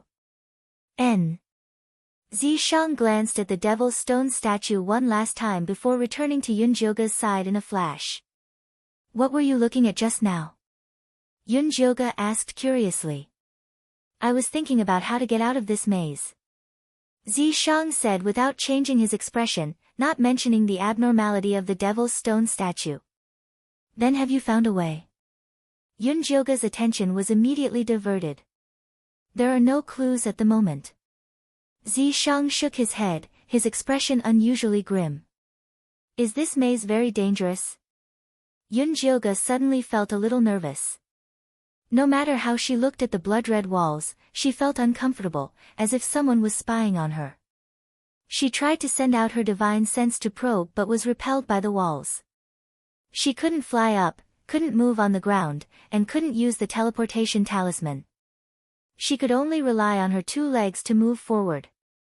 This maze also has hallucinatory elements. You have to be careful, follow behind me. Zishang turned and walked in front. Yunjioga followed behind and silently looked at Zishang's broad back. She suddenly felt a little uncomfortable. She didn't know if it was an illusion, but she always felt that Zishang was a little cold towards her. He didn't tease her anymore, and he didn't use the opportunity to ask for kisses and caresses like before when he was in danger. At first, Yunjioga felt that Zishang was quite good like this, but now she suddenly felt that he lacked that kind of intimacy and was no different from an ordinary friend. Most importantly, they hadn't dual cultivated for a long time. Although her dantian was stable and didn't need to dual cultivate to replenish her spiritual energy, Zishang's honesty still made her very uncomfortable. Did she lose her charm or was she too ugly now? Yunjioga couldn't help but touch her face and quickly began to despise herself. In the past, she couldn't wait for Zishang to stay away from her, but now she had a thirsty look on her face. Wasn't she being cheap? Zishang didn't notice Yunjioga's internal struggle. He kept a calm face as he guided Yunjioga to the right path. They walked like this for more than 2 hours, passing through countless crossroads, but still didn't see any clues to pass. Zishang had been silent the entire time. He seemed to be deep in thought, but at the same time, he seemed to be in a daze. He often took a long time to react to Yunjioga's questions, or he didn't even hear them. After Yunjioga cultivated the 10,000 beasts spell, her body was very strong, so walking was nothing to her. However, Zishang's silence made her feel very uncomfortable. When she tried to chat but failed again, she was a little angry. If you ignore me, I'll ignore you. Let's see who surrenders first.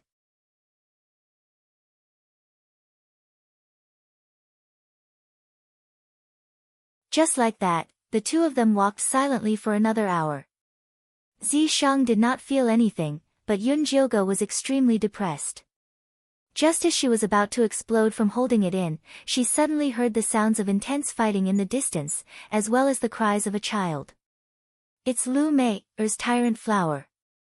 Yun Jioge's spirits immediately rose. This way. Zishang pointed in the opposite direction. They must be in danger. I am going to save them. Yun Jioge angrily walked toward the source of the sound. We have to go this way to save them. The further we go, Zishang held on to Yun Jioge and explained patiently. All right. Yun Jioge looked at Zishang's sincere face, and finally decided to follow him into the opposite tunnel. After turning two corners, the sounds of fighting that were far away just now were now right in front of them. Yun Jioge tiptoed over and peeked his head out to take a look. She saw the Lu sisters, one controlling the tyrant flower, and the other activating the abyssal Daoist body. They were fighting with two middle-stage Foundation Establishment Realm evil cultivators who looked rather disheveled. Of the two evil cultivators, one was a short and fat old man with messy white hair. He held a dark green bamboo stick in his hand. There were 3 dark green leaves on the stick, and the veins in the leaves looked like there was blood flowing inside. Every time he waved the stick, a sky full of poisonous thorns would fly out and trap Lu Mei. The other evil cultivator was an elegant middle-aged scholar wearing a brown scholar's robe. He held a black ruler in his hand, and there were many green-faced evil spirits engraved on it. At that moment, the ruler's light was dim, and a lot of evil spirits were used up, so its power was greatly reduced. The Lu sisters seemed to be in high spirits, and they were unharmed. That was why they could fight with the two evil cultivators for so long. However, their cultivation was too low, and if they dragged on, they would definitely lose. Little lowly slaves, don't think that you can escape by removing the imprint. If you come back to me obediently, I promise to spare your lives. The middle-aged scholar commanded the green-faced evil spirit to attack Lu Tian, while threatening her with a gentle tone. Unfortunately, Lu Tian completely ignored him. Her black hair fluttered, her eyes were bloodshot, her teeth were sharp, and her nails were long. She had completely entered the living corpse state, and her attacks were incomparably fierce. She wanted to capture her enemy. Lu Mei was also focused on commanding the tyrant flower to break through the poisonous thorns. She wanted to kill the fat old man to help her sister. Brother Strange, are you sure these 2 girls are your escaped slaves? The fat old man asked. I would recognize them even if they turned into ashes.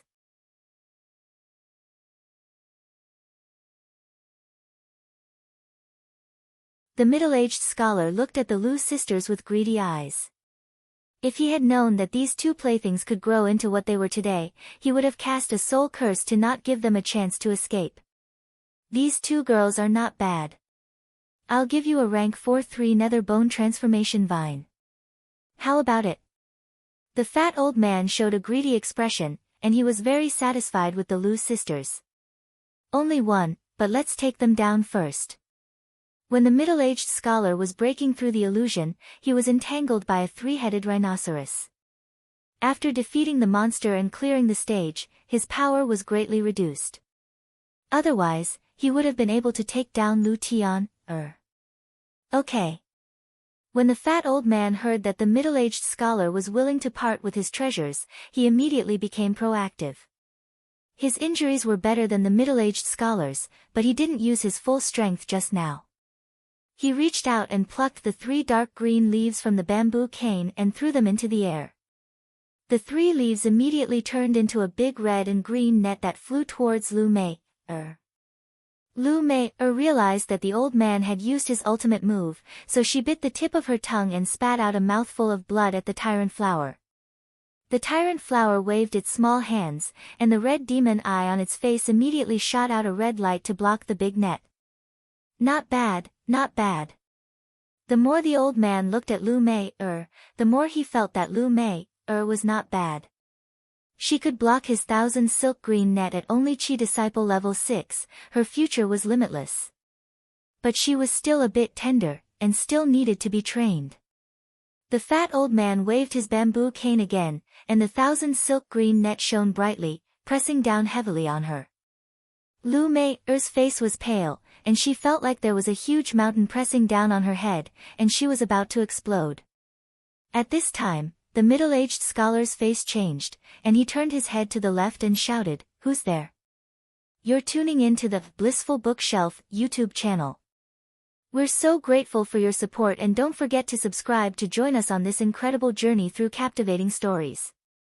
Your generosity through donations truly makes a world of difference, as it's the primary source of revenue that allows me to expand and enhance this channel for you. Thank you from the bottom of my heart for being a part of this adventure.